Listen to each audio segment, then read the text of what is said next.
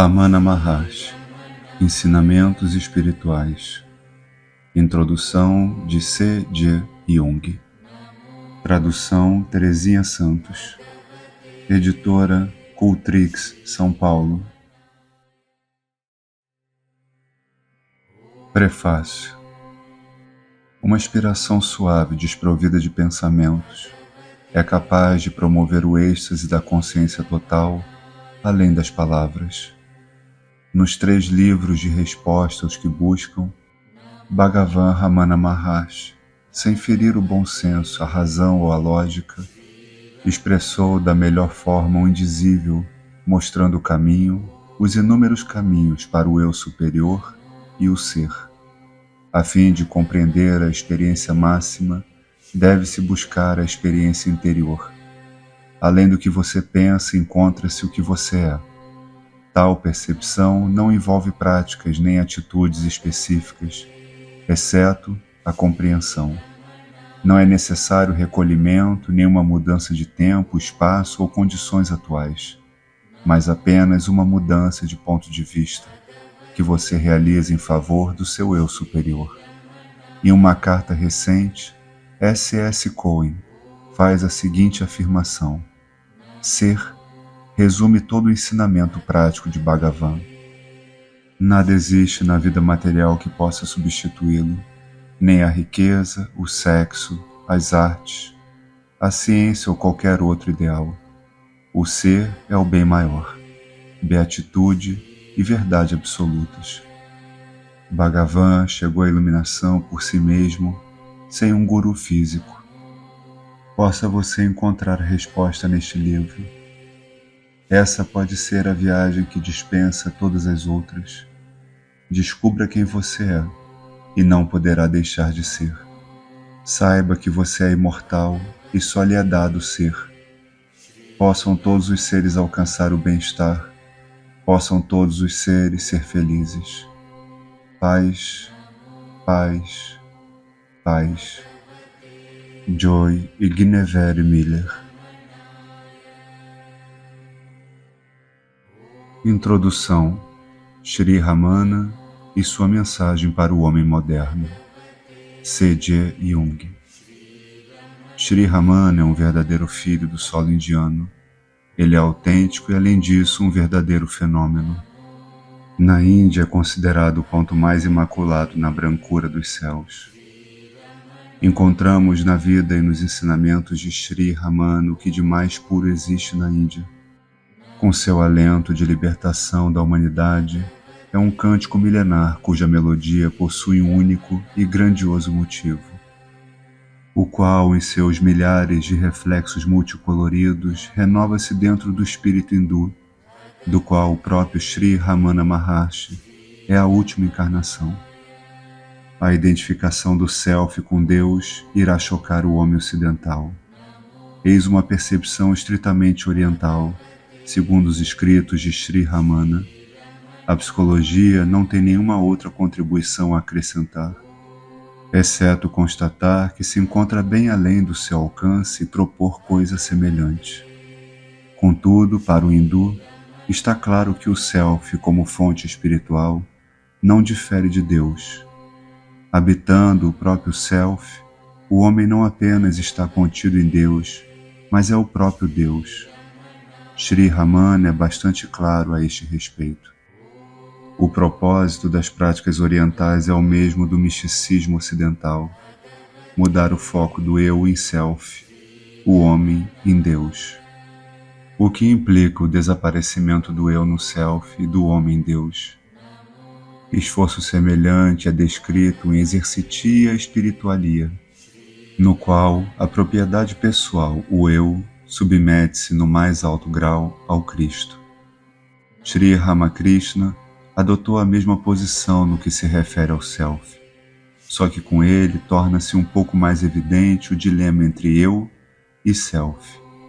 Sri Ramana deixa claro que o verdadeiro objetivo da prática espiritual é a dissolução do eu. Ramakrishna, entretanto, demonstra certa hesitação a esse respeito, embora afirme que, enquanto durar o senso do eu, serão impossíveis o conhecimento verdadeiro e a libertação. Resta-lhe reconhecer a natureza fatal de Ahankara, afirma ele. Como alguns poucos podem obter essa união e libertar-se desse eu? Só muito raramente isso é possível. Fale o quanto quiserem, isolem-se continuamente, ainda assim esse eu insistirá em voltar.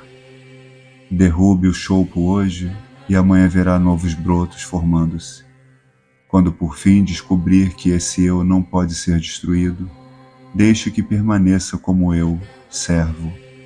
Diante dessa concessão, Sri Ramana é sem dúvida mais radical. As relações entre essas duas quantidades, o eu e o self, em constante modificação, constituem um campo de experiência que tem sido explorado pela consciência oriental de índole introspectiva com intensidade praticamente inatingível para o homem ocidental. A filosofia oriental, tão diferente da nossa, representa para nós uma dádiva extremamente valiosa, a qual, contudo, devemos conquistar a fim de possuí-la. Mais uma vez, as palavras de Sri Ramana resumem os ensinamentos fundamentais, acumulados pelo espírito da Índia ao longo de milhares de anos de contemplação do ser interior. A vida e a obra de Maharshi exemplificam mais uma vez o esforço interior do povo hindu na busca da fonte original libertadora. As nações orientais veem-se ameaçadas por uma rápida desintegração de seus valores espirituais, e o que surge em lugar destes não pode ser considerado como o néctar do pensamento ocidental. Portanto, sábios como Sri Ramakrishna podem ser considerados profetas modernos. Não apenas nos fazem lembrar a milenar cultura espiritual da Índia, como também são a personificação dessa cultura. A vida e os ensinamentos desses dois sábios são um impressionante alerta, a fim de que não sejam esquecidas as exigências da alma em meio à civilização ocidental, com seus interesses materialistas, tecnológicos e comerciais. Um ímpeto sôfrego rumo à obtenção e à posse nos campos político, social e intelectual, explorando a paixão insaciável e manifesta da alma ocidental, também vem se alastrando pelo Oriente e ameaça trazer consequências que precisam ser examinadas. Muito já se perdeu não apenas na Índia, mas também na China, onde outrora o espírito vivia e florescia. A exteriorização da cultura ocidental, de fato, pode exterminar diversos males, cuja destruição mostra-se desejável e vantajosa. Contudo, a experiência tem mostrado, tal progresso custa caro demais, a perda da cultura espiritual. Sem dúvida, é mais confortável habitar uma casa bem arrumada e limpa, mas isso não responde à pergunta sobre quem é o morador dessa casa, sobre se a alma desse morador partilha de semelhante ordem e pureza, isto é, a da casa, de que participa a vida exterior. A experiência evidencia que, uma vez iniciada a busca de bens externos, o homem jamais se satisfaz com o suprimento das necessidades simples da vida, passando a desejar buscar sempre mais no mundo externo, movido por seus preconceitos. Esquece-se por completo de que, a despeito de todas as vitórias externas, interiormente ele continua o mesmo. Assim se queixa de sua pobreza quando possui apenas um automóvel e não dois, como algumas pessoas que estão à sua volta. Naturalmente, a vida exterior do homem pode trazer inúmeros progressos e certo embelezamento, que perdem seu significado na medida em que o homem interior não os acompanha. A provisão de todas as necessidades é, sem dúvida, uma fonte de felicidade que não deve ser subestimada. Todavia, além e acima desta, o homem interior tem necessidades que não podem ser satisfeitas por bens externos.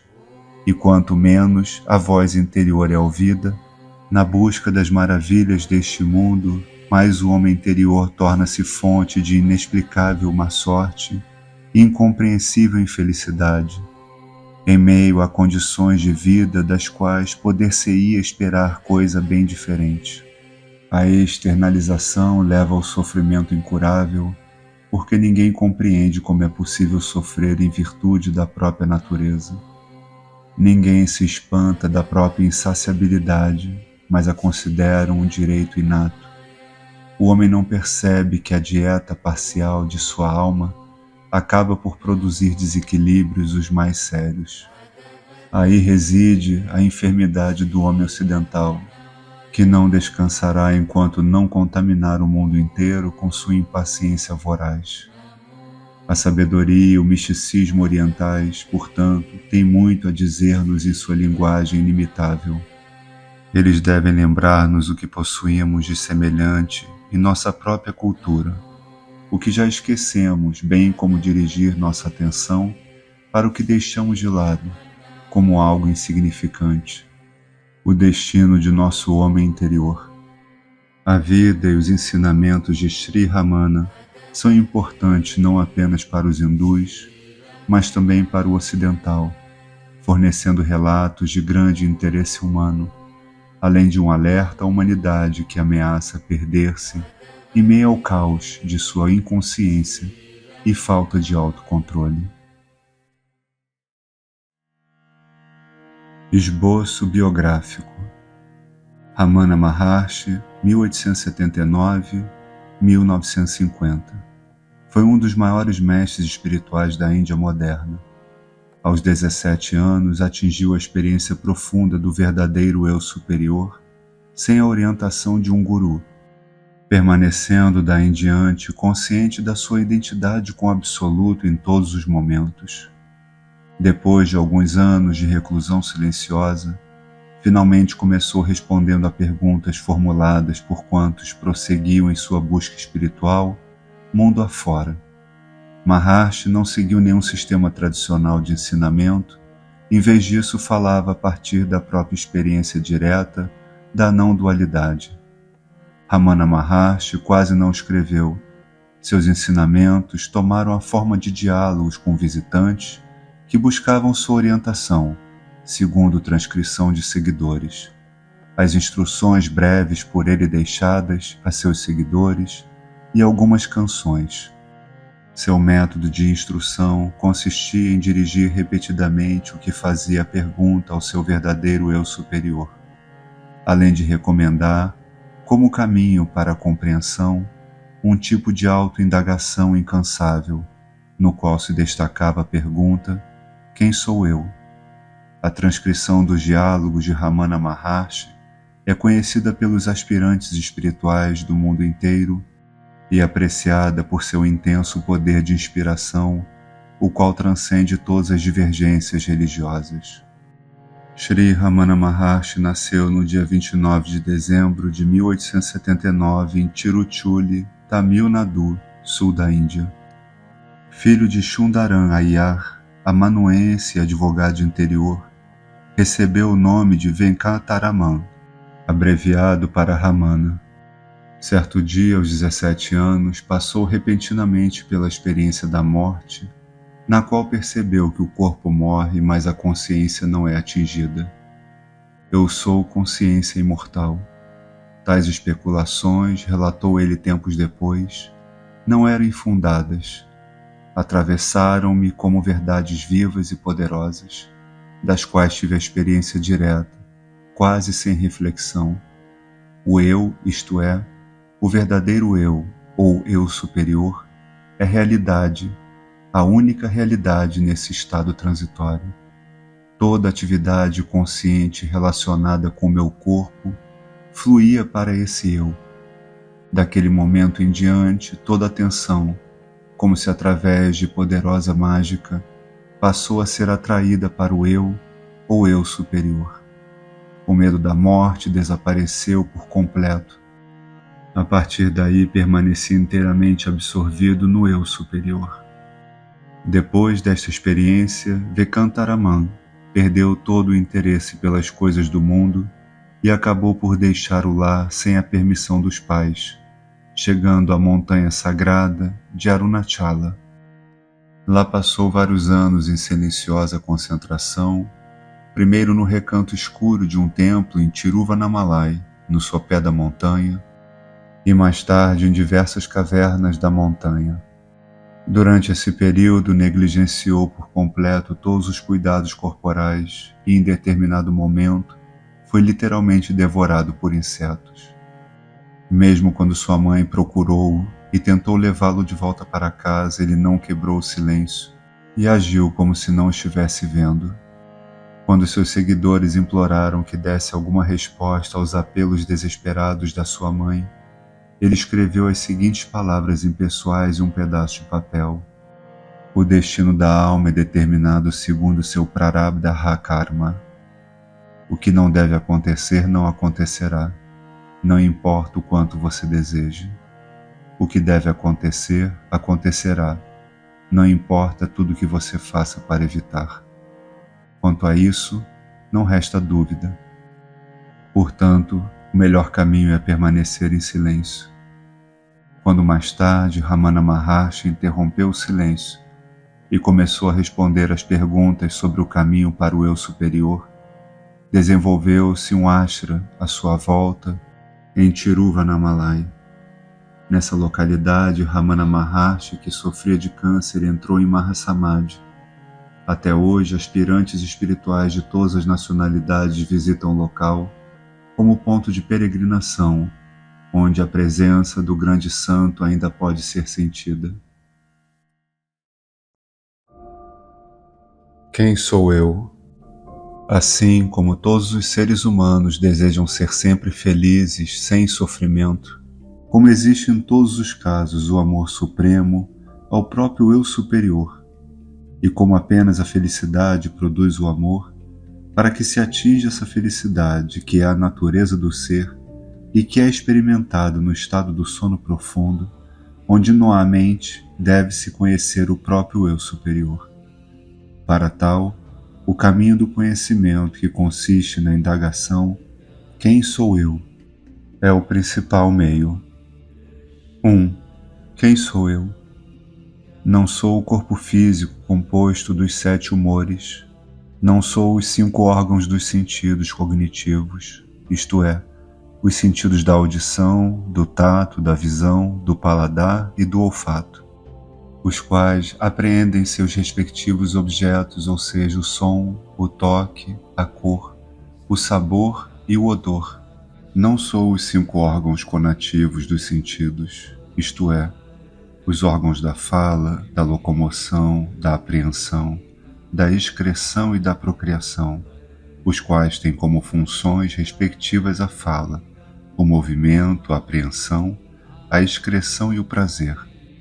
Não sou os 5 gases vitais, prana, etc., os quais realizam respectivamente as 5 funções de inspiração e etc. Não sou nem mesmo a mente pensante, tampouco sou a ignorância, a qual é dotada apenas das impressões residuais dos objetos, e na qual não há objetos nem funções. 2. Se não sou nada disso, então quem sou eu? Depois de negar todas as qualidades supracitadas, com isto não, aquilo não, a consciência que permanece, isto sou eu. 3. Qual é a natureza da consciência? A natureza da consciência é existência, percepção, beatitude.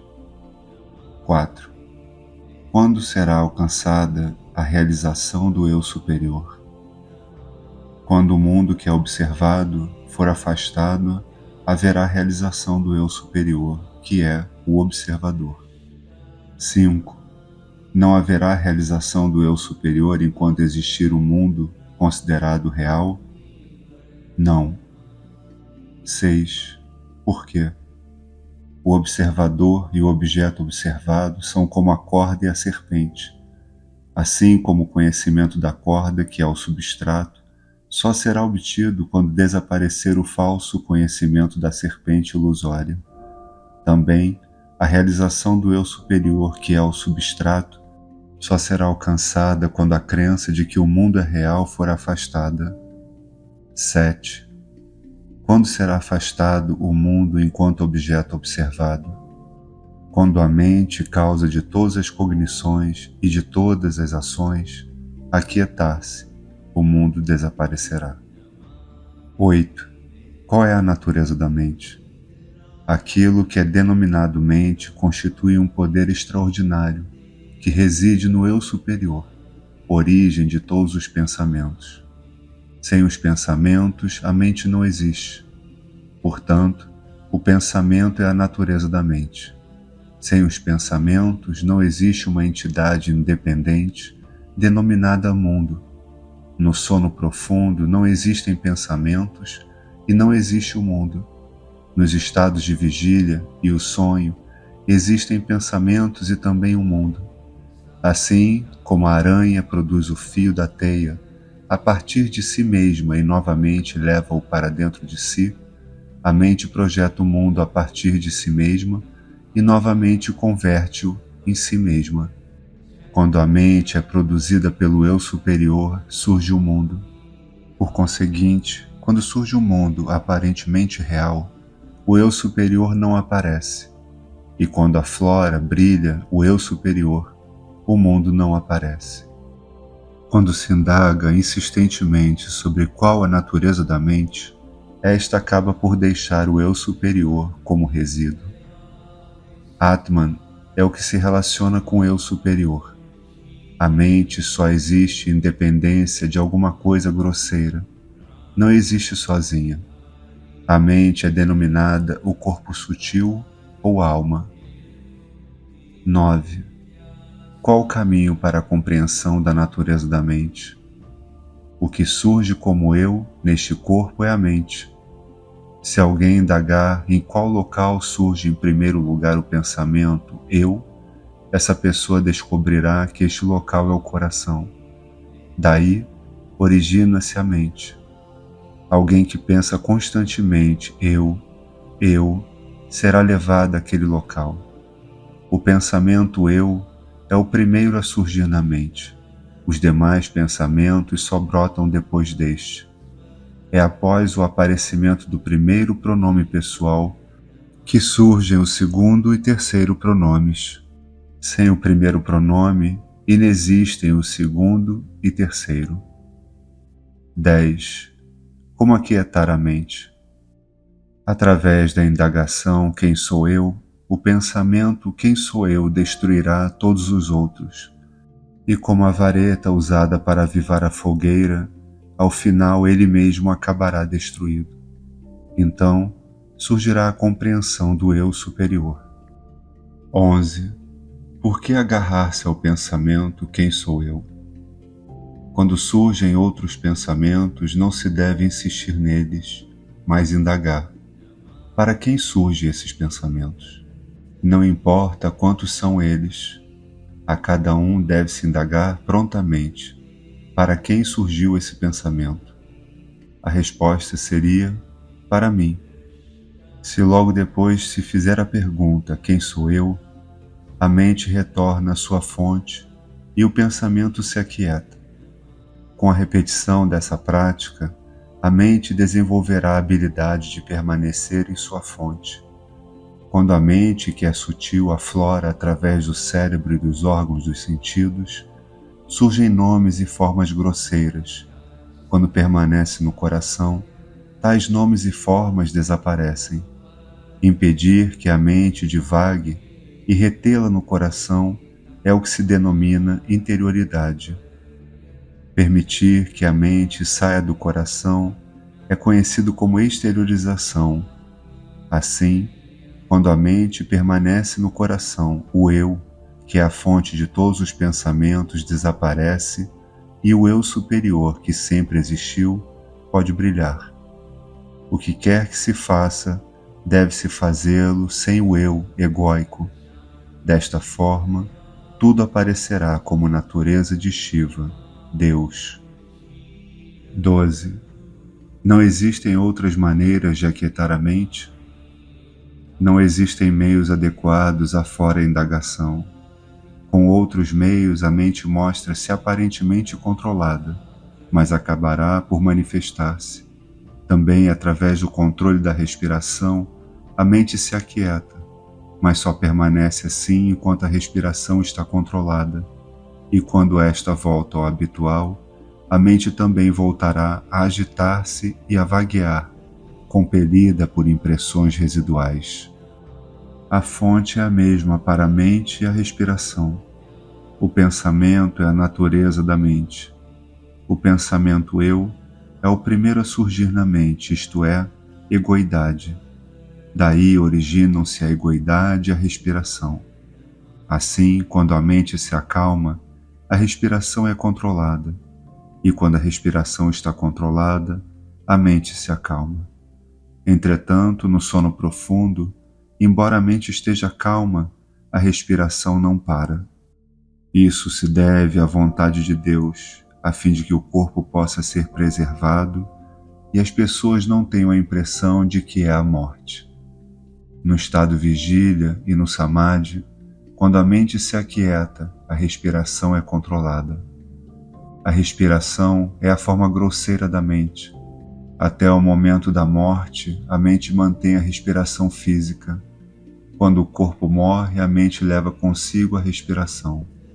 Portanto, o exercício de controle respiratório serve apenas para acalmar a mente, mas não destrói. Assim, como a prática do controle respiratório, a meditação nas formas de Deus, a repetição dos mantras, o controle alimentar e etc., não passam de auxiliares para a calma da mente. Através da meditação nas formas de Deus e da repetição de mantras, a mente é direcionada, mas sua condição é errante, assim como quando se dá a um elefante uma corrente para seu tronco, ele segue agarrado à corrente. Também a mente se ocupa com um nome ou forma apenas. Quando ela se expande na forma de inúmeros pensamentos, todos tornam-se fracos. Mas quando os pensamentos são dissipados, a mente torna-se direcionada e forte. Para essa forma mental, a autoindagação torna-se fácil. De todas as normas restritivas, a melhor é a relativa à ingestão moderada de alimentos satívicos. Observando-se esse costume, a qualidade satívica da mente se acentua, o que será de grande valia na autoindagação. 13. As impressões, pensamentos residuais dos objetos surgem interminavelmente, como as ondas de um oceano. Como afastá-las?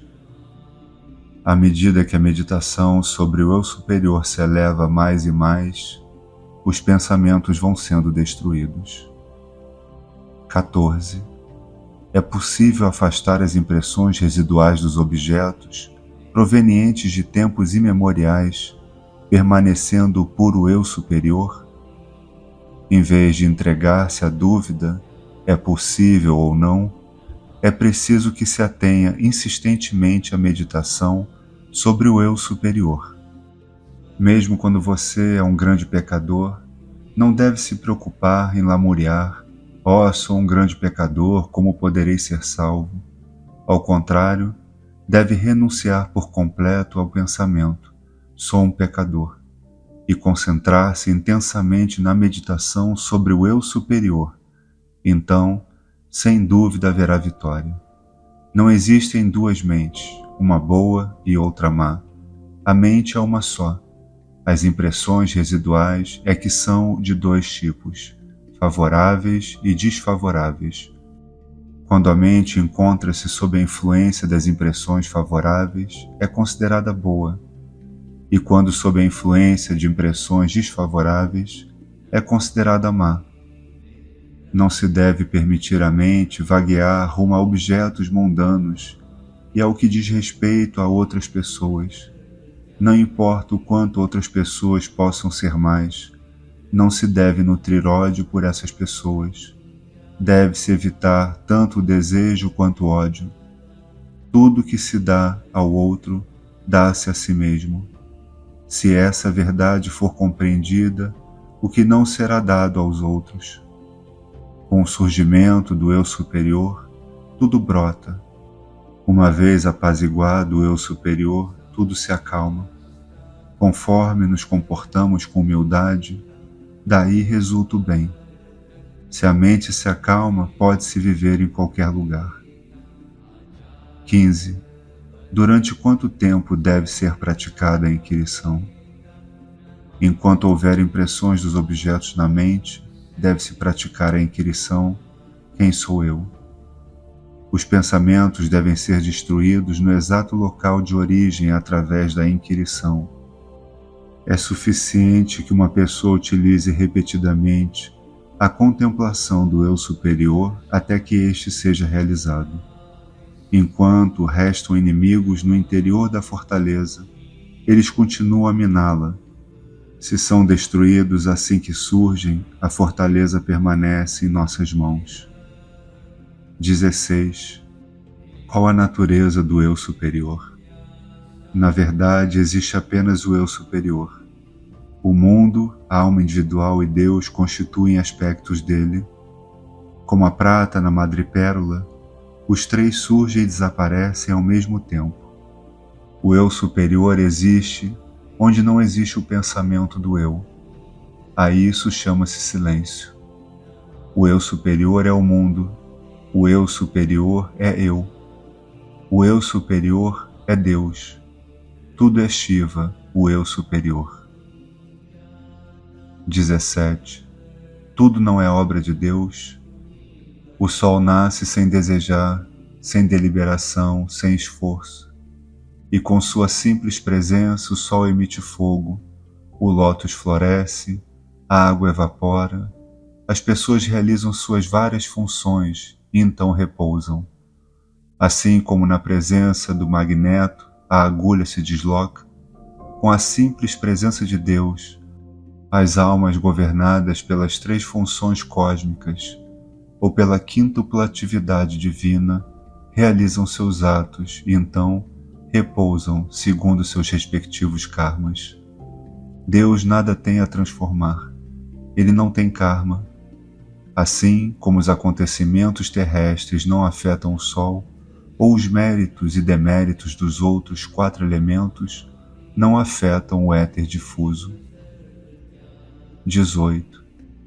Quem é o maior dos devotos? O que se entrega ao eu superior, que é Deus, é o melhor dos devotos. Entregar o eu superior a Deus significa permanecer constantemente no eu superior, sem permitir o surgimento de quaisquer pensamentos além do pensamento do eu superior. Deus suporta todos os fardos que lhe são lançados ao ombro. Se o poder supremo de Deus faz com que todas as coisas se movam, por que preocupar-nos constantemente sem submeter-nos a este poder, com ideias tais como o que deve ser feito e o que não deve ser feito, e de que maneira? Sabemos que o trem transporta todos os carregamentos. Então, por que levarmos conosco nossa pequena bagagem com grande desconforto, em vez de colocar tudo no bagageiro do trem e acomodar-nos à vontade? 19. O que é desapego? O desapego consiste em destruir inteiramente os pensamentos em seu local de origem e sem deixar vestígios. Assim como o pescador de pérolas amarra uma pedra à cintura e mergulha até o fundo do mar e recolhe as pérolas, também o aspirante deve desenvolver o desapego, mergulhar dentro de si mesmo e obter a pérola do eu superior. 20. Não é possível a Deus e ao Guru libertarem uma alma? Deus e o Guru só podem mostrar o caminho da libertação. Sozinhos não podem libertar a alma. Na verdade, Deus e o Guru não são diferentes. Assim como a presa que cai nas garras de um tigre não tem escapatória, também aqueles que adentram o alcance do olhar complacente do Guru, por eles serão salvos e não se perderão. Contudo, cada um, por seus próprios esforços, deve buscar o caminho mostrado por Deus ou o Guru e alcançar a libertação. Só se pode conhecer a si mesmo com o próprio olhar do conhecimento, e não com o de outrem. Aquele que é rama precisa de ajuda de um espelho para saber se rama. 21. É necessário aquele que anseia pela libertação indagar qual a natureza das categorias? Assim como aquele que deseja livrar-se do lixo não precisa analisá-lo e ver seu conteúdo, também o que deseja conhecer o eu superior não precisa contar o número de categorias nem analisar suas características. O que ele tem a fazer é rejeitar por completo as categorias que ocultam o eu superior. O mundo deve ser considerado um sonho. 22. Não existe diferença entre vigília e sonho. A vigília é longa e o sonho curto. Essa é a única diferença. Assim como os acontecimentos do período de vigília parecem reais enquanto estamos despertos, também os acontecimentos do período de sonho parecem reais enquanto sonhamos. No sonho, a mente toma outro corpo. Tanto no estado de vigília como no estado de sonho, pensamentos, nomes e formas ocorrem simultaneamente. 23. É de alguma valia a leitura de livros para aqueles que desejam a libertação? Todos os textos afirmam que para lograr a libertação deve-se acalmar a mente.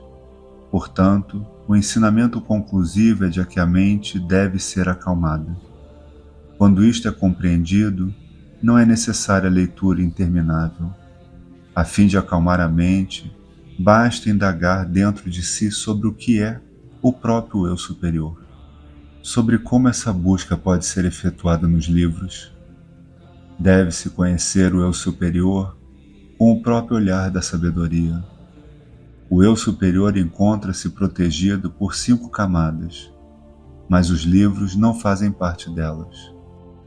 Como o eu superior deve ser encontrado através da investigação, eliminando-se as 5 camadas, inútil buscá-lo nos livros. Chegará o momento em que será preciso esquecer tudo o que foi aprendido. 24. O que é a felicidade? A felicidade é a própria natureza do eu superior.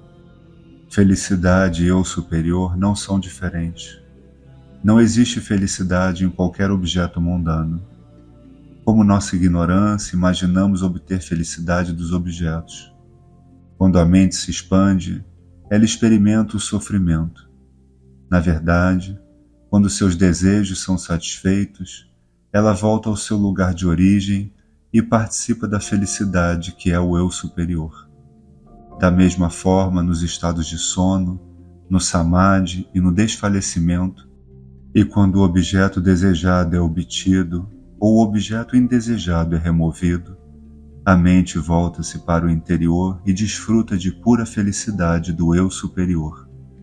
Assim, a mente agita-se sem cessar, saindo e retornando ao eu superior. Sob a árvore, a sombra é aprazível. Sob o sol, o calor é intenso. Uma pessoa que esteve exposta ao sol refresca-se ao atingir a sombra. Aquele que permanece indo e voltando da sombra ao sol e vice-versa é tolo.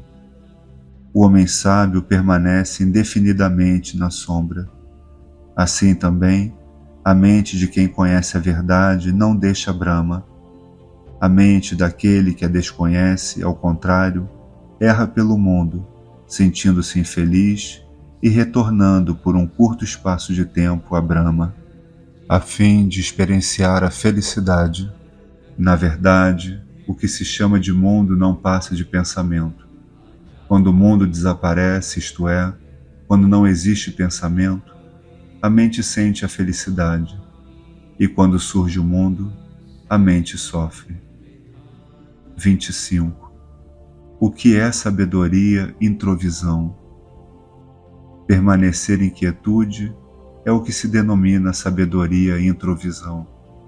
Aquietar-se é dissolver a mente no eu superior. A telepatia, o conhecimento de acontecimentos passados, presentes e futuros, e a clarividência não constituem a sabedoria e introvisão. 26. Qual a relação entre a ausência de desejo e a sabedoria? A ausência de desejo é a sabedoria. Os dois não são diferentes, são a mesma coisa. A ausência de desejo consiste em impedir a mente de vagar em direção a algum objeto. A sabedoria implica o não aparecimento de qualquer objeto. Em outras palavras, buscar apenas o eu superior é desapego ou ausência de desejo. Aí, permanecer é sabedoria. 27. Qual a diferença entre investigação e meditação? A investigação consiste em reter a mente no eu superior. A meditação consiste em pensar que o próprio eu superior é Brahma, existência, consciência, beatitude. 28. O que é libertação? Indagar a natureza do próprio eu superior, que se encontra em cativeiro, e compreender a sua verdadeira natureza é a libertação. Instrução espiritual. Instrução 1. Quais as características de um verdadeiro mestre? A permanência constante no eu superior, fitar a todos com o mesmo olhar, a coragem inabalável em todos os momentos, lugares e circunstâncias, etc. 2. Quais as características de um discípulo?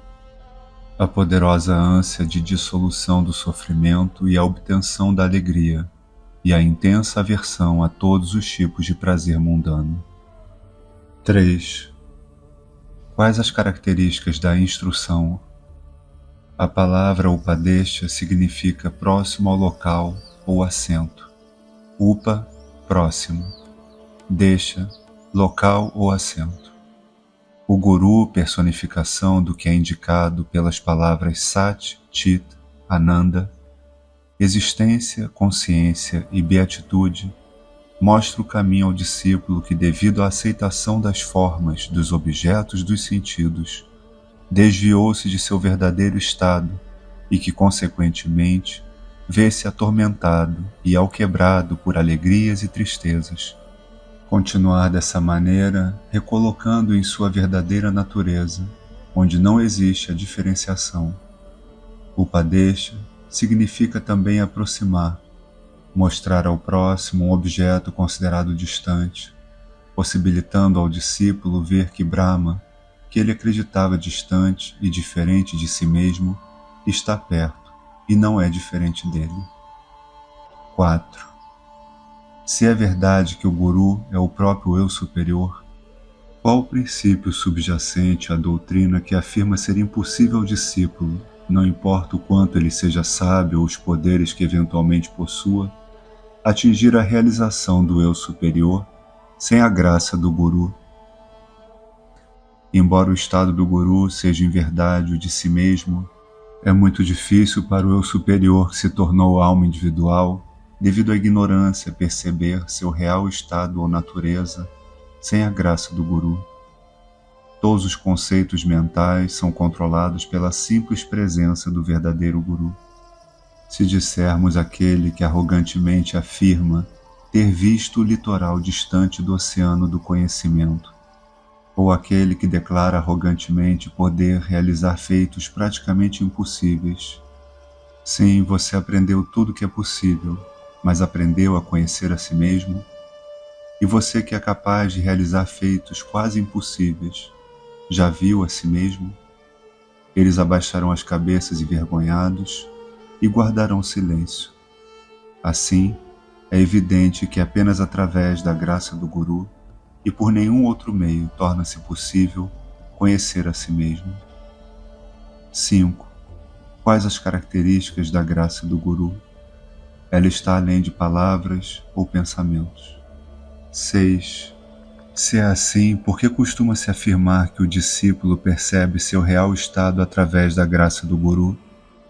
É como o elefante que desperta depois de ver um leão em seu sonho. Assim como o elefante desperta ante a simples visão do leão, igualmente o discípulo desperta do sono do desconhecimento para a vigília do verdadeiro conhecimento, por meio do olhar benevolente da graça do Guru.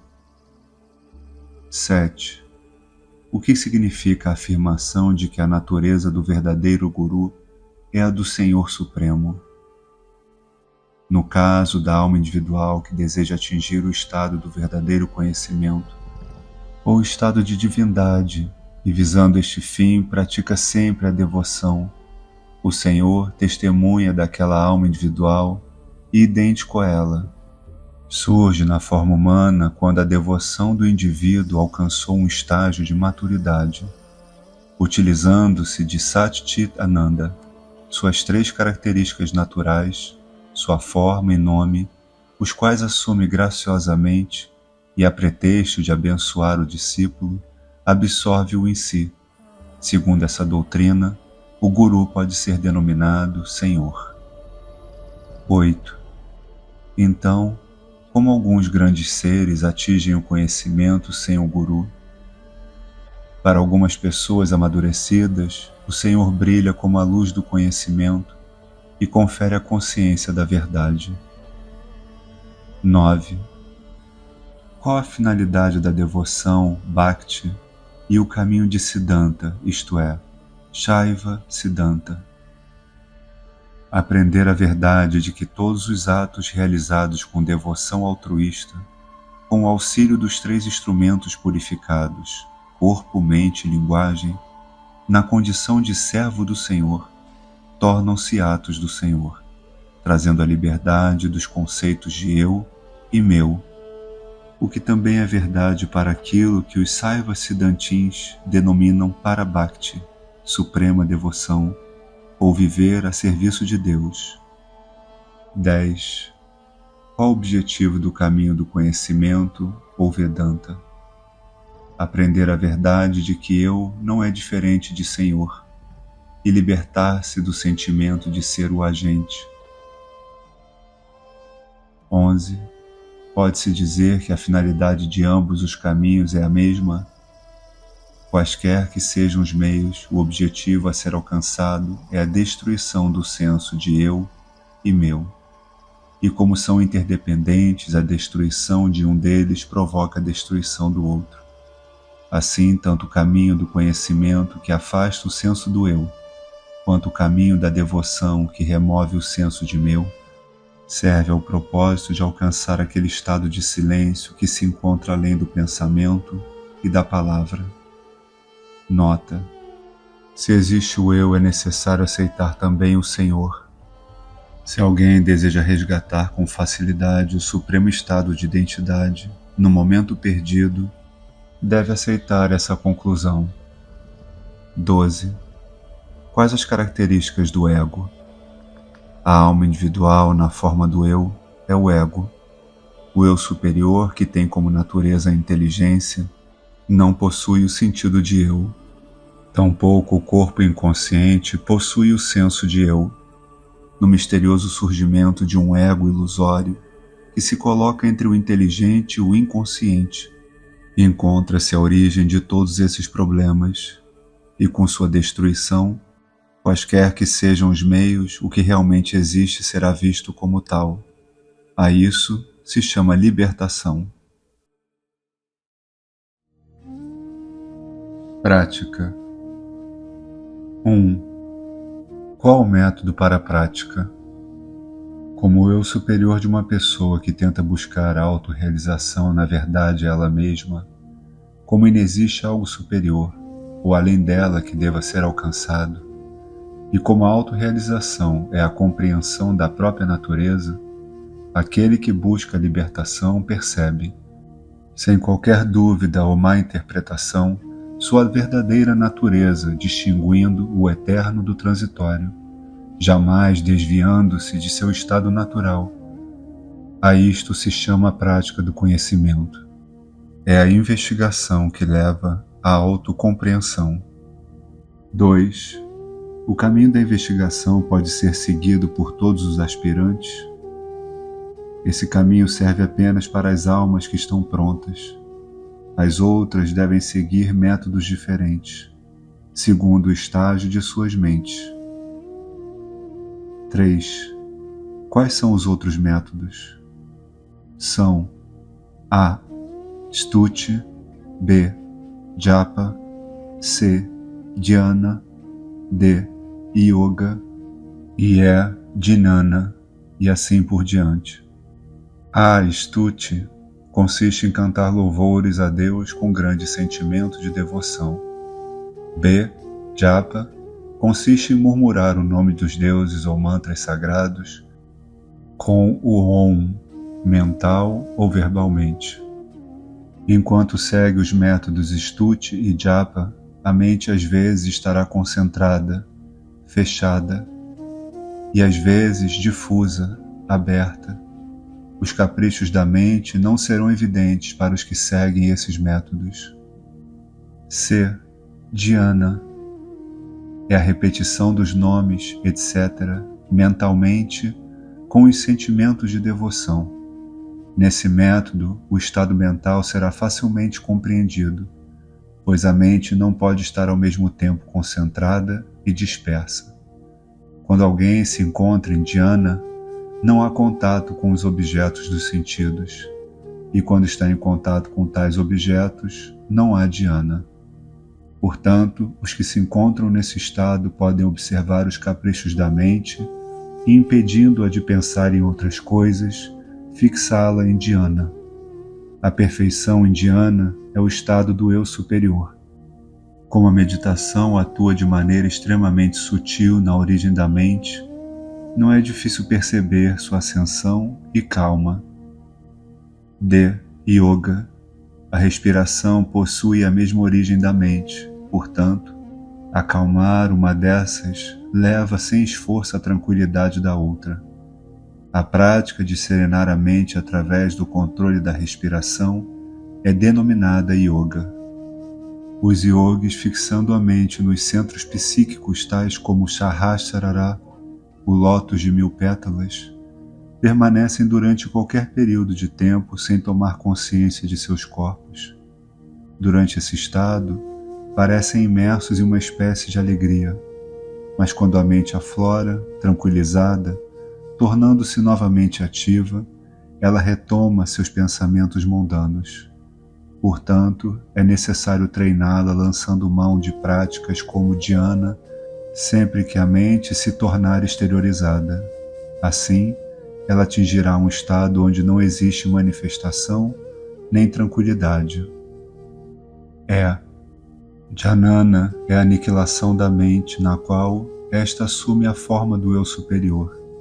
Através da prática constante de dhyana ou da investigação vichara, a extinção da mente é o estado no qual cessam todos os esforços.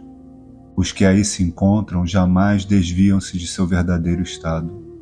Os termos silêncio e inação dizem respeito apenas a esse estado. Nota 1. Todas as práticas são seguidas visando apenas a concentração mental. Como todas as atividades da mente, tais como recordar, esquecer, desejar, odiar, atrair, descartar, etc., constituem alterações da mente. Elas não podem ser o seu verdadeiro estado. O ser absoluto e imutável constitui sua verdadeira natureza. Portanto, o conhecimento da verdade de um ser e ser essa verdade é conhecido como libertação do cativeiro e destruição das amarras. Até que esse estado de tranquilidade da mente seja firmemente atingido, a prática de habitar constantemente o eu superior e de manter a mente livre de outros pensamentos é essencial ao aspirante. 2.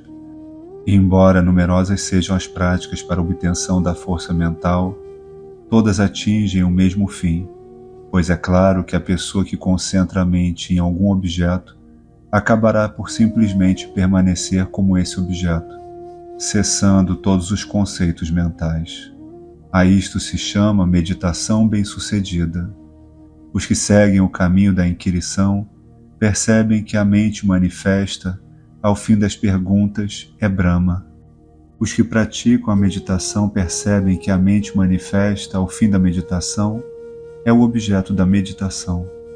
Como o resultado é o mesmo em ambos os casos, cabe ao aspirante praticar de modo ininterrupto um desses métodos até que seu objetivo seja alcançado. 4. O estado de serenidade ainda requer ou não requer esforço? O estado de serenidade não é um estado de indolência passiva. Todas as atividades mundanas que habitualmente exigem esforços são realizadas com a ajuda de uma parte da mente e com intervalos frequentes. Mas o ato de comunhão com o eu superior, ou calma interior, implica intensa atividade realizada com toda a mente e sem pausas. 5. Qual a natureza de Maya? Maya é o que nos faz considerar como não existentes o eu superior, a realidade, os quais estão sempre em toda parte presentes, abrangentes e luminosos, e como realidade a alma individual, o mundo e Deus, de cuja inexistência já se teve provas conclusivas em todos os tempos e locais. 6. Se o eu superior brilha por sua livre vontade, por que não é reconhecido como os demais objetos mundanos por todas as pessoas? Onde os objetos são conhecidos, é o eu superior que se conhece a si mesmo na forma desses objetos, pois o que se conhece como consciência ou conhecimento é apenas a potência do eu superior. O eu superior é o único objeto consciente. Nada existe fora do eu superior. Se tais objetos existem, eles são todos inconscientes. Portanto, não podem conhecer a si mesmos, tampouco conhecerem-se uns aos outros. O eu superior parece envolvido em luta no oceano do nascimento ou da morte, na forma de alma individual, porque não conhece sua verdadeira natureza. 7. Embora Deus esteja presente em tudo, parece a partir de passagens tais como louvando-o através da sua graça, que ele só pode ser conhecido por meio de sua graça. Então, como a alma individual pode atingir, pelos próprios esforços, a compreensão do eu superior na ausência da graça do Senhor? Como o Senhor denota o eu superior, e graça significa a presença ou a revelação do Senhor, não existe um momento em que Deus permaneça desconhecido. Se a luz do sol é invisível para a coruja, a culpa é toda desse pássaro e não do sol. Da mesma maneira, pessoas que desconhecem o eu superior, que é sempre a natureza da consciência, são as únicas culpadas desse desconhecimento. Como pode ser culpa do eu superior? A graça possui a mesma natureza de Deus. Por isso ele é conhecido como a graça abençoada. Portanto, o Senhor, cuja natureza é a graça, não precisa conceder sua graça. Tampouco existe algum momento particular para concedê-la. 8. Em que parte do corpo habita o eu superior? Em geral, no coração, do lado direito do peito. Isso porque costumamos apontar o lado direito do peito quando nos referimos a nós. Alguns afirmam que o Sahasrara, lótus de 1000 pétalas, é a morada do eu superior. Todavia, se isto fosse verdade, a cabeça não penderia para a frente quando adormecemos ou desfalecemos. 9. Qual a natureza do coração? Os textos sagrados descrevem-no assim: entre os 2 mamilos, abaixo do peito e acima do abdômen, existem 6 órgãos de cores diferentes. Um deles assemelha-se ao botão de um nenufar situado 2 dedos para a direita. É o coração. Ele é invertido e existe em seu interior um orifício diminuto, sede de profunda escuridão e ignorância, repleta de desejos. Todos os nervos psíquicos dependem dele. Aí é a morada das forças vitais, da mente e da luz da consciência. Todavia, não obstante, esta descrição, o significado da palavra coração, é o eu superior. Como indicam os termos existência, consciência, beatitude, eternidade e plenitude, não existem diferenças tais como exterior e interior, acima e abaixo. Esse estado de tranquilidade, no qual todos os pensamentos chegam ao fim, é chamado estado do eu superior. Quando é percebido como tal, não há espaço para discussões sobre sua localização dentro ou fora do corpo. 10. Por que tantos pensamentos surgem na mente, mesmo quando não há contato com objetos externos? Todos estes pensamentos devem-se à tendência latente. Surgem apenas na consciência individual, que esqueceu sua verdadeira natureza e tornou-se exteriorizada. Sempre que coisas específicas são percebidas, a pergunta "quem é que as vê?" deve ser feita. Assim, elas desaparecerão no mesmo instante. 11. Como os fatores triplos observador, observado e conhecimento, os quais estão ausentes no sono profundo, no samadhi, etc., se manifestam no eu superior, nos estados de vigília e sonho.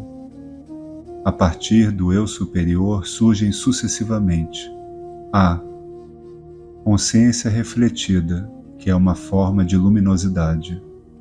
B. Consciência individual, ou o observador, ou o primeiro conceito. C. Fenômenos, isto é, o mundo. 12. Já que o eu superior é livre de noções como conhecimento e ignorância, como pode permear todo o corpo na forma de percepção ou conferir percepção aos sentidos?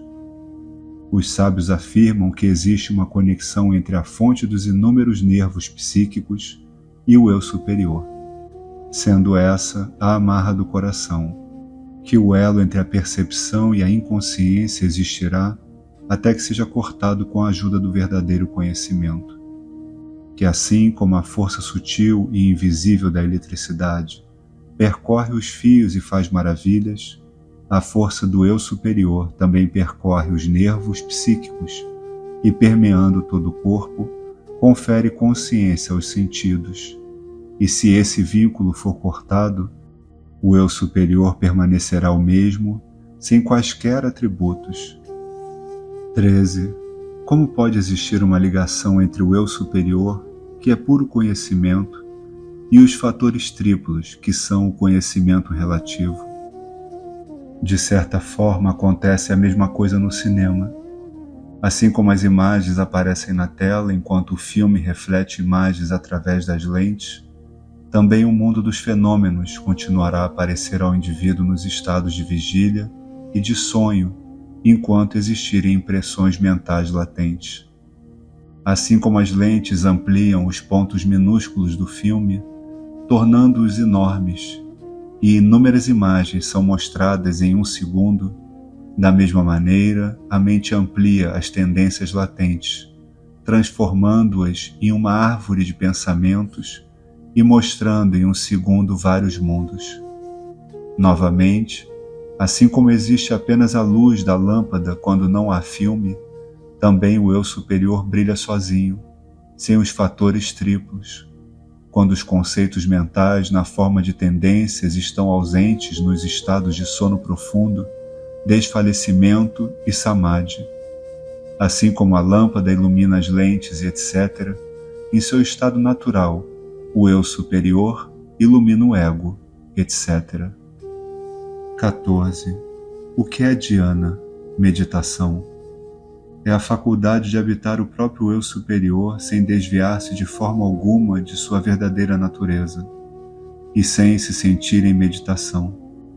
Como nesta condição não se está consciente dos diferentes estados, vigília, sonho, etc., o estado de sonho perceptível também é considerado dhyana. 15. Qual a diferença entre dhyana e samadhi? Dhyana é obtida através de esforço mental deliberado. No samadhi não existe esse esforço. 16. Quais os fatores que devem ser considerados em dhyana? É importante para aquele que se encontra estabelecido em seu eu superior não se desviar 1 milímetro sequer dessa concentração. Desviando-se de sua verdadeira natureza, ele poderá ver luzes brilhantes, ouvir sons incomuns, ou considerar reais as visões de deuses dentro ou fora de si. Ele não deve se deixar enganar por esses fenômenos e se esquecer de si. Um comparativo entre cinema e eu superior. A. A lâmpada no interior, equipamento. Eu superior a o eu superior.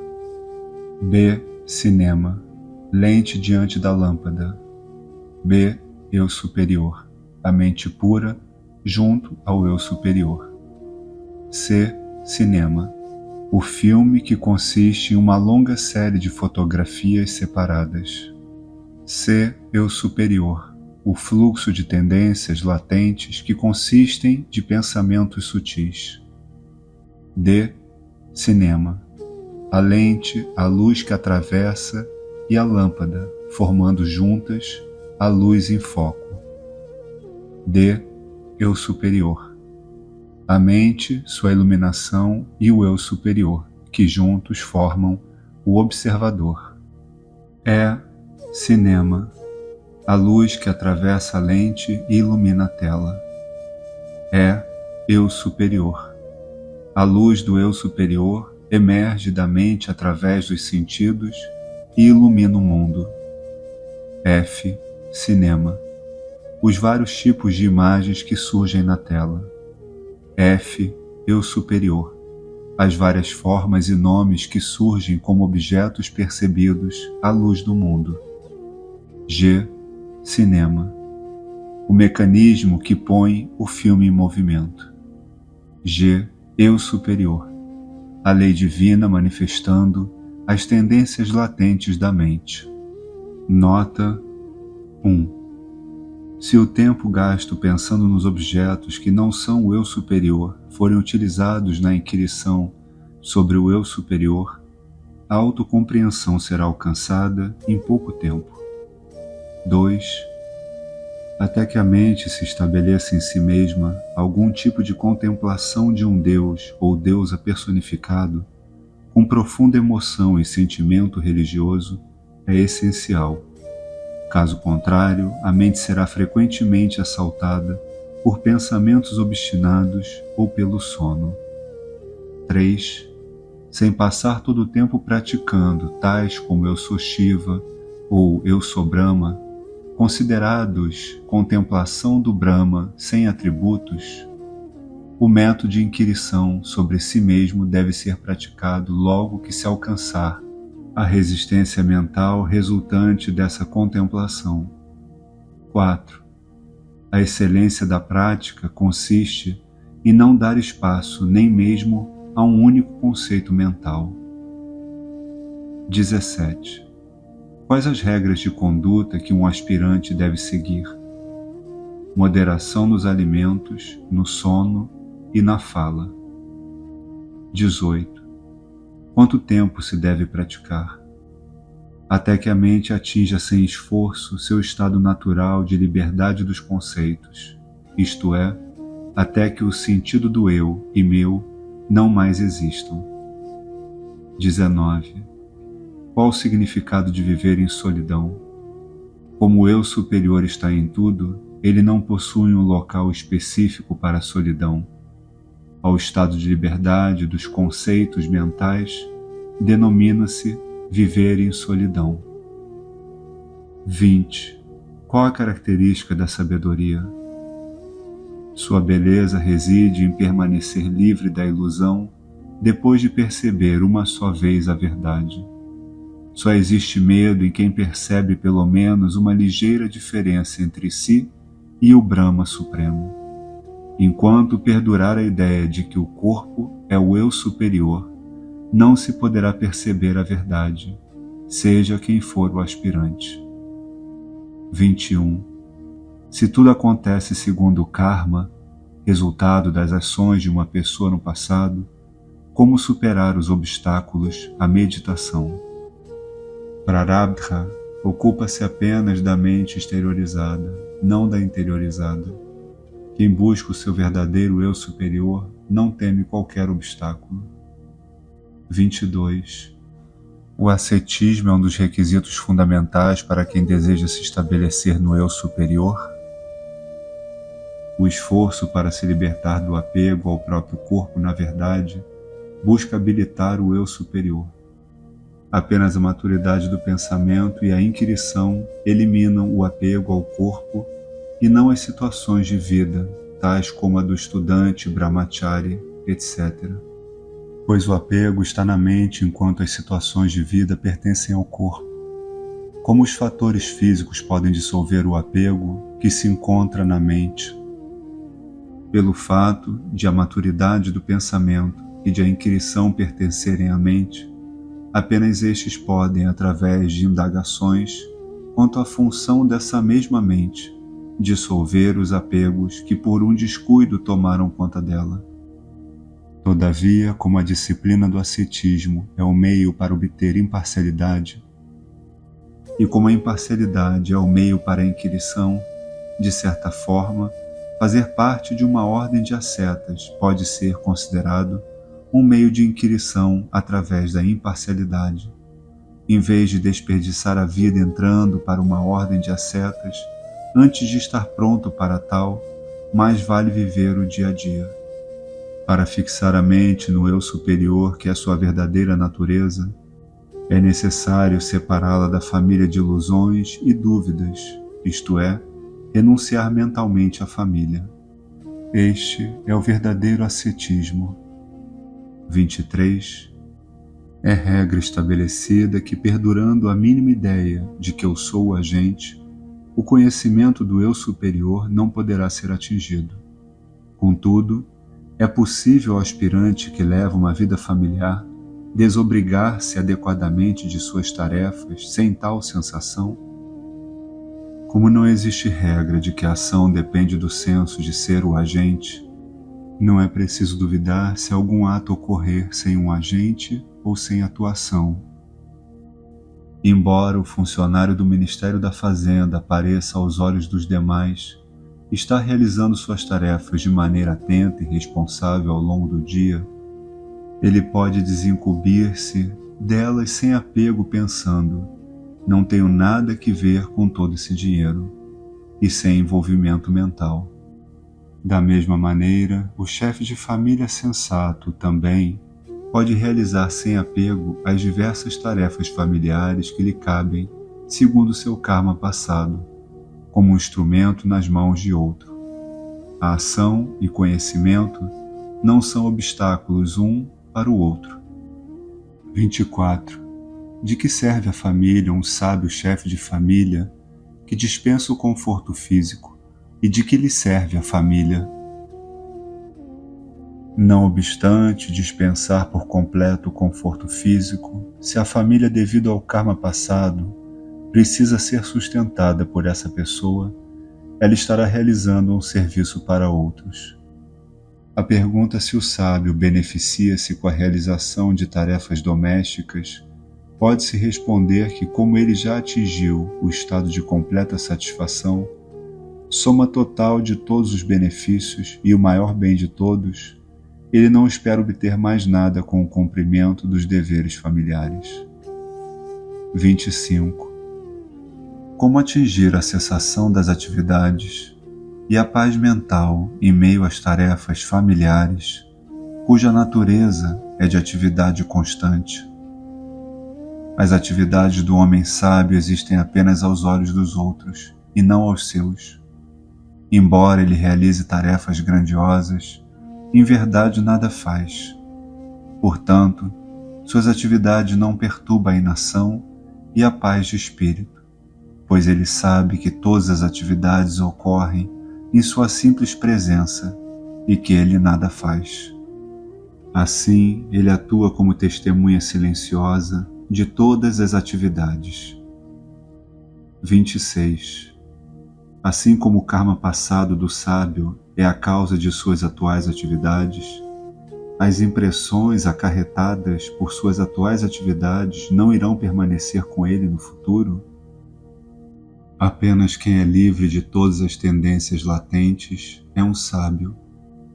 Sendo assim, como as tendências do karma poderão afetá-lo se ele é inteiramente desapegado de atividades? 27. Qual o significado de Brahmacharya? Somente a inquirição sobre Brahma deve ser denominada Brahmacharya. 28.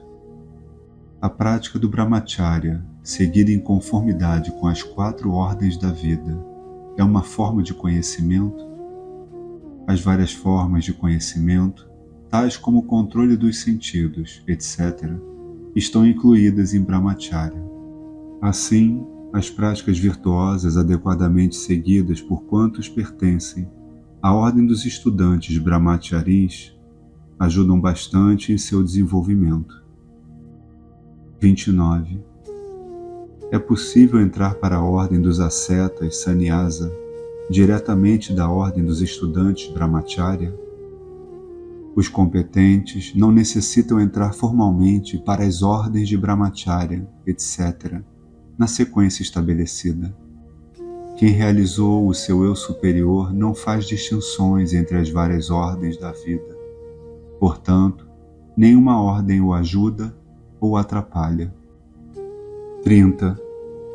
Um aspirante perde alguma coisa não observando as regras da casta e as ordens da vida?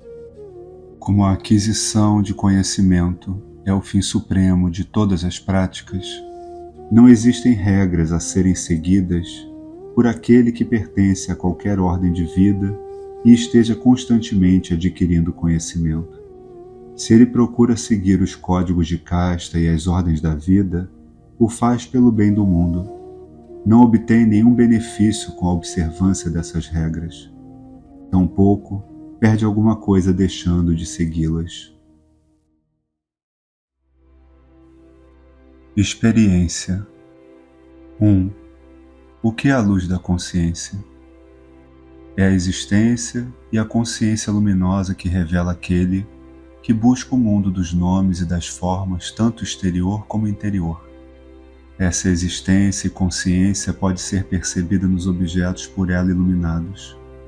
Ela não se torna o objeto da consciência. 2. O que é conhecimento? É o estado tranquilo de existência e consciência que é vivenciado pelo aspirante, o qual assemelha-se ao oceano sem ondas ou ao éter inerte. 3. O que é beatitude? É a experiência da alegria ou paz no estado de Vijnana, livre de todas as atividades e semelhante ao sono profundo. É também chamado estado de Kevala Nirvikalpa, permanecer sem conceitos. 4. O que é estado além da beatitude? É o estado de paz de espírito contínuo que é encontrado na quietude absoluta, Jagrat Susupti, dormir em consciência, o qual assemelha-se ao sono profundo e inativo. Nesse estado, a despeito da atividade do corpo e dos sentidos, não há consciência externa, como no caso de uma criança adormecida, a qual não está consciente do alimento que a mãe lhe dá. Um yogi nesse estado mantém-se inativo mesmo quando em atividade. A isso chama-se também Sahaja Nirvikalpa Samadhi, estado natural de absorção em si mesmo sem conceitos. 5. Como afirmar que todo o universo em movimento e imobilidade depende de si? Eu superior significa o ser corporificado. Somente depois que a energia latente no estado de sono profundo surge com a ideia do eu, é que todos os objetos são experienciados. O eu superior está presente em todas as percepções como aquele que percebe. Não existem objetos a ser vistos quando o eu está ausente. Por todos esses motivos, pode-se afirmar sem sombra de dúvida que tudo provém do eu superior e a ele retorna. 6. Se os corpos e os eus superiores que os animam encontram-se em toda parte e são inumeráveis, como é possível afirmar que o eu superior é apenas um? Se a ideia eu sou o corpo é aceita, múltiplos são os eus superiores. O estado onde essa ideia desaparece é o eu superior, pois aí não existem outros objetos. Por essa razão, o eu superior é considerado apenas um. 7. Como afirmar que Brahma pode e ao mesmo tempo não pode ser apreendido pela mente? Brahma não pode ser percebido pela mente impura, mas pode sê-lo pela mente pura. 8. O que é mente pura e o que é mente impura? Quando o poder indefinível de Brahma se separa de Brahma e em união com o reflexo da consciência assume várias formas, é chamado de mente impura. Quando fica livre do reflexo da consciência através do discernimento, é chamado de mente pura. O estado de união com Brahma é a sua percepção de Brahma. A energia acompanhada pelo reflexo da consciência é denominada mente impura, e o estado de separação de Brahma é a sua não percepção de Brahma. 9. É possível superar durante a existência do corpo o karma a respeito do qual disse que perdura até o fim da vida física? Sim, se o observador de quem depende o karma, ou seja, o ego, que existe entre o corpo e o eu superior se funde com sua fonte e perde a forma, o karma relativo a ele irá sobreviver? Portanto, se não existe o eu, não há karma. 10. Se o eu superior é a existência e consciência, por que descrevê-lo como diferente do existente e do não existente, do consciente e do não consciente? Embora o eu superior seja real, como ele abrange tudo, não resta espaço para questões que envolvam a dualidade da sua realidade ou irrealidade. Portanto, ele é considerado diferente do real e do irreal. Da mesma maneira, embora seja consciência, como nada mais lhe resta conhecer ou dar-se a conhecer, diz-se que ele é diferente da consciência e da não consciência. Realização. 1. Como é o estado de realização do conhecimento? É a firme permanência sem esforço no eu superior, no qual a mente que se tornou una com o eu superior não mais aflora. Isto é, assim como todos possuem a ideia habitual e natural de que eu não sou um bode, nem uma vaca, nem qualquer outro animal, mas sim um homem, quando pensa em seu corpo, ou quando lhe ocorre a ideia de que eu não sou os princípios que se iniciam com o corpo e terminam com o som, mas o eu superior que é a existência, consciência e beatitude, a consciência inata do eu superior disse que ele atingiu o firme conhecimento. 2. Qual dos 7 estágios de conhecimento pertence o sábio? Ele pertence ao 4º estágio. 3. Se assim é, por que existem mais 3 estágios superiores? As características dos estágios de 4º a 7 baseiam-se nas experiências do ser realizado. Não constituem estados de conhecimento e libertação. No que se refere ao conhecimento e à libertação, não são estabelecidas distinções nesses 4 estágios. 4. Sendo que a libertação é comum a todos, por que apenas o varista, o mais eminente, é tão louvado? No que diz respeito à experiência comum de beatitude do varista, ele é exaltado apenas devido ao mérito especial por ele adquirido em nascimentos anteriores. 5. Já que todos desejam experimentar o estado de beatitude ininterrupta, por que motivo nem todos os sábios atingem o estado de varista? Esse estado não deve ser atingido por um simples desejo ou esforço. O karma é a sua causa. Quando o ego morre junto com a sua causa, mesmo no quarto estágio, quem é o observador, além desse estágio capaz de desejar o que quer que seja, ou de envidar esforços. Enquanto se esforçam, eles não são sábios. Os textos sagrados que mencionam especialmente o varista afirmam que os outros três não são iluminados? 6. Alguns textos sagrados afirmam que o estado supremo é aquele onde os órgãos dos sentidos e a mente são completamente destruídos. Como então esse estado pode ser compatível com a experiência do corpo e dos sentidos? Se assim fosse, não haveria diferença entre esse estado e o estado de sono profundo. Ademais, como pode ser este considerado o estado natural, se existe em determinado momento e em outro não? Como já foi dito, isso acontece a algumas pessoas segundo seu karma, durante algum tempo ou até a morte. Não pode ser considerado o estado final. Se assim fosse, todas as grandes almas e Deus, autores das obras vedantinas e dos Vedas, não seriam seres iluminados. Se o estado supremo é aquele onde não existe os sentidos e a mente, tampouco o estado em que esses existem, como pode ser este o estado perfeito?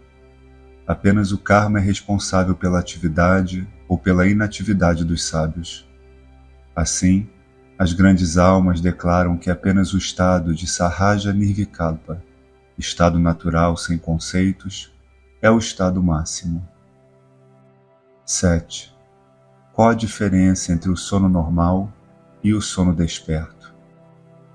No sono normal, não só não existem pensamentos, como não existe consciência. No sono desperto, existe apenas a consciência. Por isso, diz-se que é o sono onde se está desperto, isto é, onde há consciência. 8. Por que se diz que o eu superior pertence ao quarto estado e vai além dele? Turiya significa aquele que é o quarto.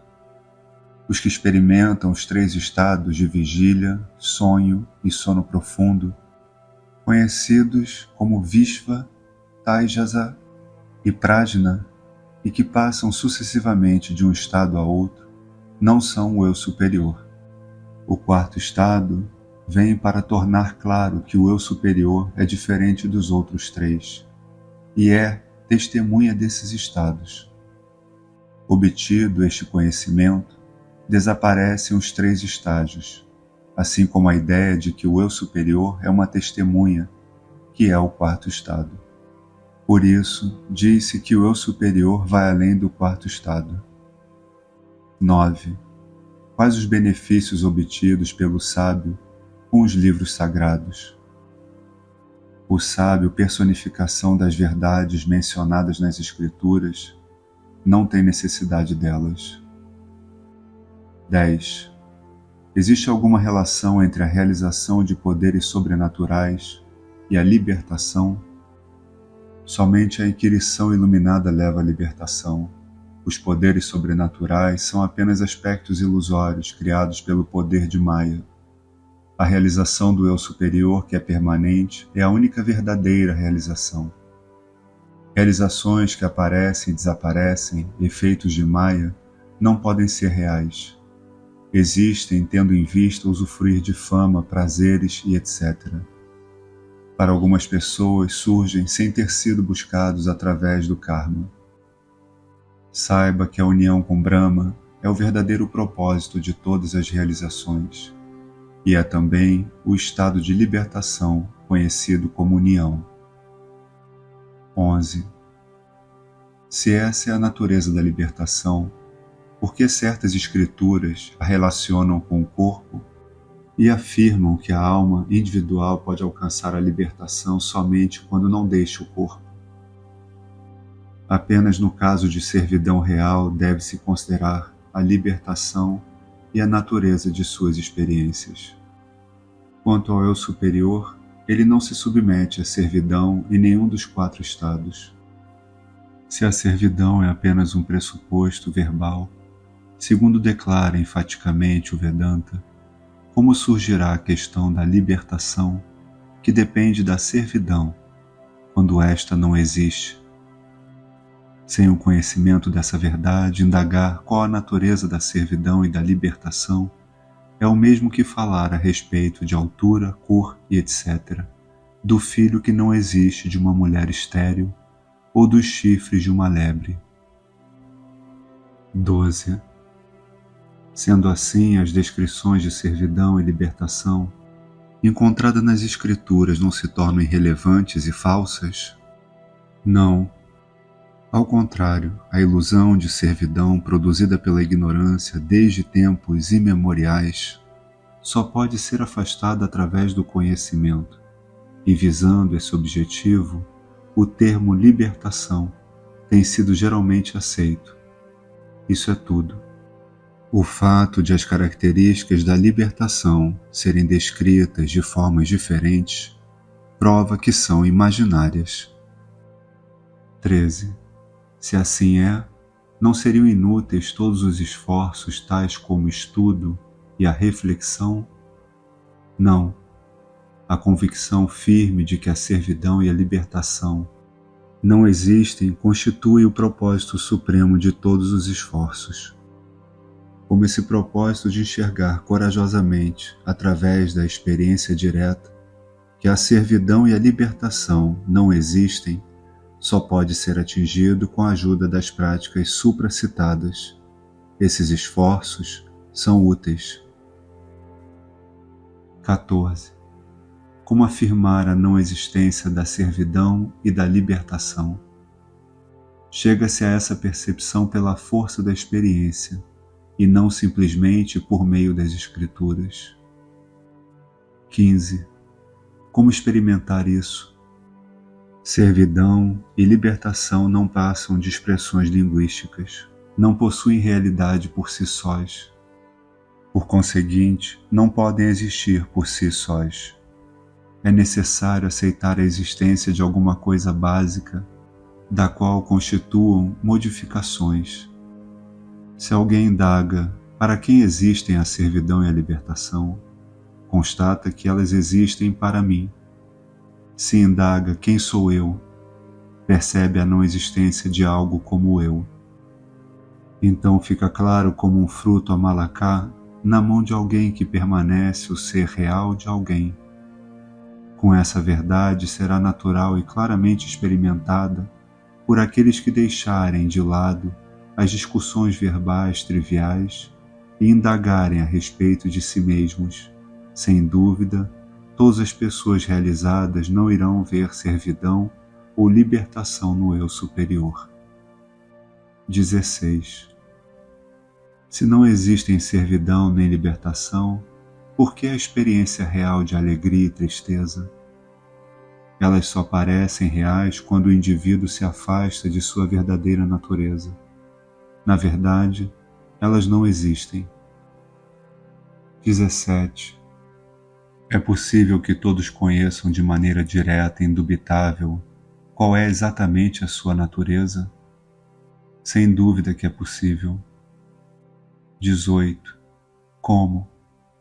Todos já passaram pela experiência em que mesmo nos estados de sono profundo, de desfalecimento, etc., todo o universo em movimento e estacionário, o qual inicia-se com a Terra e finda com o imanifesto, desaparece, mas não o ser. Portanto, o estado de puro ser comum a todos e sempre vivenciado por todos é a sua verdadeira natureza. Conclui-se que todas as experiências, tanto no estado de iluminação como no estado de desconhecimento, que podem ser descritas com palavras sempre novas, opõem-se à verdadeira natureza do ser. O Evangelho de Maharshi. Trabalho e renúncia. Discípulo, qual o mais elevado objetivo da experiência espiritual do homem? Maharishi, a realização do eu superior. Discípulo, um homem casado pode realizar o eu superior? Maharishi, sem dúvida, casado ou não, o homem pode realizar o eu superior, porque esse encontra-se aqui e agora.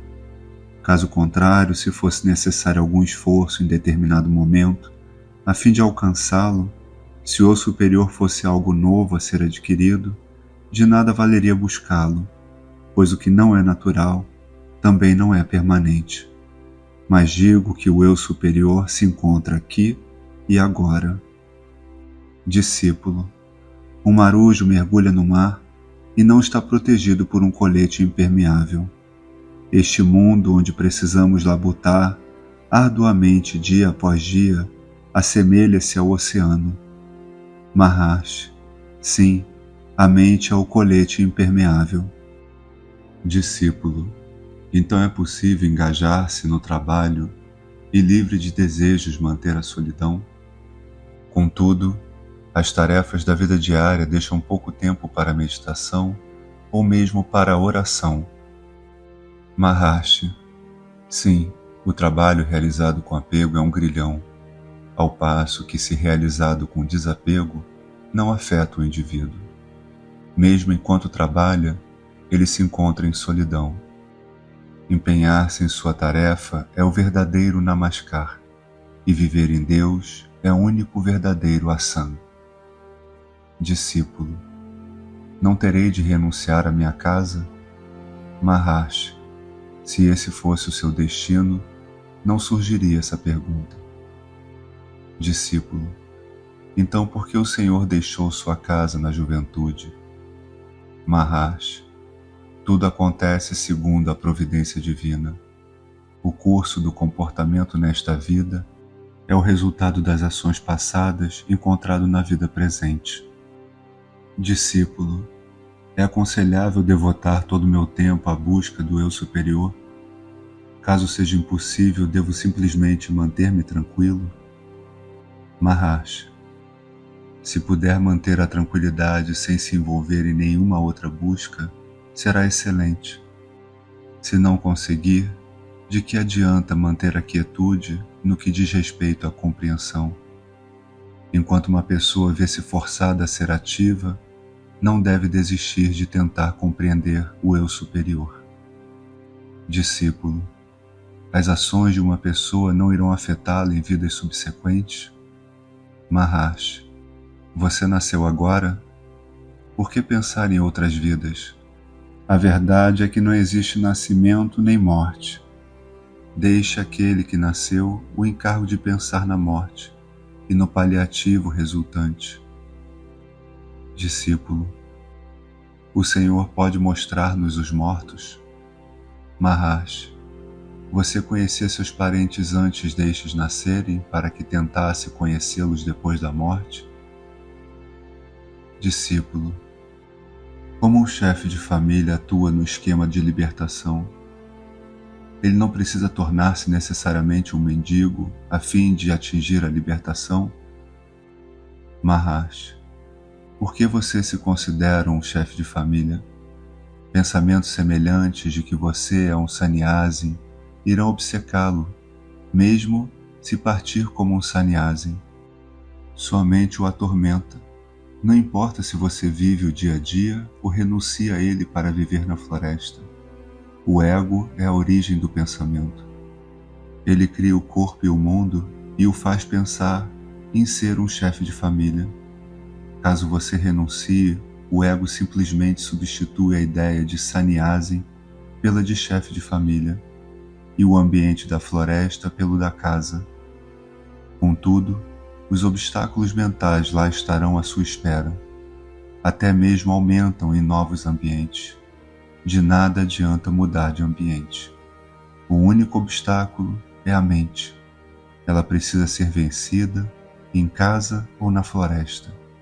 Se você consegue vencê-la na floresta, por que não em casa?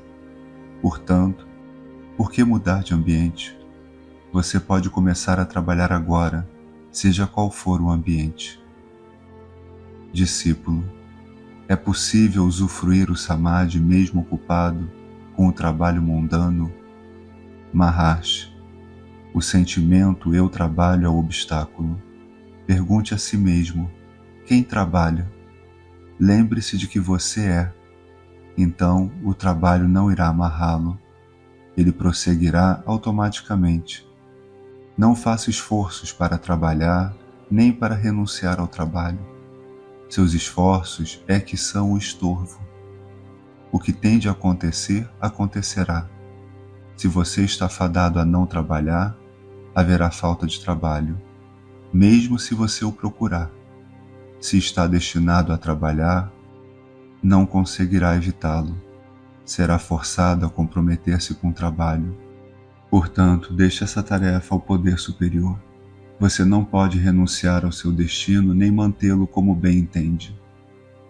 Discípulo, Bhagavan afirmou ontem que, engajando-se a pessoa na busca do Deus interior, o mundo exterior prossegue automaticamente.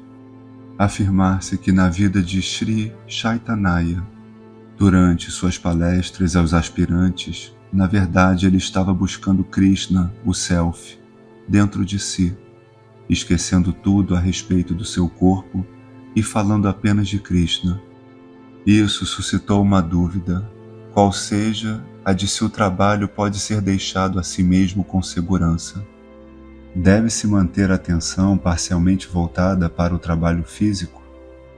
Maharshi, o eu superior é tudo. Você está separado do eu superior? Ou o trabalho pode prosseguir sem o eu superior?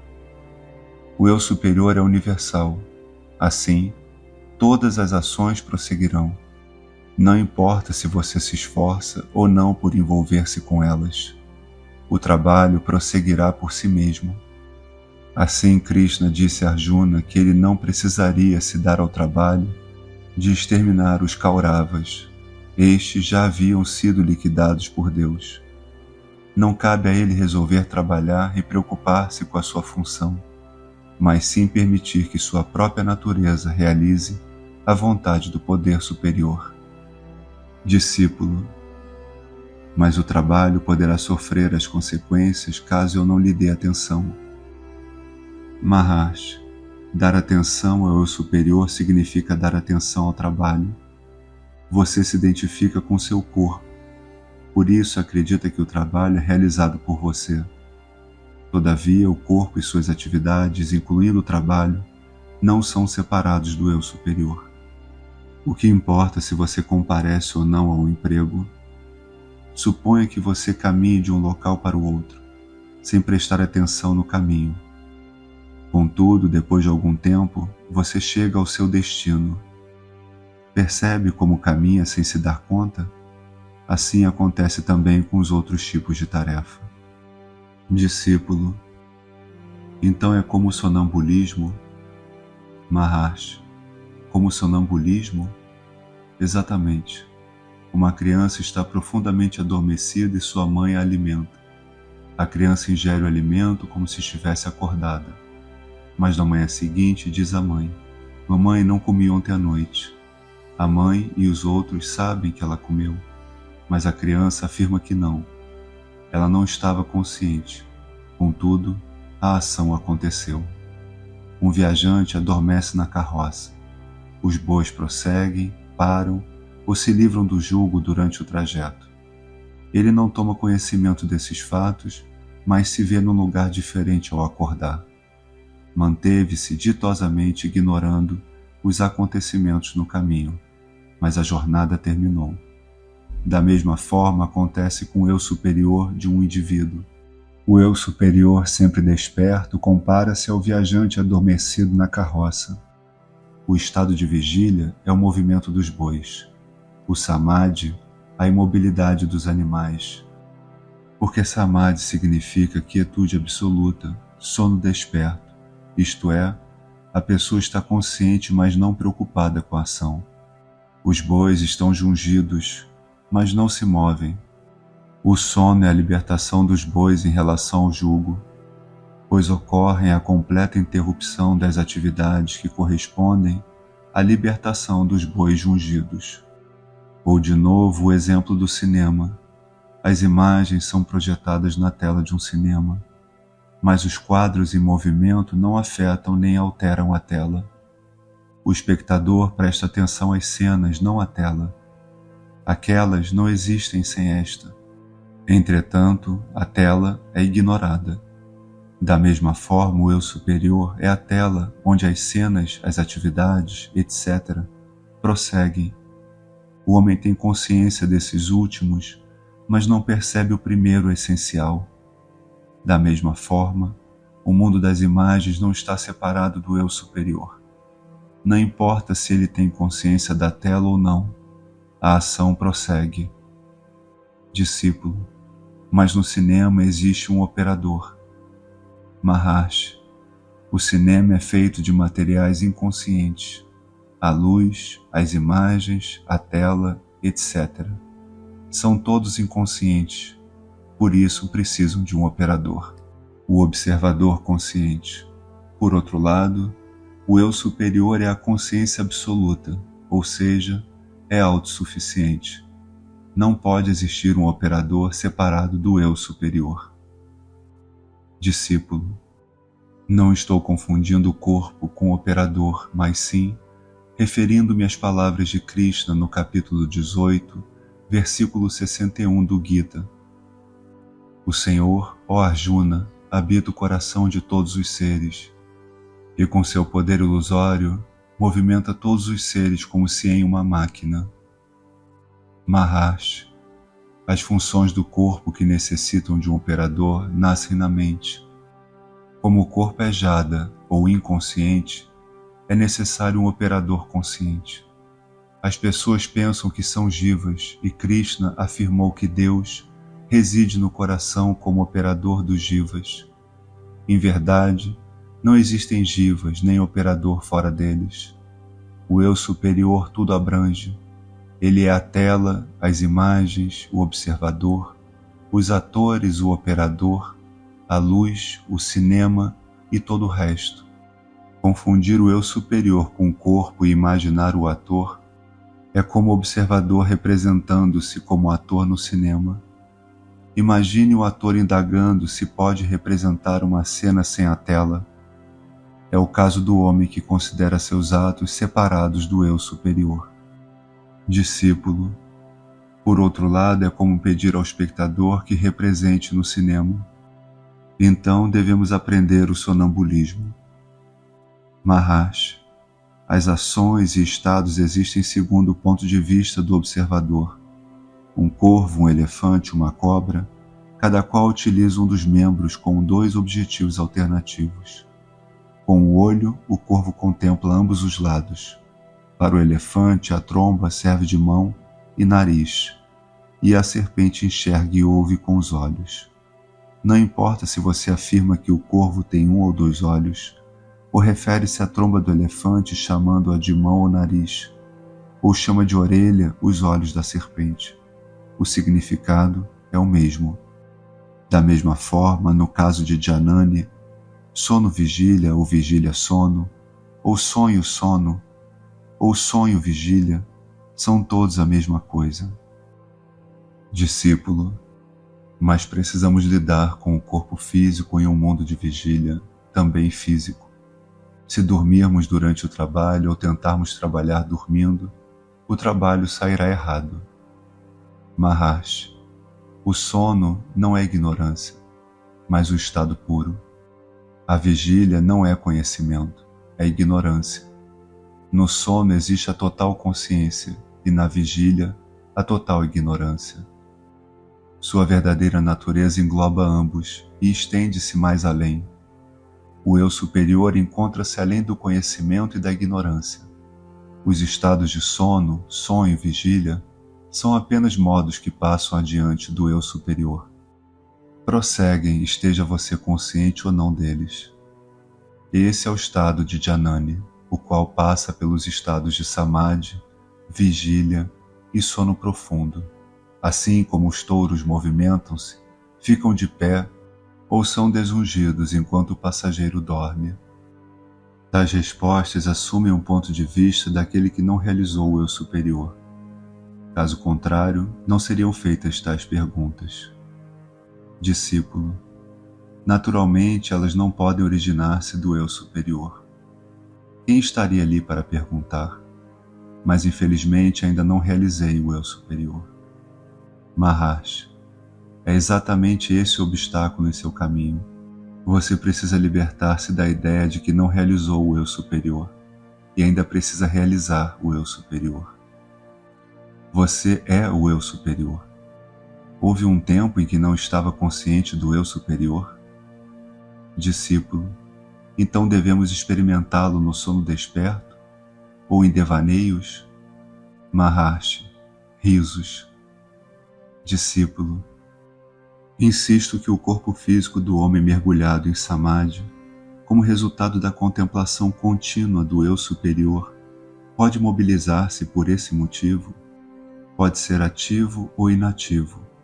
A mente estabelecida em tal contemplação não será afetada pelos movimentos do corpo ou dos sentidos. Tampouco perturba a mente o precursor da atividade física, enquanto que outra pessoa afirma que a atividade física com certeza impede o samadhi ou a contemplação contínua. Qual a opinião do Bhagavan? O Senhor é a prova viva da minha afirmação. Maharshi: ambos estão certos. Você se refere a Sahaja Nirvikalpa Samadhi e o outro refere-se a Kevala Nirvikalpa Samadhi. Nesse último, a mente se mantém imersa na luz do eu superior, ao passo que a mente encontra-se na escuridão da ignorância, no sono profundo. E o sujeito faz uma distinção entre Samadhi e atividade depois do despertar do Samadhi. Ademais, a atividade do corpo, da visão, das forças vitais e da mente, além da cognição dos objetos, são todos obstruções para aquele que busca realizar o Kevala Nirvikalpa Samadhi. No Sahaja Samadhi, contudo, a mente se dissipou no eu superior e se perdeu. As diferenças e obstruções mencionadas acima, por conseguinte, não existem aqui. As atividades de tal ser assemelha-se a alimentar um menino sonolento, perceptível ao espectador, mas não ao sujeito. O viajante dormindo na carroça em movimento não está consciente do movimento da carroça, porque sua mente está mergulhada em escuridão. Enquanto o Sahaja Janani permanece inconsciente de suas atividades físicas, porque sua mente está morta, dissolvida no êxtase de Chidananda, beatitude do eu superior. Silêncio e solidão. Discípulo: é útil o voto de silêncio? Maharshi: o silêncio interior é a entrega ao eu superior, e isso é viver sem o sentido do ego. Discípulo: a solidão é necessária ao sannyasi? Maharshi: a solidão está na mente do homem. É possível estar em plena vida mundana, mantendo-se contudo a serenidade perfeita da mente. Tal pessoa está sempre em solidão. Outra pessoa pode permanecer na floresta e ainda assim ser incapaz de controlar sua mente. Não se pode dizer que esteja em solidão. A solidão é uma atitude da mente. O homem apegado às coisas da vida não pode alcançar a solidão, onde quer que esteja. Um homem desapegado está sempre em solidão. Discípulo: o que é Mona? Maharshi: é o estado que transcende a linguagem e o pensamento. É meditação sem atividade mental. A subjugação da mente é meditação. A meditação profunda é a linguagem eterna. O silêncio é a linguagem eterna. É o fluxo perene da linguagem. Ele é interrompido pela fala, pois as palavras obstruem esta linguagem silenciosa. Palestras podem entreter os indivíduos durante horas sem que estes progridam. O silêncio, por outro lado, é permanente e beneficia toda a humanidade. Através do silêncio chega-se à eloquência. Palestras não são tão eloquentes quanto o silêncio. O silêncio é a eloquência incessante. O silêncio é a melhor linguagem. Existe um estado em que cessam as palavras e prevalece o silêncio. Discípulo, então como comunicar nossos pensamentos a outra pessoa? Maharshi, tal necessidade só surge quando existe o sentido de dualidade. Discípulo, por que Bhagavan não prega a verdade às pessoas em geral? Maharshi, como sabe que não estou fazendo isso? Pregar consiste em subir a uma plataforma e fazer discursos bombásticos? Pregar é a simples transmissão do conhecimento. Só pode ser realizada realmente em silêncio. O que pensa de um homem que escuta um sermão durante 1 hora e vai embora sem que o sermão tenha causado impressão suficiente para mudar sua vida? Compare-o a outro que senta-se na presença divina e algum tempo depois afasta-se com a perspectiva de vida inteiramente modificada. O que é melhor, pregar em voz alta sem obter qualquer efeito, ou sentar-se em silêncio, enviando a força interior para o exterior? Novamente, como surge o discurso? Existe o conhecimento abstrato, de onde surge o ego, que por sua vez dá origem ao pensamento, e o pensamento à palavra falada. Assim, a palavra é a grande meta da fonte original. Se a palavra pode produzir efeitos, julgue por si mesmo como deve ser tão mais poderosa a pregação através do silêncio. Todavia, as pessoas não compreendem essa verdade simples e evidente, a verdade de sua experiência diária, sempre presente e eterna. Esta verdade é a verdade do eu superior. Existe alguém que não tenha consciência do eu superior? Mas eles nem mesmo gostam de ouvir esta verdade, embora mostrem-se ansiosos por conhecer o que existe além, o céu, o inferno e a reencarnação. Como amam o mistério e não a verdade, as religiões atendem a ele até que finalmente chegam ao eu superior. Sejam quais forem os métodos adotados, você acaba por retornar ao eu superior. Então, por que não habitar o eu superior aqui e agora? O eu superior é necessário para que exista um espectador ou mesmo para especular sobre o outro mundo. Portanto, eles não são diferentes do eu superior. Até mesmo o homem desconhecedor, ao ver os objetos, enxerga apenas o eu superior. Controle da mente. Discípulo, como posso controlar a mente? Maharshi, não existe mente a ser controlada se o eu superior é realizado. O eu superior brilha quando a mente desaparece. No homem realizado, a mente pode ser ativa ou inativa. Existe apenas o eu superior. Pois mente, corpo e mundo exterior não são separados do eu superior e não podem permanecer separados do eu superior. Podem ser outra coisa senão o eu superior? Quando se está consciente do eu superior, por que preocupar-se com essas sombras? Como elas afetam o eu superior? Discípulo, se a mente é apenas uma sombra, então como conhecer o eu superior? Maharshi, o eu superior é o coração, que ilumina a si próprio. A iluminação surge do coração e alcança o cérebro, sede da mente. O mundo é visto com a mente. Assim, você vê o mundo através da luz refletida do eu superior. O mundo é percebido por um ato da mente. Quando a mente é iluminada, ela toma consciência do mundo. Quando não é tão iluminada, ela não tem essa consciência. Se a mente se volta para o interior, para a fonte da iluminação, o conhecimento objetivo cessa e apenas o eu superior brilha como o coração.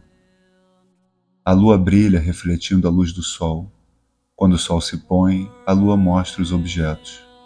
Quando o sol nasce, ninguém precisa da lua, embora seu disco seja visível no céu.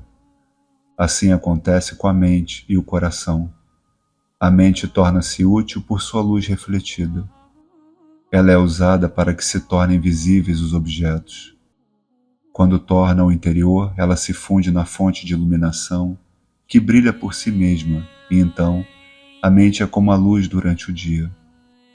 Quando está escuro, é necessária a lâmpada que fornece luz, mas quando o sol nasce, não há mais necessidade da lâmpada. Os objetos são visíveis, e para enxergar o sol não é preciso luz artificial. Basta voltar os olhos ao astro luminoso. O mesmo acontece com a mente. Para enxergar os objetos são necessárias as luzes refletidas da mente. Para divisar o coração, basta voltar a mente para ele. Então a mente perde a importância e o coração torna-se fulgurante. Discípulo. Depois de deixar esse ashram, em outubro, tornei-me consciente da presença que predomina na presença de Sri Bhagavan, a qual envolveu-me por cerca de 10 dias. Durante todo esse tempo, ocupado com meu trabalho, percebi uma tendência oculta daquela paz na unidade. Era quase como a consciência dual que é experimentada quando se está semi-adormecido durante uma palestra tediosa. Então, essa sensação acabou por desaparecer totalmente, e as velhas tolices retornaram. O trabalho não deixa tempo para a meditação. Basta recordar constantemente que eu sou enquanto estiver trabalhando. Maharshi, depois de uma curta pausa. Se você fortalece a sua mente, essa paz perdura. Sua duração é proporcional à resistência da mente adquirida com a prática constante. E essa mente é capaz de permanecer nesse estado. Assim, o envolvimento ou não com o trabalho não interfere nesse estado, que permanece ininterrupto, inalterado. Não é o trabalho que atrapalha, mas a ideia de que é você que o está realizando. Discípulo, a meditação é necessária para o fortalecimento da mente? Maharshi, não se você procurar ter em mente que ela não é trabalho seu. A princípio é necessário recordar-se disso, mas depois essa ideia torna-se natural e contínua. O trabalho prosseguirá por si mesmo e sua paz não será perturbada. A meditação é a sua verdadeira natureza. No momento você a chama de meditação porque existem outros pensamentos que o distraem. Quando esses pensamentos são dispersados, você permanece sozinho, isto é, em estado de meditação livre de pensamentos, e esta é a sua verdadeira natureza, a qual você está tentado a alcançar, agora mantendo afastados outros pensamentos. O ato de afastar outros pensamentos é chamado de meditação, mas quando a prática torna-se intensa, sua verdadeira natureza revela-se uma meditação efetiva.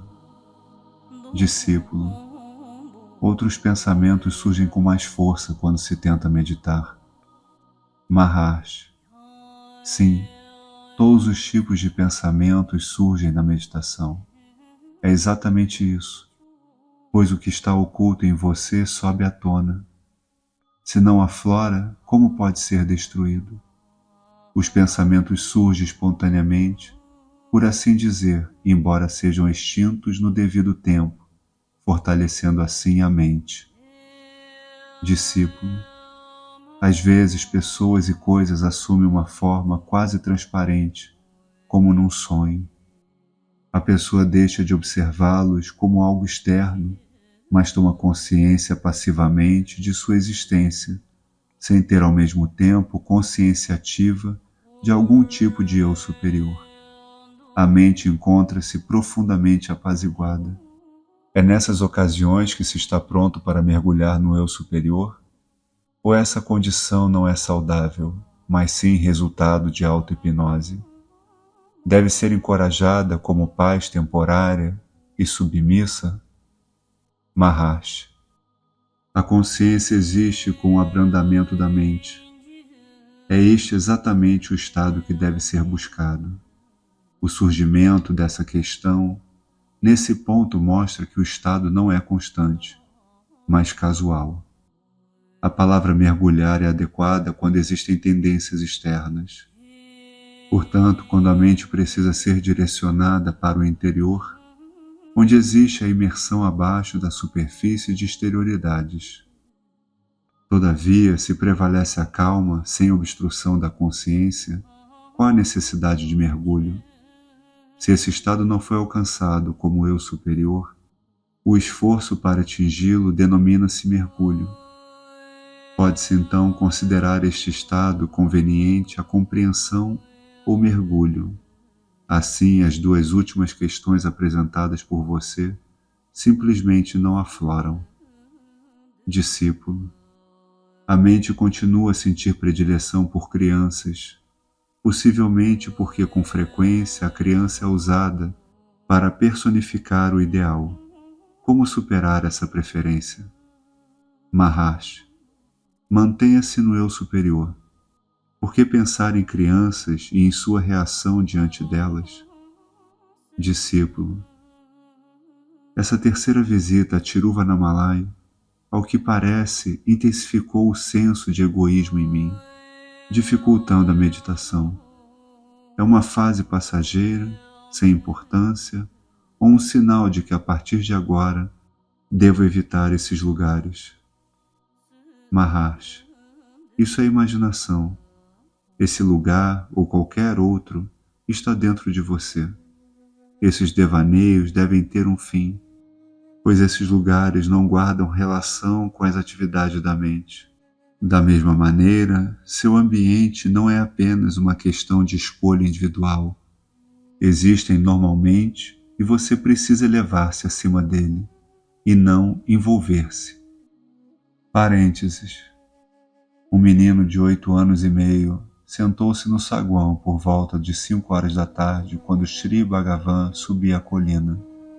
Durante sua ausência, o menino falou a respeito de Yoga e Vedanta, e num tamil puro, simples e correto, citando livremente máximas de santos e as escrituras sagradas. Quando Sri Bhagavan voltou, quase 45 minutos depois, havia apenas o silêncio. Durante 20 minutos, o menino permaneceu sentado na presença de Sri Bhagavan, sem dar uma só palavra, limitando-se a fitá-lo. Por fim, lágrimas começaram a correr de seus olhos. Ele as enxugou com a mão esquerda e em seguida deixou o local, afirmando que ainda esperava a compreensão do eu superior. Discípulo, como podemos explicar as características extraordinárias do menino? Maharshi. As características do seu último nascimento continuam fortes nele, mas não importa quão intensas sejam, elas só se manifestam na mente calma e tranquilizada.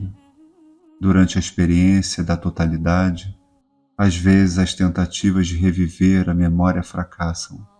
Por outro lado, algo surge na mente quando essa se encontra calma e tranquila. Discípulo, como a mente rebelde pode ser tranquilizada? Maharshi. Enxergando sua fonte para que possa desaparecer ou rendendo-se, a fim de que a mente possa ser submetida. A entrega ao eu superior equivale ao conhecimento do eu superior, e nenhum dos dois implica necessariamente o autocontrole. O ego submete-se apenas quando reconhece o poder superior. Discípulo, como posso escapar ao samsara, que é, ao que parece, a verdadeira causa da inquietação mental? A renúncia não é um meio eficaz de alcançar a tranquilidade mental? Maharshi, o samsara existe apenas na sua mente.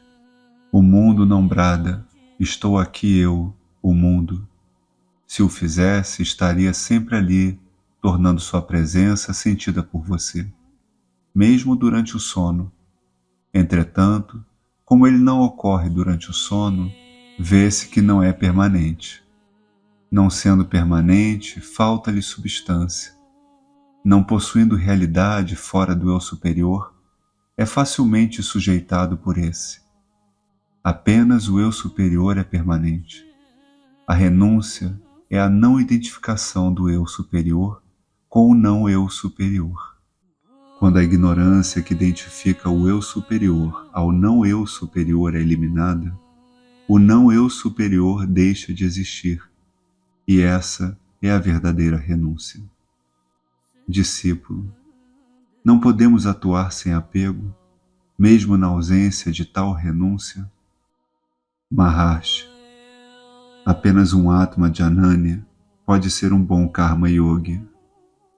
Discípulo, Bhagavan condena a filosofia Dvaita? Maharshi, o Dvaita subsiste apenas quando você identifica o eu superior com o não eu superior. Advaita é não identificação.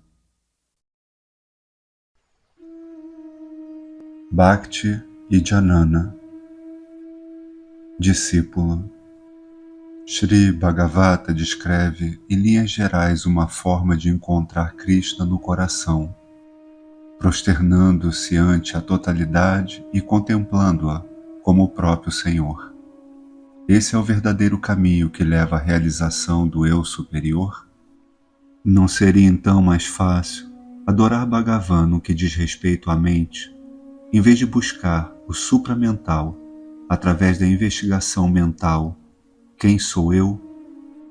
Maharshi, sim, ao ver Deus em tudo, você está pensando ou não em Deus? Com certeza deve pensar nele por vê-lo em toda parte. Ter Deus em mente torna-se dhyana, e dhyana é o estágio anterior à compreensão. A compreensão só pode residir no interior do eu superior e a ele pertencer. Jamais se separa do eu superior e dhyana deve precedê-la. Não importa se você pratica dhyana em Deus ou no eu superior, ele é imaterial, pois o propósito é o mesmo. De forma alguma você pode escapar ao eu superior. Quer ver Deus no todo, mas não em você? Se o todo é Deus, você não está incluído nesse todo? Sendo você mesmo Deus, surpreende que tudo seja Deus? Esse é o método aconselhado em Shri Bhagavata e outros. Contudo, mesmo esta prática precisa do observador ou pensador. Quem é ele? Discípulo, como ver Deus, que está em toda parte? Maharshi, ver Deus é ser Deus. Não existe o todo separado de Deus, onde ele possa existir. Ele é exclusivamente. Discípulo, devemos ler o Gita vez por outra? Maharshi, sempre. Discípulo, qual é a relação entre Janana e Bhakti? Maharshi, o estado eterno, contínuo e natural do eu superior é Janana. Para habitar o eu superior, você deve amá-lo. Como Deus é o próprio eu superior, o amor ao eu superior é o amor a Deus. E isso é Bhakti. Janana e Bhakti, portanto, são a única e a mesma coisa. Discípulo, quando faço Nama Japa durante 1 hora ou mais, mergulho em estado semelhante ao sono. Ao despertar, recordo que meu japa foi interrompido e tento de novo. Maharshi, semelhante ao sono, é exatamente isso. É o estado natural. Como no momento você está associado ao ego, você considera o estado natural algo que interrompe o seu trabalho. Então você tem de repetir a experiência até perceber que esse é seu estado natural. Então você perceberá que japa é exterior. No entanto, ele prossegue automaticamente. Sua dúvida atual deve-se àquela identidade falsa, a da identificar-se com a mente que faz o japa. Japa significa ater-se a um pensamento excluindo os demais. Esse é seu propósito. Japa leva dhyana, que termina na realização do eu superior ou em dhanana. Discípulo, como devo prosseguir em Nama Japa? Maharshi, não se deve usar o nome de Deus de forma mecânica e superficial, sem o sentimento da devoção. Para usar o nome de Deus, ele deve ser chamado com ternura e com total entrega. Com essa entrega, o nome de Deus passa a estar constantemente com o homem. Discípulo, então qual a necessidade da investigação ou vichara? Maharshi, a entrega só é eficaz quando é feita com total conhecimento do seu real significado. Tal conhecimento surge depois da investigação e da reflexão e termina invariavelmente na entrega pessoal. Não existe diferença entre dhanana e entrega absoluta ao Senhor, isto é, por pensamentos, palavras e atos. Para ser completa, a entrega tem de ser inquestionável. O devoto não pode barganhar com o Senhor, nem pedir favores de suas mãos. Essa entrega total engloba tudo. Ela é dhanana e vairagya, devoção e amor. Eu superior e individualidade. Discípulo, a morte não dissolve a individualidade de uma pessoa, de modo a não haver renascimento. Assim como os rios que desaguam no oceano perdem sua individualidade. Maharshi, mas quando as águas evaporam e retornam como chuva sobre as colinas, elas fluem mais uma vez na forma de rios e desaguam no oceano. Assim também as individualidades, durante o sono, perdem seu estado de separatividade e, no entanto, retornam sob a forma de indivíduos, segundo seus samskaras ou tendências passadas. Da mesma maneira ocorre na morte, e a individualidade da pessoa com tendências passadas, impressões criadas por ações e pensamentos anteriores, não se perde. Discípulo, como pode ser isso? Maharshi, veja como uma árvore cujos ramos foram cortados torna a crescer. Enquanto as raízes das árvores não forem alteradas, a árvore continuará a crescer. Da mesma forma, as tendências do passado, que simplesmente mergulham no coração durante a morte, mas não perecem, provocam renascimento no momento certo. Assim, as almas individuais nascem. Discípulo, como os inúmeros jivas e o amplo universo cuja existência se relaciona com as dos jivas, podem se desenvolver de sanskaras tão sutis, imersos no coração? Maharshi, assim como a grande árvore banya origina-se de uma semente diminuta, os jivas também e todo o universo com nome e forma surgem de tendências passadas sutis. Discípulo, como a individualidade emana do eu superior absoluto e como é possível seu retorno? Maharshi, assim como a centelha provém do fogo, a individualidade emana do eu superior absoluto. A centelha é chamada de ego. No caso daquele que não realizou o eu superior, o ego se identifica com algum objeto simultaneamente à sua ascensão. Ele não pode existir sem essa associação com objetos. Essa associação se deve à ignorância, cuja destruição é o objetivo dos esforços do indivíduo. Se essa tendência para se identificar com objetos é destruída, o ego torna-se puro e também funde-se em sua fonte. A falsa identificação do indivíduo com seu corpo é Dehatma Buddhi, ou eu sou a ideia de corpo. Isto tem de passar para que possam ser obtidos bons resultados. Discípulo, como erradicar essa tendência?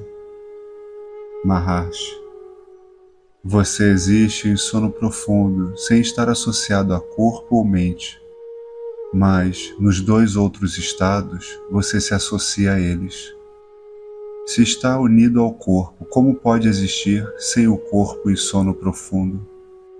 Você pode se separar do que lhe é exterior, mas não daquilo que é uma coisa só com você. Assim, o ego não pode ser uma coisa só com o corpo, e deve perceber isto no estado de vigília. Os três estados são estudados a fim de que se obtenha esse conhecimento. Discípulo, de que maneira pode o ego, confinado como está a dois estados, perceber isto que engloba os dois estados? Maharshi, o ego em sua pureza é experimentado nos intervalos entre dois estados ou entre dois pensamentos. O ego é como o verme que só deixa um hospedeiro quando encontra outro. Sua verdadeira natureza é conhecida quando não mantém contato com objetos ou pensamentos. Você deve perceber esse intervalo como a realidade imutável, o seu verdadeiro ser, através da convicção alcançada com o estudo dos três estados: vigília, sonho e sono profundo. Discípulo, não posso permanecer em sono profundo enquanto desejar e ficar nele à vontade como ocorre no estado de vigília? Qual a experiência do sábio desses três estados?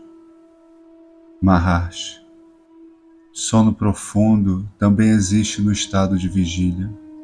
Você está em estado de sono profundo nesse momento.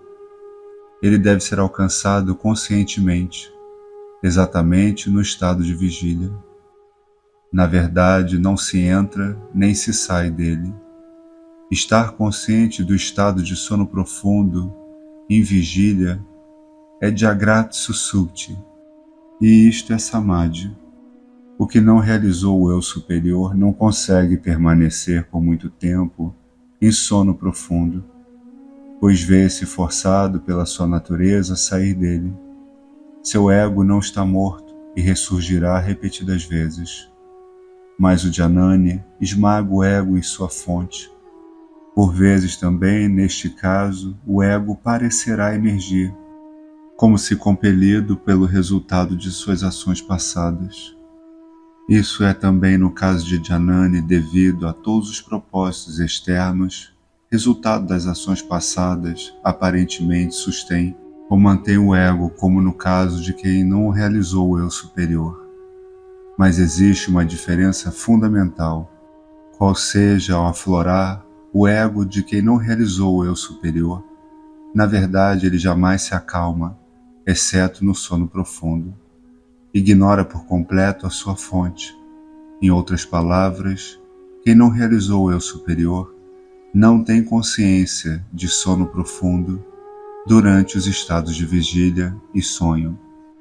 No caso do sábio, ao contrário, o surgimento ou existência do ego é apenas aparente e ele usufrui sua experiência contínua e transcendental.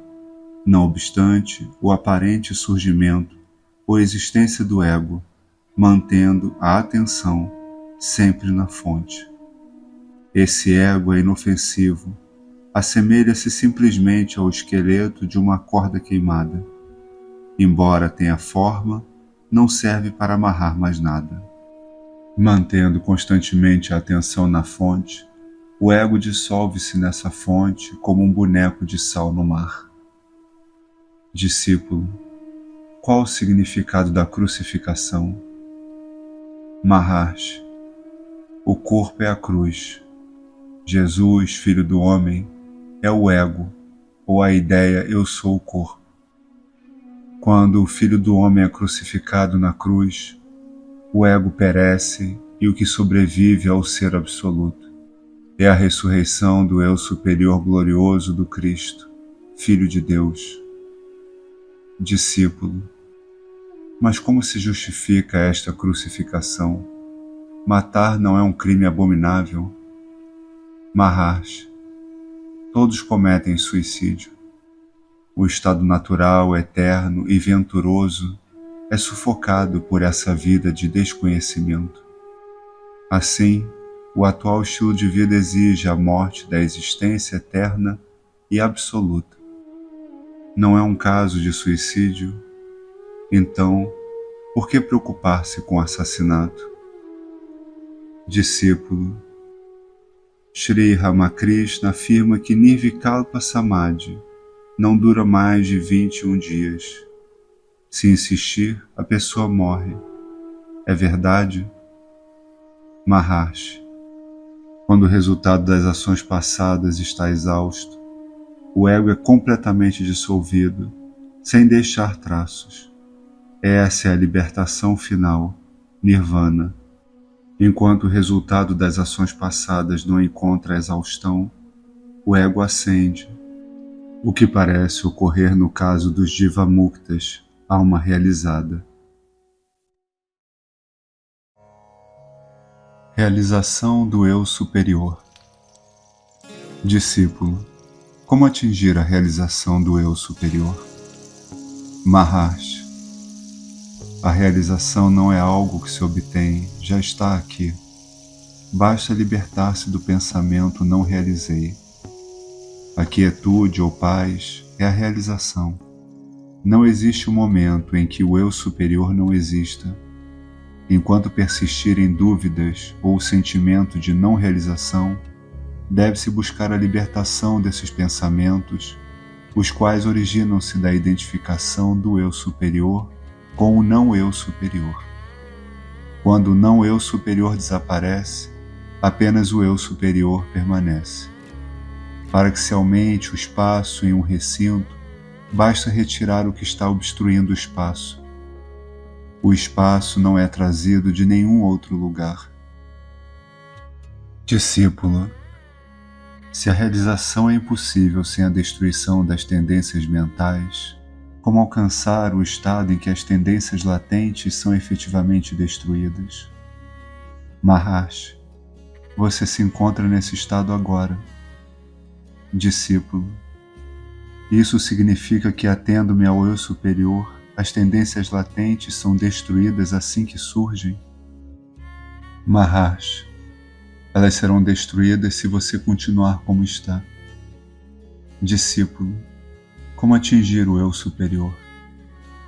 Maharshi, não se atinge o eu superior.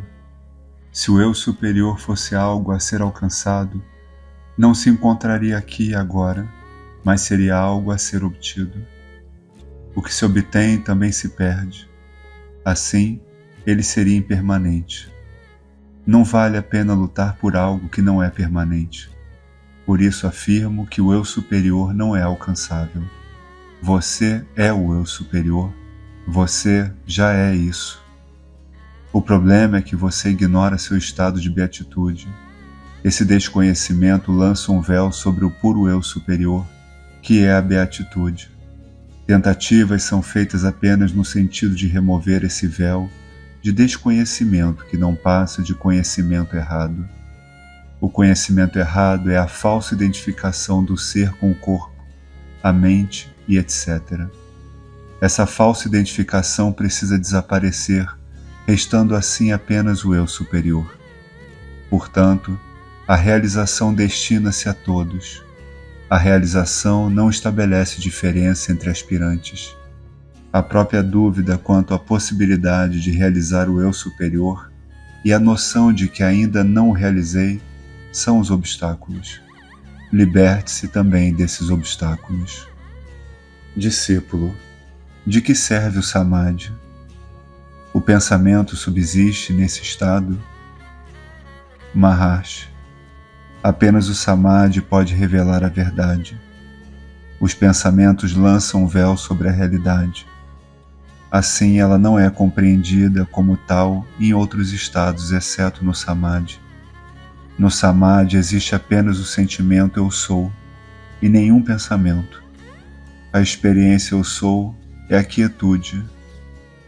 Discípulo, como posso repetir a experiência do Samadhi ou quietude que obtenho aqui? Maharshi, sua experiência atual se deve à influência da atmosfera em que se encontra. Você pode consegui-la fora dessa atmosfera? A experiência é intermitente.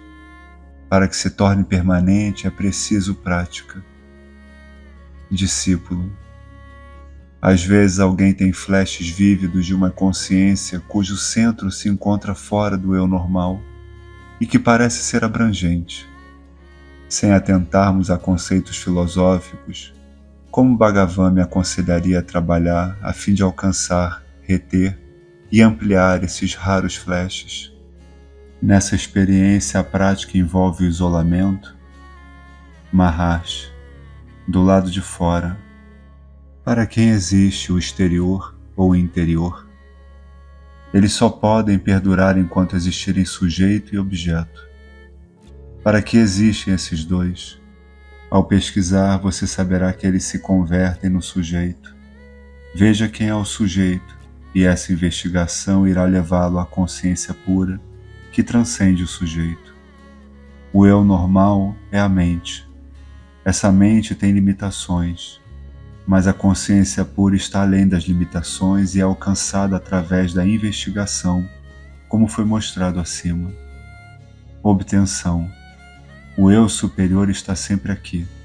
Basta você remover o véu que obstrui a revelação do eu superior. Retenção. Uma vez realizado o eu superior, ele se torna sua experiência direta e imediata. Jamais se perde. Ampliação. Não existe ampliação do eu superior, pois ele é como é, sem contração nem expansão. Isolamento.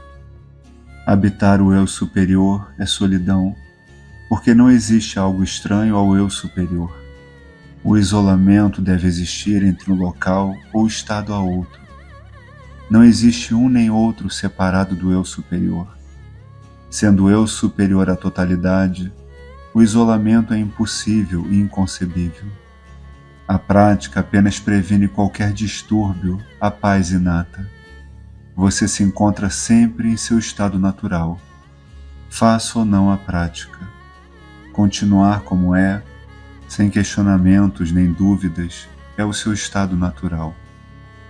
Discípulo, ao realizar o Samadhi não se alcançam também os siddhis, os poderes sobrenaturais? Maharshi, para que os siddhis sejam exibidos, é preciso outros que os reconheçam. Isso mostra que não existe o conhecimento em quem os exibe. Portanto, de nada vale pensar nos siddhis. Apenas o conhecimento deve ser o objetivo a ser alcançado. Discípulo, minha realização pode ajudar a outras pessoas? Maharshi, pode, e é a melhor ajuda que você pode oferecer aos outros.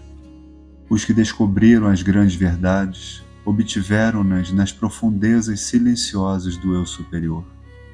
Mas na verdade não existem outros a serem ajudados, pois o ser realizado vê apenas o eu superior, assim como o ourives vê apenas o ouro, ao avaliar joias confeccionadas com ouro.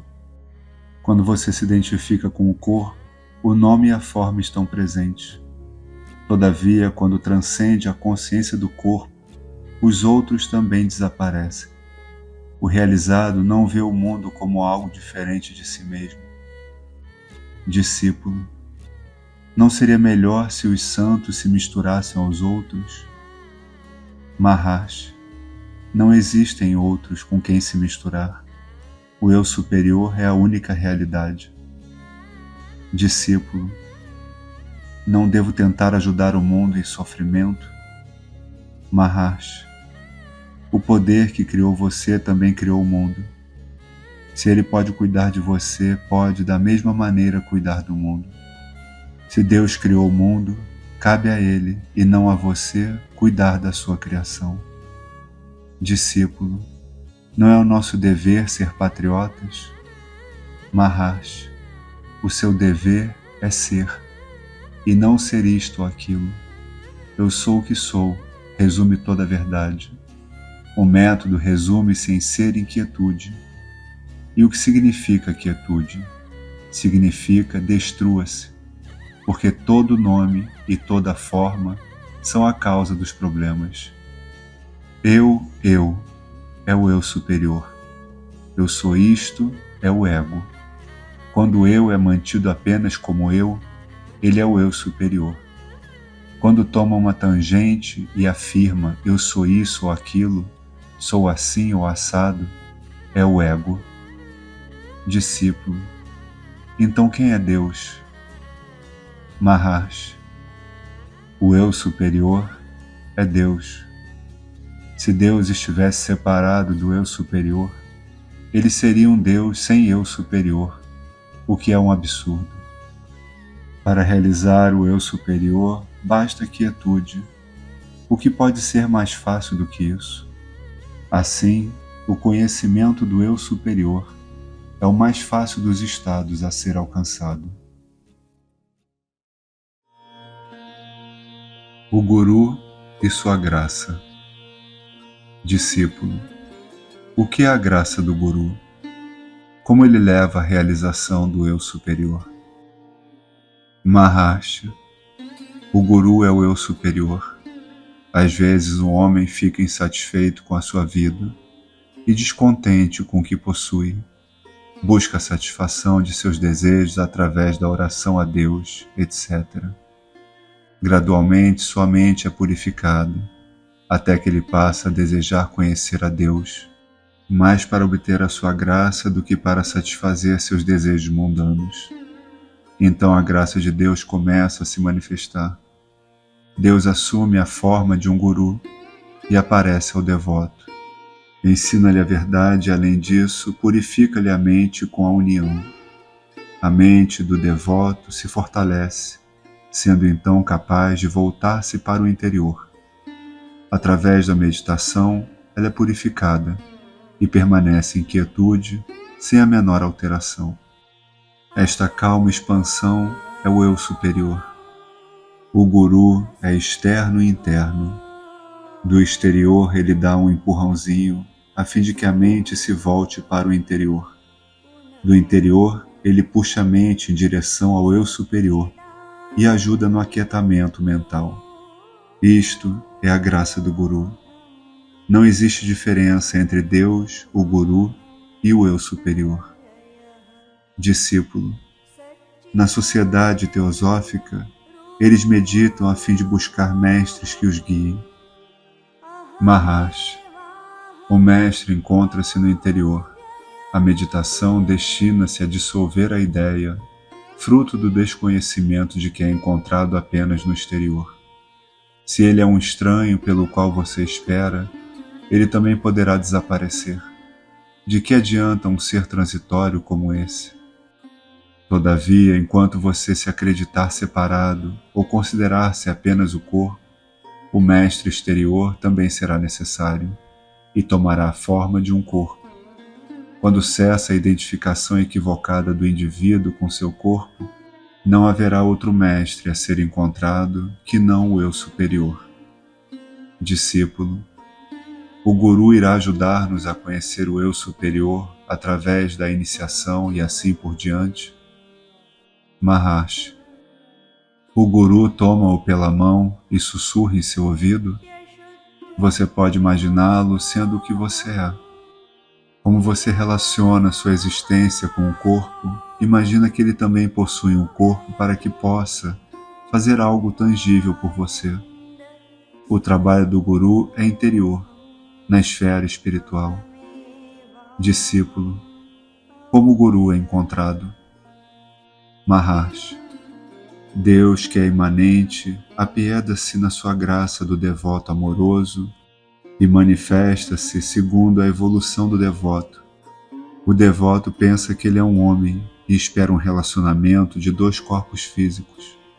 Mas o Guru, que é Deus ou eu superior personificado, trabalha no interior ajudando o homem a perceber os erros que comete em seus caminhos, guiando-o no caminho correto, até que ele perceba o eu superior dentro de si. Discípulo, então o que o devoto deve fazer? Maharshi, basta viver segundo as palavras do Mestre e realizar um trabalho interior. O Mestre encontra-se tanto dentro como fora. Portanto, cria condições para levá-lo ao interior e, ao mesmo tempo, prepara o interior para atraí-lo ao centro. Assim, ele lhe dá um empurrão de fora e um puxão de dentro, a fim de que você possa fixar-se no centro. Você acredita que o mundo pode ser conquistado pelos seus próprios esforços. Quando se sente frustrado exteriormente e se vê atraído interiormente, você pensa, existe um poder superior ao homem. O ego assemelha-se a um elefante fortíssimo que só pode ser controlado pela força de um leão. Nesse caso, o Guru, cujo simples olhar faz o ego do elefante tremer e morrer. No devido tempo, você perceberá que sua glória brota quando você deixa de existir. Para alcançar esse estado, é preciso entregar-se. Então o Mestre perceberá que você se encontra no estado propício à liderança e irá guiá-lo. Discípulo, como o silêncio do Guru, a qual não confere iniciação nem qualquer outro ato palpável, pode ser mais poderoso do que a sua palavra. Como esse silêncio pode ser melhor do que o estudo das Escrituras? Maharshi, o silêncio é a forma de trabalho mais poderosa. Não importa qual abrangentes e enfáticas sejam as Escrituras, elas vão perdendo seus efeitos. O Guru é silencioso e a graça prevalece em tudo. Esse silêncio é mais significativo do que todas as Escrituras reunidas. Discípulo, mas o devoto pode alcançar a felicidade? Maharshi, o devoto entrega-se ao Mestre. Isso significa que não existem vestígios de individualidade retidos por ele. Se a entrega é completa, todo senso de eu se perde e não há sofrimento nem tristeza. O ser eterno é apenas felicidade. Isso acontece como uma revelação. Discípulo, como posso obter a graça? Maharshi, a graça é o eu superior. Ela também não é adquirida. Basta que você saiba que existe. O sol é apenas luminosidade. Ele não vê a escuridão. Contudo, você fala da escuridão que foge à aproximação do sol. Então também o desconhecimento do devoto, como o fantasma da escuridão, desaparece ao olhar do Guru. Você está cercado pela luz do sol. No entanto, para vê-lo, você precisa voltar-se em sua direção e contemplá-lo. Assim, a graça também é encontrada mediante a aproximação adequada que você faça, embora ela esteja presente aqui e agora. Discípulo, a graça não pode acelerar o amadurecimento do aspirante? Maharshi, deixe tudo a cargo do Mestre. Entregue-se a ele sem reservas. Uma das duas coisas seguintes deve ser feita: entregar-se porque você percebe sua falta de habilidade e precisa de ajuda de um poder superior, ou investigar a causa do sofrimento, ir até a fonte e então unir-se ao eu superior. Você se libertará do sofrimento através de uma dessas formas. Deus ou o Guru jamais esquecem o devoto que se entrega. Discípulo, Qual o significado do ato de prosternar-se diante do Guru ou de Deus? Maharshi. Prosternar-se significa aquietar o ego, e isso implica juntar-se à fonte. Deus ou o Guru não se enganam com genuflexões, mesuras e prosternações externas. Ele vê se o ego está ali ou não. Discípulo, Bhagavan não me dará um prasádio como sinal da sua graça? Maharshi. Alimente-se sem pensar no ego. Assim, o que você ingere torna-se o prasádio do Bhagavan. Discípulo, o homem culto não está mais qualificado à iluminação por não necessitar da graça do Guru? Maharshi. Até mesmo o homem culto deve curvar-se ante o sábio letrado. Analfabetismo é ignorância e educação é ignorância aprendida. Ambos ignoram o verdadeiro propósito. O sábio é ignorante de maneira diferente. É ignorante porque para ele não existe um outro. Discípulo, não se oferecem presentes ao Guru a fim de obter-se a graça? Por isso, os visitantes oferecem presentes a Bhagavan. Maharshi, por que eles trazem presentes? Eu os quero. Mesmo se eu os recusasse, eles lançariam os presentes sobre mim. Para quê? Não é o mesmo que lançar a isca para fisgar o peixe? O pescador está ansioso por alimentar o peixe? Não, ele está ansioso por alimentar-se do peixe. Discípulo, a ideia teosófica de conferir sucessivas iniciações antes de se atingir a libertação é procedente? Maharshi, os que alcançam a libertação em uma vida devem ter passado por todas as iniciações em vidas anteriores. Discípulo, a teosofia afirma que depois da morte, os sábios devem escolher 4 ou 5 linhas de trabalho, não necessariamente neste mundo. Qual a opinião de Bhagavan a esse respeito? Maharshi, alguns podem assumir o trabalho, mas não todos. Discípulo, o Senhor conhece alguma irmandade de profetas invisíveis? Maharshi, se são invisíveis, como pode vê-los? Discípulo, com a consciência. Maharshi, não existe nada exterior à consciência. Discípulo, sou capaz de percebê-los? Maharshi, se você perceber a própria realidade, a realidade dos profetas e dos mestres tornar-se-á clara para você. Existe apenas um mestre, que é o eu superior. Discípulo, é verdadeira a existência da reencarnação? Maharshi, a reencarnação existirá apenas enquanto existir ignorância. Na verdade, não existe reencarnação, seja agora ou antes. Tampouco existirá depois. Essa é a verdade. Discípulo, um yogi pode conhecer suas vidas passadas? Maharshi, você conhece a vida presente para desejar conhecer a vida passada? Encontre o presente e o resto virá em seguida. Mesmo com seu limitado conhecimento atual, você sofre muito. Por que sobrecarregar-se com mais conhecimento? Não é sofrer mais? Discípulo, Bhagavan lança mão de poderes ocultos que permitem aos outros realizar o eu superior? Ou a simples realização de Bhagavan já é suficiente para tal? Maharshi, a força espiritual da realização do eu superior é bem mais poderosa do que o uso de poderes ocultos. Assim como não existe o ego para o sábio, tampouco existem os outros para ele. Qual o maior benefício que lhe pode ser conferido? É a felicidade, e a felicidade nasce da paz.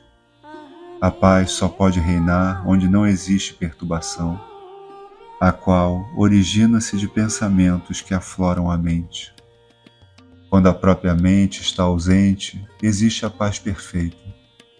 Enquanto uma pessoa não aniquila sua mente, ela não pode conseguir paz e ser feliz. E enquanto não for feliz, ela não poderá conferir felicidade aos outros. No entanto, como não existem outros, para o sábio que não possui mente, o simples fato da realização do eu superior já é o suficiente para tornar os outros felizes. Paz e felicidade. Discípulo, como posso conseguir a paz? Parece que não posso alcançá-la através de inquirição. Maharshi, a paz é seu estado natural. É a mente que obstrui o estado natural. Inquirição é realizado apenas na mente. Investigue o que é a mente e ela desaparecerá. A mente não existe sem o pensamento. Contudo, devido ao surgimento do pensamento, você pressupõe algo onde ele começa, denominando-o mente. Quando procura descobrir o que é, você percebe que na realidade não existe algo como a mente. Assim, quando esta desaparece, você realiza a paz eterna. Discípulo, através da poesia, da música, do mantra, da adoração, da contemplação de belas paisagens, da leitura de versos espirituais, etc., às vezes é possível experimentar o verdadeiro sentimento de unidade com o todo. Esse sentimento de profunda e tranquila beatitude, onde não há lugar para o eu pessoal, é o mesmo que adentrar o coração do qual fala Bhagavan. Tal prática irá levar ao samadhi mais profundo e, por fim, a visão total da realidade. Maharshi, existe felicidade quando coisas agradáveis são apresentadas à mente. Essa é a felicidade inerente ao eu superior e não existe outra, e ela não é estranha nem distante. Nessas ocasiões você mergulha no eu superior que considera agradável. Esse mergulho resulta em beatitude no eu superior, mas a associação de ideias é responsável pela ampliação dessa beatitude para as outras coisas ou ocorrências, enquanto na verdade a beatitude está dentro de você. Nessas ocasiões você mergulha no eu superior, apesar de fazê-lo inconscientemente. Se o faz conscientemente, com a convicção proveniente da experiência de que você é idêntico à felicidade, que é o próprio eu superior, a única realidade, você denomina isso de realização. Quero que você mergulhe conscientemente no eu superior, isto é, no coração. Autoinquirição. Discípulo, como uma pessoa realiza o eu superior? Maharshi, o eu superior de quem? Descubra. Discípulo, o meu, mas quem sou eu? Maharshi, descubra você mesmo. Discípulo, não sei como. Maharshi, pense a respeito. Quem é que diz não sei? Quem é o eu na sua afirmação? O que não é sabido? Discípulo, alguém ou algo em mim. Maharshi, quem é esse alguém? Em quem? Discípulo, talvez alguma força. Maharshi, descubra. Discípulo, por que eu nasci? Maharshi, quem nasceu? A resposta é a mesma para todas as suas perguntas. Discípulo, então quem sou eu? Maharshi sorrindo, você veio para me interrogar? Você é que tem de dizer quem você é.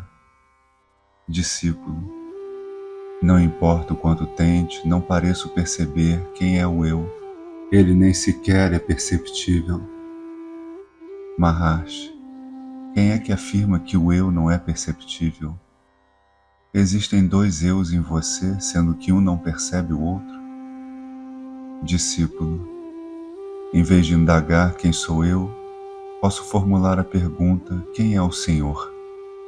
Para mim, pois assim a minha mente poderá fixar-se no Senhor, que eu considero ser Deus na forma de um guru. Talvez eu esteja mais próximo do objetivo da minha busca através dessa inquirição do que perguntando-me quem sou eu. Maharshi, não importa que forma assuma a sua inquirição, você acabará chegando ao único eu, o eu superior. Todas essas distinções entre eu e você, entre mestre e discípulo, etc., são apenas um sinal de desconhecimento. O eu supremo apenas é. Pensar de outro modo é o mesmo que iludir-se. Uma história dos Puranas sobre o sábio Ribu e seu discípulo Nidaga é particularmente instrutiva nesse contexto. Embora Ribu tenha ensinado a seu discípulo a verdade suprema do Brahma, único sem segundo, Nidaga, não obstante sua erudição e compreensão, não se convenceu o suficiente a ponto de adotar e seguir o caminho de conhecimento, mas estabeleceu-se em sua cidade natal, a fim de levar uma vida devotada à observância da religião cerimonial. Contudo, o sábio amava seu discípulo tão profundamente quanto este venerava seu mestre. A despeito de sua idade, Ribu foi em pessoa ao encontro de seu discípulo na cidade, apenas para ver se este último superara seu ritualismo. Às vezes, o sábio disfarçava-se para observar como Nidaga agia quando sabia que não estava sendo observado pelo mestre.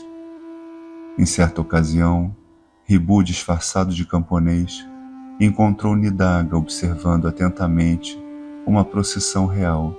Não tendo sido reconhecido pelo morador da cidade Nidaga, o camponês indagou sobre aquele alvoroço e disseram-lhe que o rei participava de um cortejo. Oh, é o rei.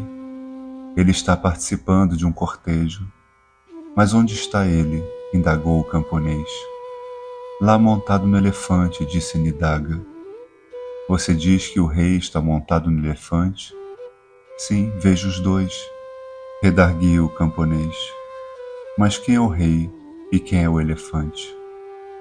O quê? Exclamou Nidaga. Você vê os dois e não sabe que o homem que está em cima é o rei e que o animal que está embaixo é o elefante? De que vale falar a um homem como você?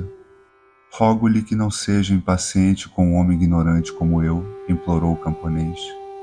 Mas você disse em cima e embaixo. O que significam essas expressões? Nidaga não se conteve mais. Você vê o rei e o elefante, um em cima e outro embaixo. Entretanto, quer saber o que significa em cima e embaixo? Explodiu Nidaga. Se as coisas vistas e as palavras ditas significam tão pouco para você, só a ação pode ensiná-lo. Curve-se e saberá muito bem. O camponês fez o que lhe for ordenado. Nidaga subiu em seus ombros e disse: Agora você sabe, eu estou em cima como rei, você está embaixo como elefante. Está claro? Não, ainda não, foi a resposta tranquila do camponês. Você diz que está em cima como rei, e eu embaixo como elefante. O rei, o elefante, em cima e embaixo. Até aí está claro, mas peço-lhe que explique o que quer dizer com eu e você. Quando Nidaga subitamente viu-se diante do profundo problema de definir o você separado do eu, sua mente clareou. De pronto saltou das costas do camponês e caiu a seus pés, dizendo: Quem mais, senão meu venerável mestre Ribu, poderia iluminar assim a minha mente, retirando-a da superficialidade da existência física e trazendo-me o verdadeiro ser do eu superior? Ó bom mestre, eu imploro a sua bênção. Portanto, Enquanto seu objetivo consiste em transcender aqui e agora essas superficialidades da existência física através da autoinquirição, onde está o espaço para fazer distinções entre mim e você, se elas pertencem apenas ao corpo? Quando você volta sua mente para o interior, buscando a fonte do pensamento, onde está o você e onde o eu? Você deve buscar e ser o eu superior que a tudo inclui. Discípulo, mas não é curioso eu buscar o eu? A indagação quem sou eu não acaba por tornar-se uma fórmula vazia? Ou devo fazer por mim mesmo indefinidamente essa pergunta, repetindo-a como uma espécie de mantra? Maharshi, a autoinquirição não é por certo uma fórmula vazia, é algo mais do que a repetição de um mantra. Se a indagação, quem sou eu, não passasse de um simples questionamento mental, não teria tanto valor. O propósito da autoinquirição é concentrar toda a mente na sua fonte. Portanto, não se trata de um eu buscando um outro eu. A autoinquirição não é uma fórmula vazia, pois envolve intensa atividade de toda a mente, visando mantê-la estabilizada na pura consciência do eu superior. A autoinquirição é o único meio infalível, o único meio direto capaz de realizar o ser absoluto e não condicionado que você, de fato, é. Discípulo, porque somente a autoinquirição deve ser considerada como um meio direto para alcançar conhecimento. Maharshi, porque todos os tipos de prática espiritual, excetuando o da autoinquirição, pressupõem a fixação da mente enquanto instrumento para levar adiante a prática espiritual. E sem a mente, ela não pode ser praticada.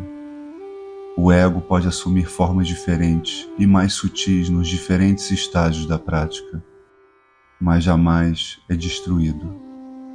Quando Janaka exclama, agora descobri quem é o ladrão que vinha me arruinando. Devo dar um jeito nele imediatamente. O rei, na verdade, estava se referindo ao ego ou à mente. Discípulo, mas o ladrão também pode ser preso por outras práticas. Maharshi, a tentativa de destruir o ego ou a mente através de práticas e não da autoinquirição é o mesmo que um ladrão que recorre ao policial para pegar o ladrão, isto é, ele mesmo.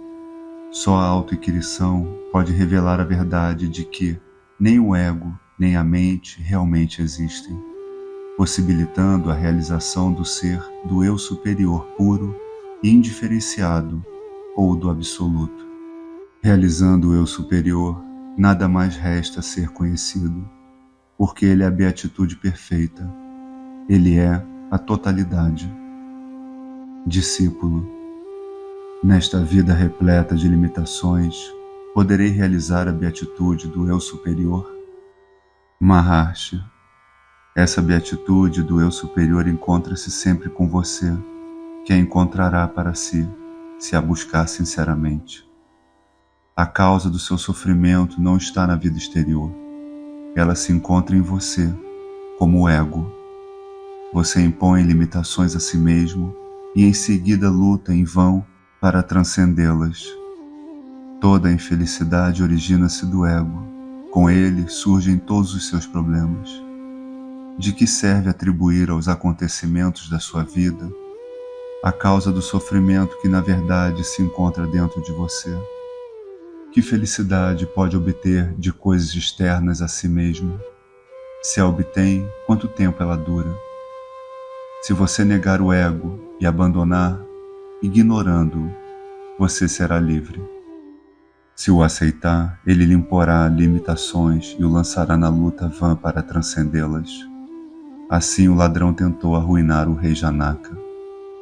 Ser o eu superior que você de fato é, consiste no único meio de realizar a beatitude que sempre foi sua. Discípulo, não percebendo a verdade de que apenas o eu superior existe, não devo adotar a devoção e caminho yogi como práticas mais adequadas aos propósitos da prática espiritual, em lugar de autoinquirição, a realização do ser absoluto, isto é, do conhecimento do seu ser absoluto, não é algo inatingível para um leigo como eu? Maharaj, o conhecimento do seu ser absoluto não é um conhecimento a ser adquirido, de forma que sua obtenção traga felicidade. Trata-se de um ponto de vista de quem nada sabe e que deve ser abandonado. O eu superior que você procura conhecer está dentro de você. Sua suposta ignorância causa-lhe um sofrimento desnecessário, como aquele dos 10 homens, todos que sofriam pela perda do 10º homem, que jamais havia sido perdido. Os 10 homens tolos da parábola atravessaram um riacho e, ao atingir a outra margem, quiseram assegurar-se de que todos haviam, de fato, cruzado o ribeirão em segurança. Um dos 10 homens começou a contar, mas deixou-se fora da contagem. Vejo somente 9, com certeza perdemos um. Quem pode ser? Disse ele. Contou certo? Indagou um outro. E pôs-se ele mesmo a contar, mas ele também contou apenas 9. Um após outro, os 10 contaram apenas 9, esquecendo de si próprios. Somos apenas 9. Todos concordaram, mas quem está faltando? Interrogaram-se. Falharam todos os esforços envidados no sentido de descobrir quem estava faltando. Seja quem for que se afogou, disse o mais sentimental dos 10 tolos, nós o perdemos. Assim dizendo, derramou-se em lágrimas e os outros 9 seguiram-lhe o exemplo. Um viandante bondoso, vendo-os chorar na margem do rio, indagou qual a causa. Os 10 relataram o que ocorrera e afirmaram que depois de contarem diversas vezes, o total era sempre 9. Depois de ouvir a história e vendo 10 homens à sua frente, o viandante adivinhou o que acontecera. Para que eles percebessem por si mesmos que eram 10, que todos haviam feito a travessia com sucesso, o viandante disse a eles: façamos o seguinte, cada um fará a contagem, mas um após o outro em série, 1, 2, 3 e assim por diante. E eu darei uma pancada em cada um, para que tenham a certeza de que foram incluídos na contagem, e uma só vez. Então o 10º homem desaparecido será encontrado. Ao ouvir isso, eles se regozijaram com a perspectiva de encontrar o camarada perdido e aceitaram o método sugerido pelo viandante. Enquanto o bondoso viandante desferia um golpe em cada um, aquele que recebia o golpe contava-o em voz alta. 10, disse o último homem, ao receber o último golpe. Os 10 se entreolharam, desconcertados. Somos 10, disseram a uma só voz, agradecendo ao viandante por dissipar-lhes o sofrimento. Essa é a parábola. De onde foi trazido o 10º homem? Em algum momento ele foi perdido? Sabendo que ele estivera ali todo o tempo, os homens aprenderam algo novo? A causa do sofrimento deles não era a perda real de um dos 10, mas sim a sua própria ignorância. Mais precisamente, a simples suposição de que um deles estava perdido, embora não conseguissem descobrir qual, porque haviam contado apenas 9. O mesmo ocorre com você. Na verdade, não há razão para sentir-se desprezível e infeliz. Você mesmo impõe limitações à sua verdadeira natureza de ser infinito, e então chora porque é uma criatura limitada. Assim, você escolhe esta ou aquela prática espiritual, a fim de transcender limitações que não existem. Mas se a sua prática espiritual assume a existência das limitações, como ela poderá ajudá-lo a transcendê-las? Portanto, eu lhe digo, saiba que você é o verdadeiro ser infinito e puro, o eu superior absoluto. Você sempre é esse eu superior e nada mais do que ele. Por conseguinte, jamais poderá realmente ignorar o eu superior. Sua ignorância não passa de desconhecimento formal, como a ignorância dos 10 tolos quanto ao 10º homem perdido. Foi esse desconhecimento que lhes causou sofrimento. Portanto, saiba que o verdadeiro conhecimento não cria um novo ser para você.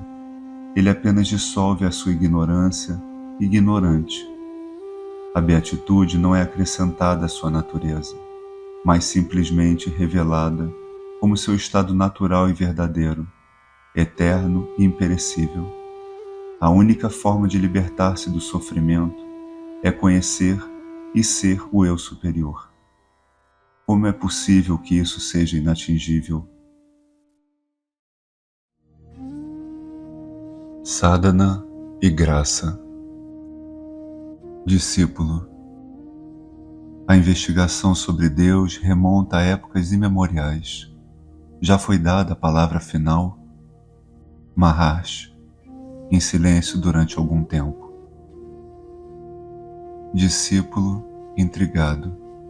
Devo considerar o silêncio de Sri Bhagavan como resposta à minha pergunta? Maharshi, sim. O silêncio é a verdadeira forma de Deus.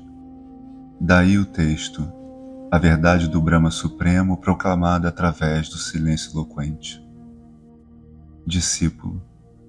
Conta-se que Buda ignorava perguntas sobre Deus. Maharshi. Por isso ele foi chamado de nihilista. Em verdade, Buda ocupava-se em levar o aspirante a realizar a beatitude aqui e agora, em vez de se deter em discussões acadêmicas a respeito de Deus, etc. Discípulo. Deus é descrito como manifesto e não manifesto. Como primeiro, disse que ele inclui o mundo como parte do seu ser. Sendo assim, nós, como parte deste mundo, devíamos conhecê-lo com facilidade na forma manifesta. Maharshi, conheça a si mesmo antes de tentar decidir qual a natureza de Deus e do mundo. Discípulo, conhecer a mim mesmo implica conhecer Deus? Maharshi, sim, Deus está dentro de você. Discípulo, então o que impede que eu conheça a mim mesmo ou a Deus? Maharshi, a sua mente que divaga e seus modos degenerados. Discípulo, sou uma criatura fraca, mas por que o poder superior do Senhor não remove os obstáculos? Maharshi, ele o fará se você alimentar essa aspiração. Discípulo, por que ele não cria aspiração em mim? Maharshi, então entregue-se. Discípulo, se eu me entregar, não será necessário orar a Deus? Maharshi, a entrega é uma poderosa oração. Discípulo, mas não é necessário compreender a natureza de Deus antes de se entregar? Maharshi, se você acha que Deus vai fazer por você todas as coisas que você quer que Ele faça, então entregue-se a Ele. Caso contrário, deixe Deus em paz e conheça a si mesmo. Discípulo, Deus ou o Guru se preocupa comigo? Maharshi, se você os busca, eles não são dois, mas na realidade um só, e idênticos. Esteja certo que eles irão buscá-lo com solicitude ainda maior do que você jamais poderia imaginar. Discípulo, Jesus contou-nos a parábola da moeda perdida que a mulher procura até a encontrar. Maharshi, justamente, essa parábola representa a verdade de que Deus, ou Guru, sempre está em busca do aspirante sincero. Se a moeda fosse um objeto inútil, a mulher não se teria lançado em busca tão longa. Você percebe o significado dessa parábola?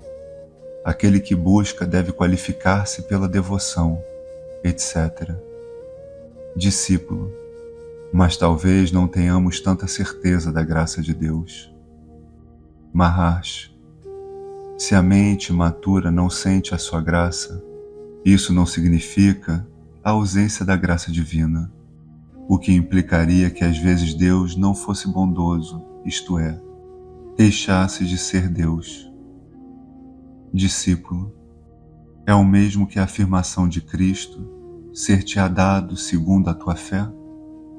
Maharsh, exatamente.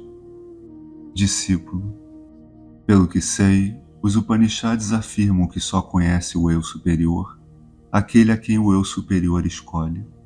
Por que o eu superior precisa escolher? Se ele escolhe, por que alguma pessoa em particular? Maharsh, quando o sol nasce, apenas alguns botões florescem, não todos. Você culpa o sol por isso? Tampouco o botão pode florescer sozinho. Ele precisa da luz do sol para isso. Discípulo, não podemos dizer que a ajuda do eu superior é necessária, porque é o eu superior que lança sobre si mesmo o véu da ilusão? Maharsh, você pode dizer isso. Discípulo, se o eu superior lança o véu sobre si mesmo, ele mesmo não deve removê-lo? Maharsh, ele o fará. Veja para quem é o véu. Discípulo, por que eu? Deixe que o eu superior retire o véu. Maharsh, se o eu superior fala a respeito do véu, então ele mesmo irá retirá-lo. Discípulo, Deus é um Deus pessoal? Maharsh, sim, ele é sempre a primeira pessoa, o eu, sempre à frente de você. Como você dá precedência às coisas do mundo, Deus parece ter se retirado para um segundo plano. Se você deixa tudo de lado e busca apenas Ele permanecerá como eu, o eu superior. Discípulo, disse que o estado final da realização, segundo Advaita, é a união absoluta com o divino, e segundo o Vishiddha-Advaita, uma união qualificada, enquanto Dvaita assevera realmente que não existe união. Qual dessas deve ser considerada a visão correta? Maharsh, por que especular quanto ao que ocorrerá em algum momento do futuro? Concordamos que o eu existe, seja qual for a escola de pensamento a que pertence o aspirante sincero, deixe que ele descubra primeiro o que é o eu. Então terá chegado a hora de saber qual será o estado final, se o eu irá fundir-se no seu ser supremo ou permanecer separado dele. Não vamos antecipar a conclusão, mas sim manter a mente aberta. Discípulo, no entanto, não é de alguma valia para o aspirante conhecer um pouco do estado final? Maharsh, de nada serve tentar saber agora qual será o estado final da realização. Isso não tem nenhum valor intrínseco. Discípulo, por quê? Maharsh, porque você parte de um princípio equivocado. Sua avaliação deve depender do intelecto, o qual só brilha através da luz oriunda do eu superior. Não é uma presunção da parte do intelecto julgar o que ele é, uma manifestação limitada da qual deriva sua tênue luz. Como o intelecto, que jamais alcançará o eu superior, pode ter competência para avaliar, e muito menos decidir, a natureza do estado final da realização. É o mesmo que tentar medir a luz solar em sua fonte pelo critério da luz fornecida por uma vela. A cera derreterá antes que a vela sequer se aproxime do sol. Em lugar de abandonar-se à simples especulação, devote-se aqui e agora à busca da verdade, a qual sempre estará dentro de você. O Janani e o mundo.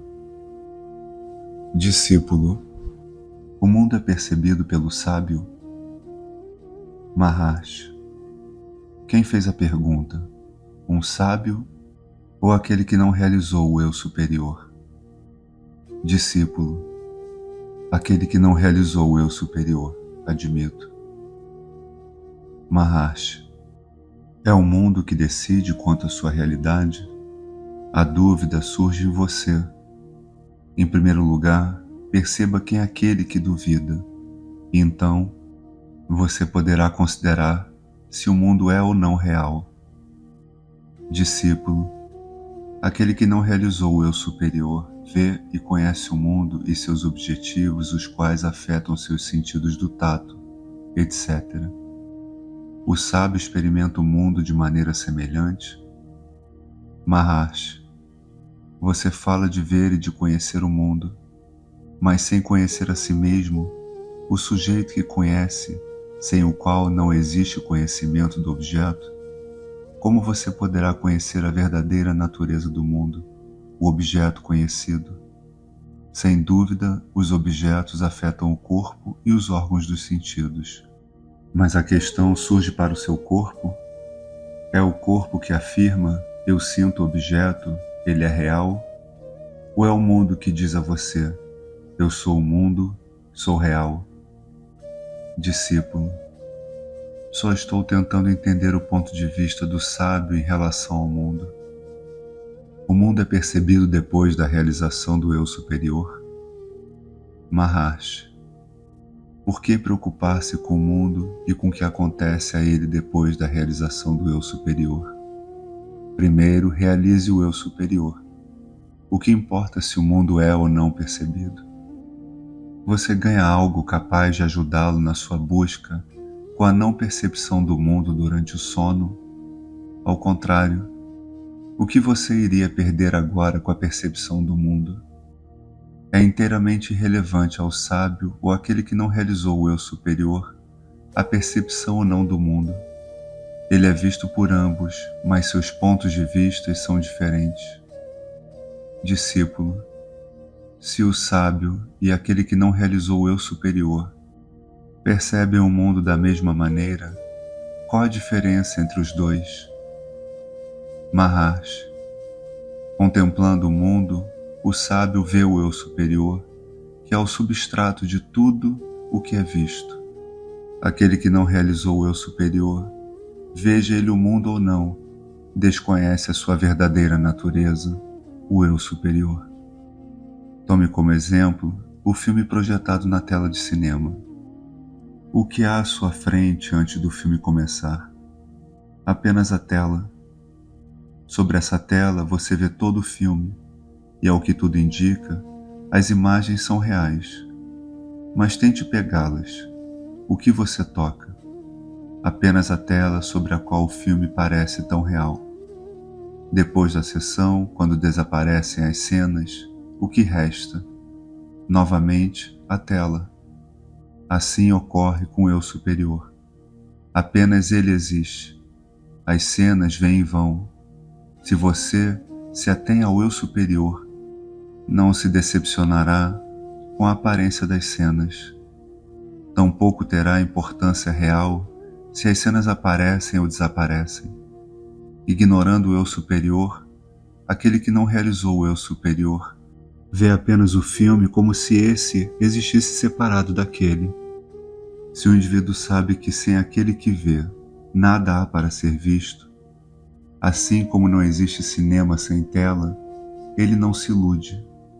O sábio sabe que a tela, as imagens e a visão produzida a partir delas são apenas o eu superior. Com as imagens, o eu superior encontra-se em sua forma manifesta. Sem as imagens, ele permanece na sua forma não manifesta. Para o sábio não importa se o eu superior assume uma ou outra forma. Ele é sempre o eu superior. Mas aquele que não conhece o eu superior, vendo o sábio ativo, fica confuso. Discípulo, exatamente esse ponto me levou a fazer a primeira pergunta. Qual seja, se aquele que realizou o eu superior percebe o mundo como nós, e em caso positivo, eu gostaria de saber como Sri Bhagavan se sentiu com o misterioso desaparecimento da fotografia ontem. Maharshi sorrindo. Você se refere à fotografia do templo Madura? Há poucos minutos ela estava passando pelas mãos dos visitantes que a examinavam. Evidentemente, ela se perdeu entre as páginas de algum livro que estavam consultando. Discípulo, sim, foi o que ocorreu. Como Bhagavan vê isso? Houve uma busca ansiosa da foto que acabou não sendo encontrada. Como Bhagavan encara o misterioso desaparecimento da fotografia no exato momento em que era procurada? Maharshi, suponhamos que você sonhasse que estava me levando para o seu país distante, que é a Polônia. Você acorda e me pergunta: sonhei com isto e aquilo. Você também teve um sonho assim? Ou sabia de alguma outra maneira que eu estava levando para a Polônia? Que importância você atribui a essas perguntas? Discípulo: mas no caso da foto desaparecida, todo o incidente aconteceu diante de Shri Bhagavan. Maharshi, a visão da fotografia, seu desaparecimento, bem como suas perguntas, não passam de simples atividades mentais. Existe uma história nos Puranas que ilustra essa questão. Quando Sita desapareceu da ermida da floresta, Rama saiu em sua busca gemendo: ó Sita, Sita! Conta-se que Parvati e Paramesvara viram de cima o que estava acontecendo na floresta. Parvati expressou sua surpresa com Shiva e disse: vós louvastes Rama como ser perfeito. Veja como ele se comporta e chora a perda de Sita. Shiva replicou: se duvidas da perfeição de Rama, tu mesmo então podes testá-lo. Através de Yogamaya, do poder mágico, transforma-te em Sita e aparece diante dele. Foi o que Parvati fez. Apareceu diante de Rama, assumindo a aparência de Sita, mas para sua surpresa, Rama ignorou sua presença e seguiu como antes, chamando: ó Sita, como se estivesse cego. Discípulo, não consegui perceber qual é a moral da história. Maharshi, se Rama estivesse realmente buscando a presença física de Sita, ele teria reconhecido a pessoa à sua frente como Sita que perdera. Mas tal não se deu. A Sita desaparecida era tão irreal quanto a Sita que estava diante de seus olhos. Rama não estava cego, mas para ele, o sábio, a presença de Sita na ermida, seu desaparecimento, a subsequente busca, bem como a presença de Parvati, fingindo-se de Sita, eram todos igualmente reais. Entende agora como a fotografia desaparecida foi considerada? Discípulo, não posso dizer que tudo isso está claro para mim. O mundo que é visto, sentido e percebido por nós, de tantas maneiras, assemelha-se a um sonho, uma ilusão? Maharshi, você não tem outra alternativa senão aceitar o mundo como irreal. Se busca a verdade e apenas a verdade. Discípulo, por quê? Maharshi, pela simples razão de que, se não abandonar a ideia de que o mundo é real, sua mente estará sempre em busca dele. Se você supõe que a aparência é real, jamais conhecerá o verdadeiro real, embora apenas o real exista. Esse ponto é bem ilustrado pela analogia da cobra e da corda.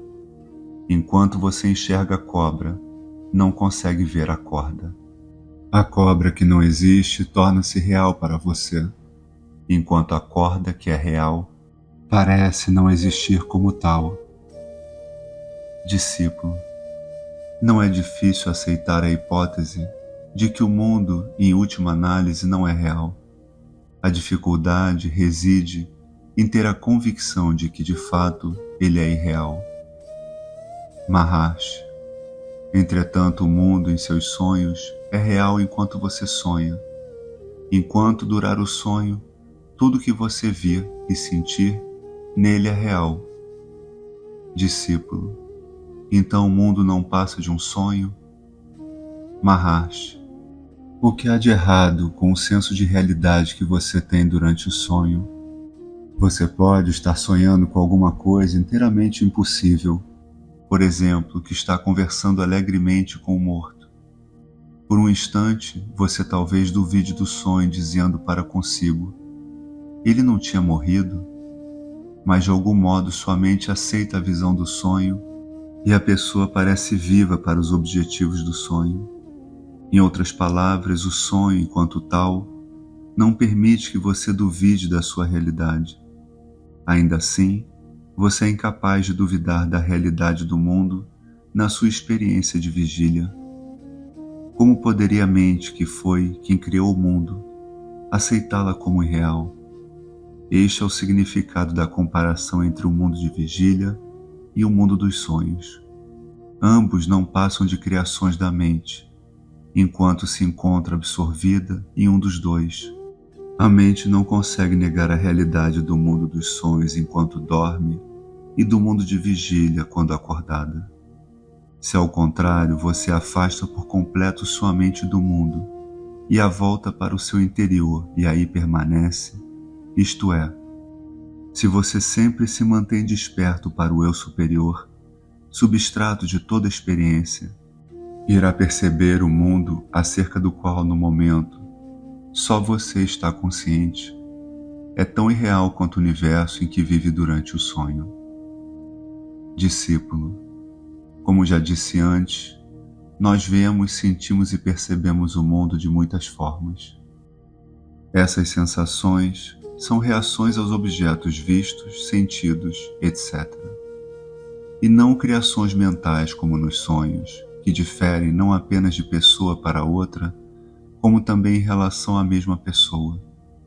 Isso não é suficiente para provar a realidade objetiva do mundo? Maharshi, toda esta conversa sobre coisas inconsistentes e suas atribuições ao mundo dos sonhos surge apenas agora que você está acordado. Quando está sonhando, seu sonho constitui uma totalidade perfeitamente integrada. Isto é, se você sente sede no sonho, a ilusão de beber a água ilusória realmente sacia sua sede ilusória.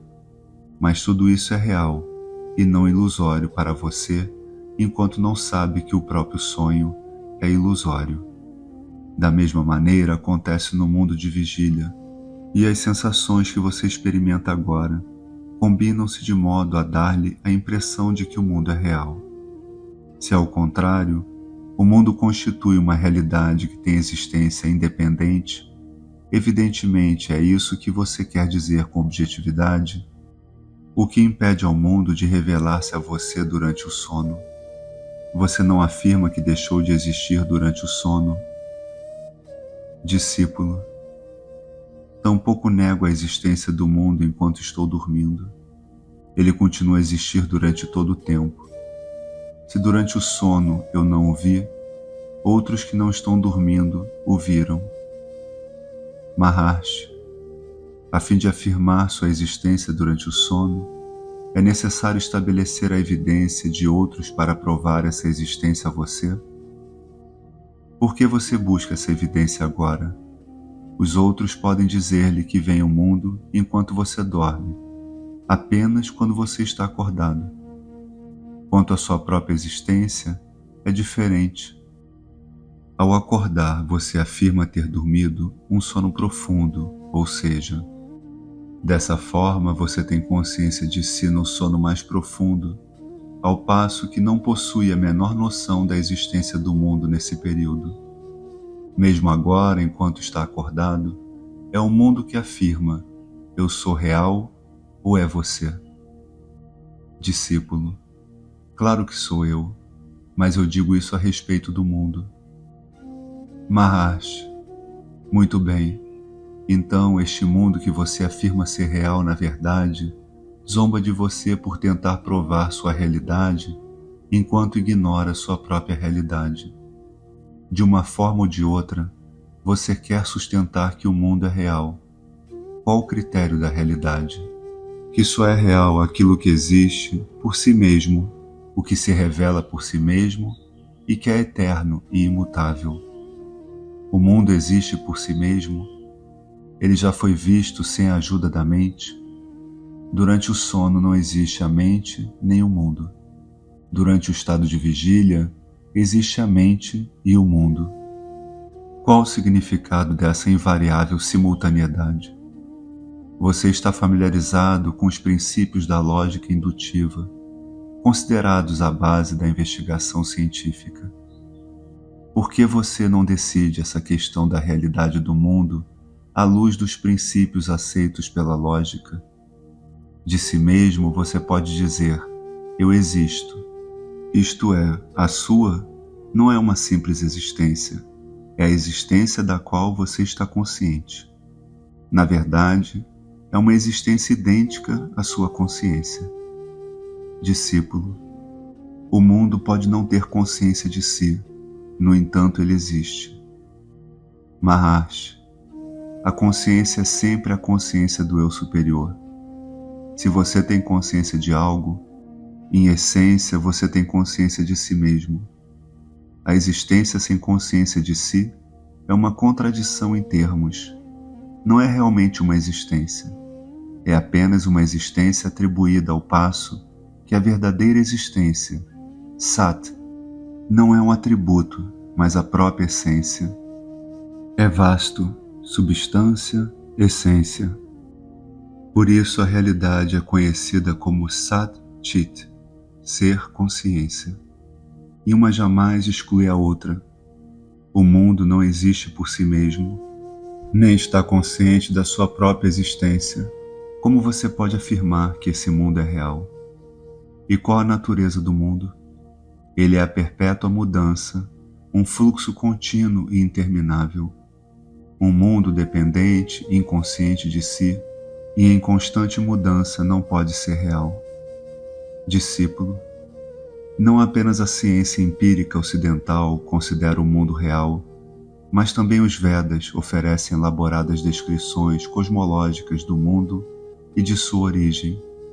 Por que agem assim se o mundo é irreal? Maharshi, o propósito essencial dos Vedas é ensinar a natureza de Atman imperecível e declarar com autoridade: tu és isto. Discípulo, concordo. Mas por que eles fazem essas longas descrições cosmológicas se não consideram o mundo real? Maharshi, adote na prática o que você aceita em teoria e esqueça o resto. As escrituras devem guiar todos os tipos de aspirantes à verdade, e nem todos possuem as mesmas características mentais. O que você não pode aceitar, considere como artavada, ou argumentos auxiliares. O coração e o eu superior. Discípulo, Shri Bhagavan fala do coração como sede da consciência e idêntico ao eu superior. O que significa exatamente o coração? Maharshi, a questão sobre o coração aflora porque você está interessado na busca da fonte da consciência. A inquirição sobre o eu e sua natureza exerce irresistível fascínio sobre todas as mentes sagazes. Chamá-lo por qualquer nome, Deus, eu superior, coração, ou sede da consciência, é a mesma coisa.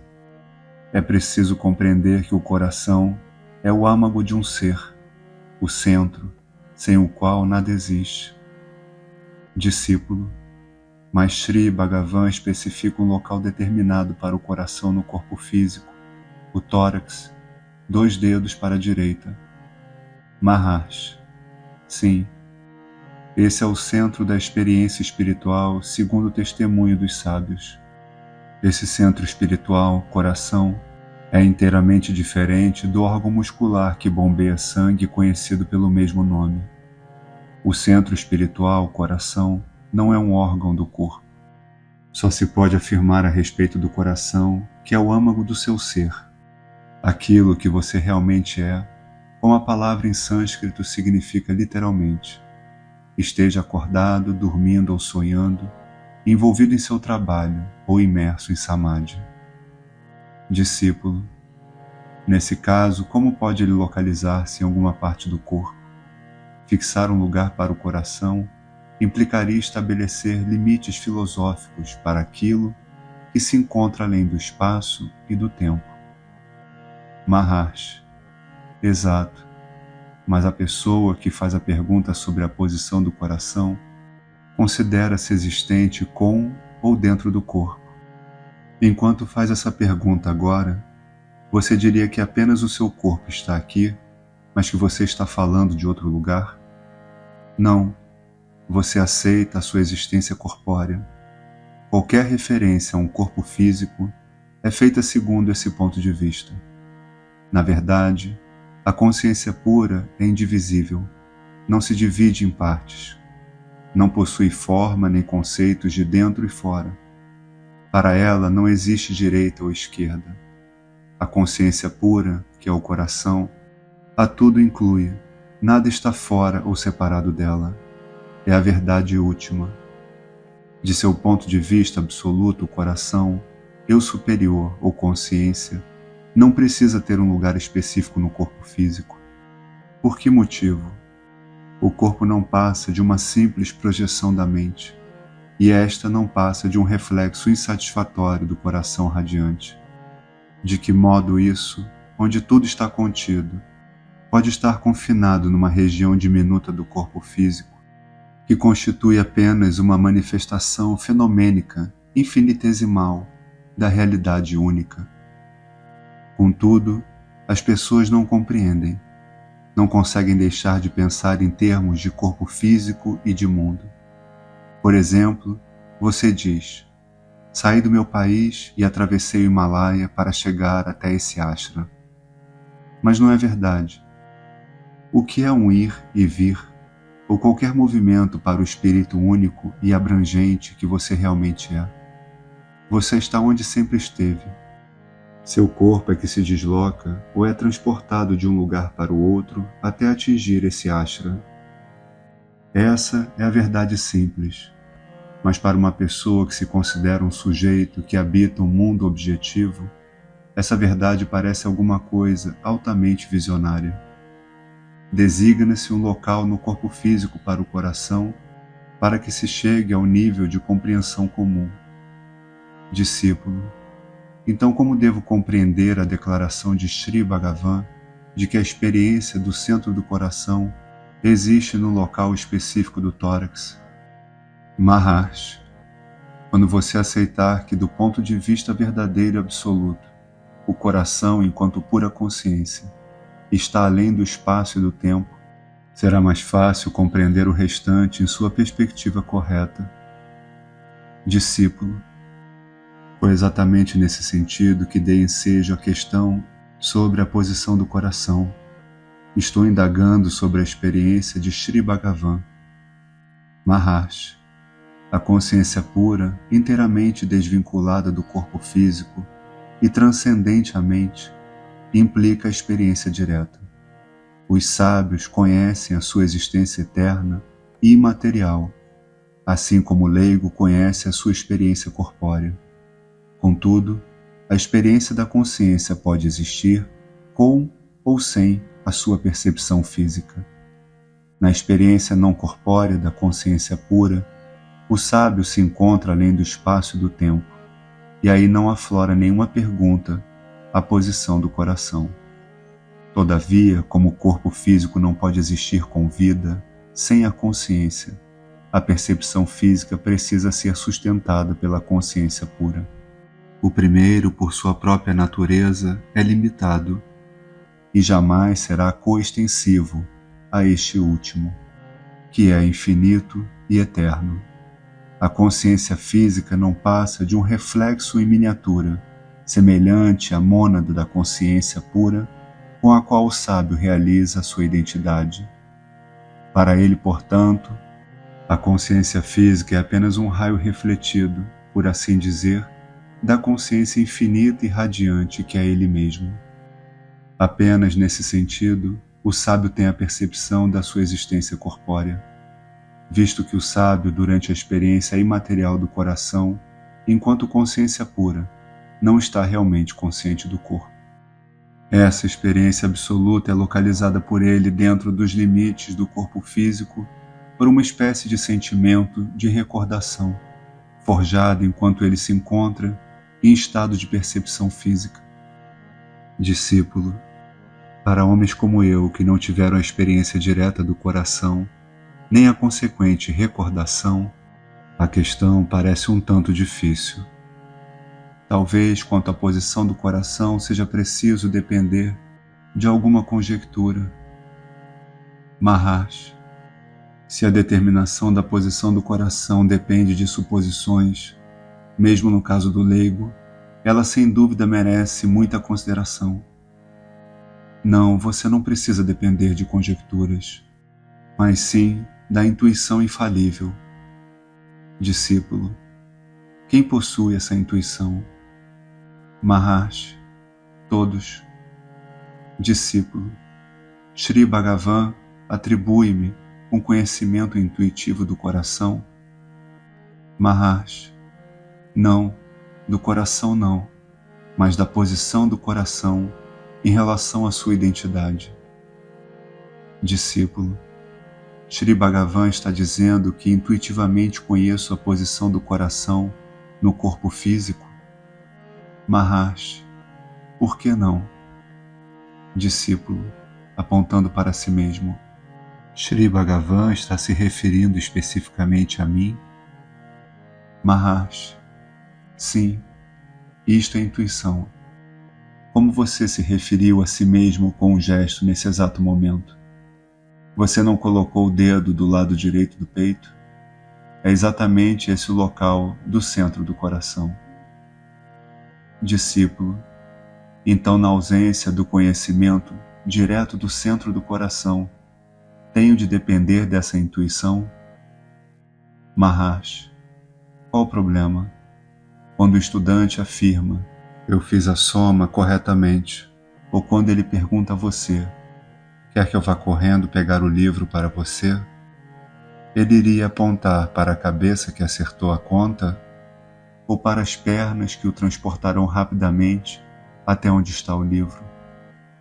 Não, em ambos os casos, ele aponta o dedo com naturalidade para o lado direito do peito, expressando inocentemente a verdade profunda de que nele, a fonte do eu, encontra-se ali. É uma intuição infalível que o faz referir-se a si mesmo, ao coração que é o eu superior dessa maneira. O ato é inteiramente involuntário e universal, isto é o mesmo para todos os indivíduos. Que prova mais segura do que essa você exige quanto à posição do centro do coração no corpo físico? Discípulo, mas ouvi um santo afirmar que sua experiência espiritual é sentida no local entre as sobrancelhas. Maharaj, como já afirmei antes, esta é a realização última e perfeita que transcende a relação sujeito-objeto. Quando é alcançada, não importa onde se sente a experiência espiritual. Discípulo, mas a questão é a seguinte: qual a visão correta? Primeiro, a de que o centro da experiência espiritual situa-se entre as sobrancelhas, ou a segunda, no coração? Maharshi, visando a prática, pode se concentrar entre as sobrancelhas. Seria Bhavanam ou contemplação imaginativa da mente, enquanto que o supremo estado de Anubhava, ou realização, com o qual você se torna inteiramente identificado e sua individualidade é dissolvida por completo, transcende a mente. Então não existe um centro objetivo a ser experimentado por você, sujeito distinto e separado daquele. Discípulo, eu gostaria de fazer a minha pergunta em outras palavras. O local entre as sobrancelhas pode ser considerado a sede do eu superior? Maharaj, você concorda que o eu superior é a fonte última da consciência e que ele subsiste igualmente durante os 3 estados da mente. Mas veja o que acontece quando uma pessoa em meditação é tomada pelo sono. Como primeiro sintoma de sono, a cabeça começa a oscilar, o que, entretanto, não ocorreria se o eu superior estivesse situado entre as sobrancelhas ou em algum outro ponto da cabeça. Se durante o sono a experiência do eu superior não é sentida entre as sobrancelhas, esse centro não pode ser considerado a sua sede sem que se suponha que o eu superior, com frequência, abandona seu lugar, o que seria um absurdo. A verdade é que o aspirante espiritual pode ter sua experiência em qualquer centro ou chakra sobre o qual concentrar a sua mente. Mas tal fato não implica que o local específico onde ocorreu a sua experiência torne-se ipso facto a sede do eu superior. Existe uma história interessante sobre Kamal, filho do santo Kabir, a qual ilustra o fato de que a cabeça e o ponto de vista entre as sobrancelhas não pode ser considerada sede do eu superior. Kabir era um fervoroso devoto de Sri Ramana e jamais deixava de alimentar os que entoavam louvores ao Senhor de sua devoção.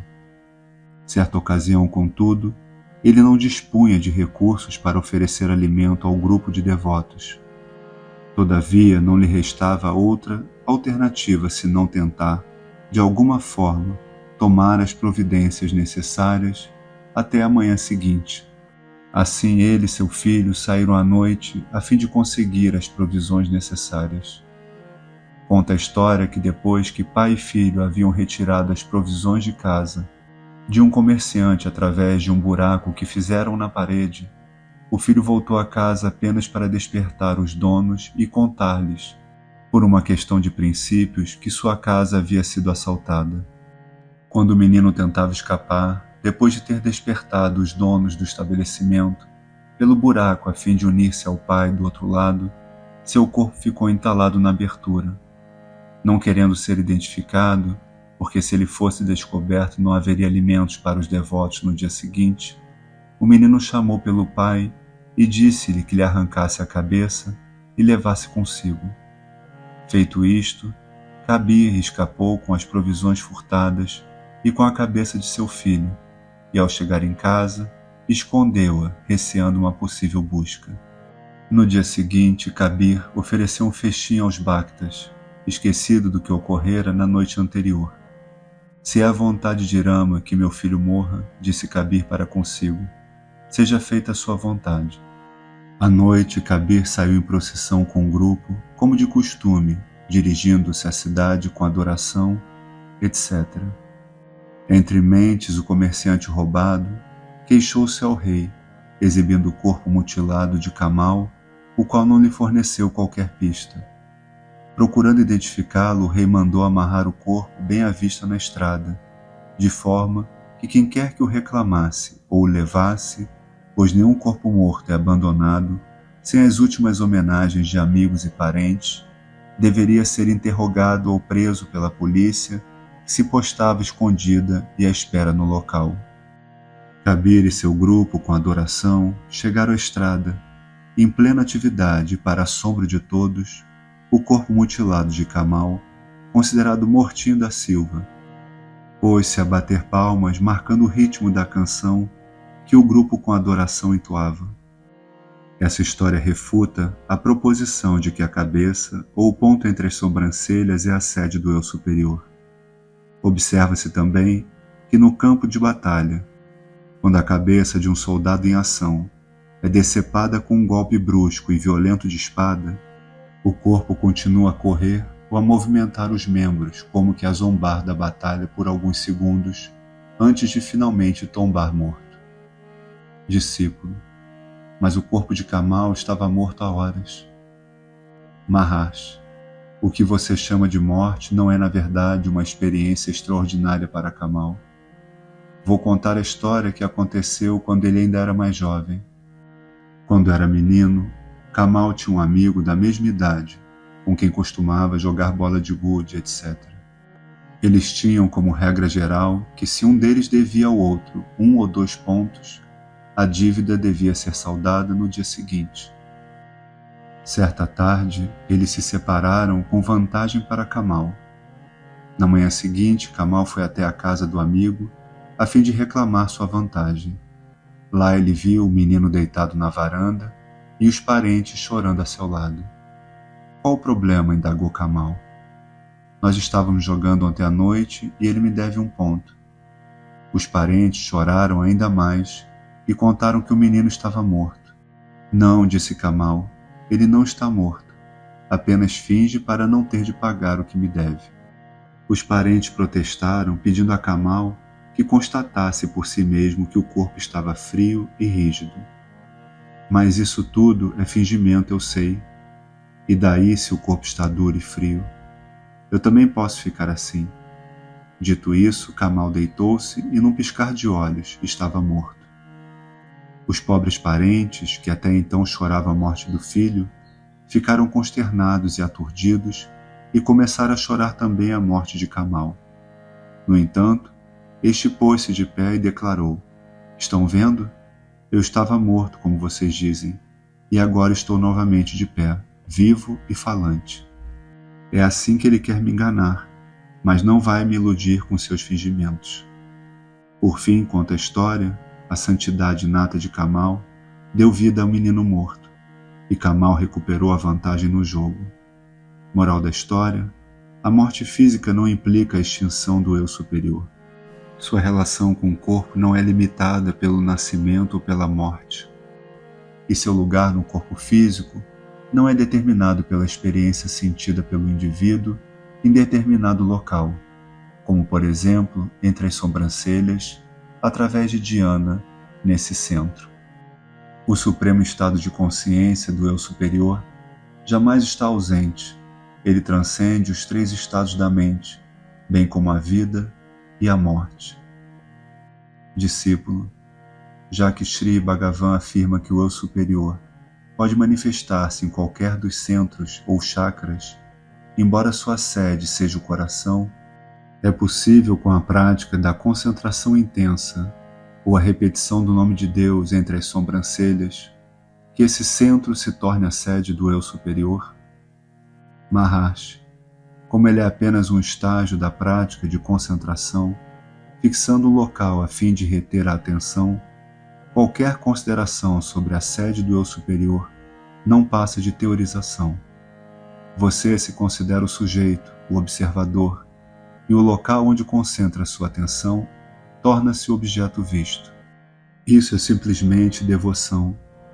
Quando, ao contrário, você vê o próprio observador, você mergulha no eu superior, torna-se uno com ele, isto é, o coração. Discípulo, então é aconselhável a prática da concentração entre as sobrancelhas? Maharshi, o resultado final da prática de qualquer tipo de repetição do nome de Deus é o fim da existência do objeto, sobre o qual o aspirante espiritual concentra a mente, enquanto distinto e separado do sujeito. Eles, sujeito e objeto, tornam-se o eu superior, isto é, o coração. A prática da concentração no centro entre as sobrancelhas constitui um dos métodos de prática, e assim os pensamentos são eficazmente controlados durante algum tempo. O motivo para tal é o seguinte: todo pensamento é uma atividade exteriorizada da mente, e o pensamento, desde o começo, segue a visão, física ou mental. Contudo, é preciso notar que esta prática de concentrar a atenção no ponto entre as sobrancelhas deve ser acompanhada de mantra, pois de igual importância ao olho físico é o ouvido físico, seja para controlar ou distrair a mente. Igualmente importante ao olho da mente, isso é, a visualização mental do objeto, é o ouvido da mente, isto é, a articulação mental da fala, seja para controlar, portanto fortalecer a mente, ou para distrair, ou seja, dissipá-la. Por conseguinte, ao fixar o olho da mente num centro, como por exemplo entre as sobrancelhas, você deve também praticar a articulação mental de um nama, nome, ou mantra, sílaba ou sílabas sagradas. Caso contrário, logo você terá perdido a atenção sobre o objeto da concentração. A prática, como é descrita acima, leva à identificação do nome, palavra ou eu superior. Não importa como você o chame, ao centro selecionado com fins de repetir mantras sagrados. A consciência pura, o eu superior ou o coração são a realização final. Discípulo, porque Sri Bhagavan não nos orienta para a prática da concentração em algum centro do chakra. Maharshi, os Yoga Shastras afirmam que o Sahasrara, ou cérebro, é a sede do eu superior. Purusha Sukta declara que o coração é o centro. Para que os aspirantes espirituais não tenham dúvidas, digo-lhe que tome o fio ou a pista do eu, ou eu sou, e a siga até sua fonte. Porque, em primeiro lugar, é impossível a qualquer um ter dúvida sobre essa noção de eu, segundo seja qual for a sua prática espiritual adotada, o objetivo final é a realização da fonte do eu sou, elemento primário da sua experiência. Portanto, se você pratica a inquirição do eu superior, acabará por alcançar o coração, que é o eu superior. Aham e Aham Virti. Discípulo, como pode uma inquirição iniciada pelo ego revelar sua própria irrealidade? Maharshi, a existência fenomênica do ego é transcendida quando você mergulha na fonte de onde se origina o Aham Virti, eu pensamento. Discípulo, mas o eu pensamento não é apenas uma das 3 formas pela qual o ego se manifesta? O Yoga Vashista e outros textos milenares descrevem o ego como possuidor de uma forma tripla. Maharshi, é verdade. Descreve-se o ego como possuindo 3 corpos: o corpo físico, o sutil e o causal, mas apenas para fins de exposição analítica. Se o método de inquirição dependesse da forma do ego, seria inteiramente impossível qualquer tipo de inquirição, pois o ego pode assumir inúmeras formas. Por conseguinte, visando o propósito de investigação do conhecimento, você deve proceder segundo a suposição de que o ego possui apenas uma forma, a saber, a de Aham Virti, eu pensamento. Discípulo, mas essa forma pode mostrar-se inadequada à realização de conhecimento. Maharshi, a autoinquirição, seguindo-se a pista de eu pensamento, é igual ao cão que segue seu mestre pelo faro. Esse mestre pode estar em algum lugar distante e desconhecido, mas isso não impede que o cão fareje. O cheiro do mestre é uma pista infalível para o animal, e nada mais serve, como a roupa que ele esteja vestindo, ou sua compleição e estatura. O cão agarra-se a esse cheiro, sem distrair-se enquanto procura o dono, até que finalmente consegue farejar seu rastro. Discípulo, permanece a dúvida, por que a busca da fonte de Aham Virti, eu pensamento, distinta de outros conceitos mentais, deve ser considerada um meio direto de realização do eu superior? Maharshi, a palavra Aham por si só já é bastante sugestiva. As 2 letras da palavra, a saber, A e Ra, são a primeira e a última letra do alfabeto sânscrito. A palavra busca transmitir a sugestão de que a tudo engloba. Como? Porque Aham significa a própria existência. Embora o conceito de eu ou de eu sou, com o uso tenha se tornado conhecida como Aham Virti, ele não é realmente um Virti, como os demais Virtis da mente. Porque, ao contrário dos outros conceitos mentais, os quais não têm interrelação essencial, o Aham Virti relaciona-se de maneira semelhante e essencial com cada um dos Virtis mentais. Sem o Aham Virti, não pode existir outro Virti, mas o Aham Virti pode subsistir por si mesmo, sem depender de algum outro tipo de Virti mental. Portanto, o Aham Virti é fundamentalmente diferente dos demais Virtis. Assim, A busca da fonte de Aham Virti não é somente a busca dos fundamentos de uma das formas do ego, mas a própria fonte de onde se origina o Eu Sou. Em outras palavras, a busca e realização da fonte do ego na forma de Aham Virti implica necessariamente a transcendência do ego em todas as suas formas possíveis. Discípulo, admitindo-se que Aham Virti inclui essencialmente todas as formas do ego, por que apenas esse Virti é escolhido como forma de inquirição do eu superior? Maharshi, porque ele é o elemento irredutível de sua experiência, porque a busca de sua fonte é o único caminho praticável que você pode seguir a fim de realizar o eu superior. Disse que o ego possui um corpo causal, mas como torná-lo o sujeito de sua investigação? Quando o ego assume essa forma, você está imerso na escuridão do sono. Discípulo, mas não seria o ego em suas formas sutil e causal, demasiado intangível para ser abrangido através da inquirição sobre a fonte de Aham Virti, realizada enquanto a mente está desperta? Maharshi, não. A inquirição quanto à fonte de Aham Virti toca a própria existência do ego. Portanto, a sutileza da forma do ego não é uma consideração material. Discípulo, se o objetivo consiste em realizar o ser do eu superior, absoluto e puro, que não pertence ao ego, como a inquirição, característica do ego na forma de Aham Virti, pode ser útil?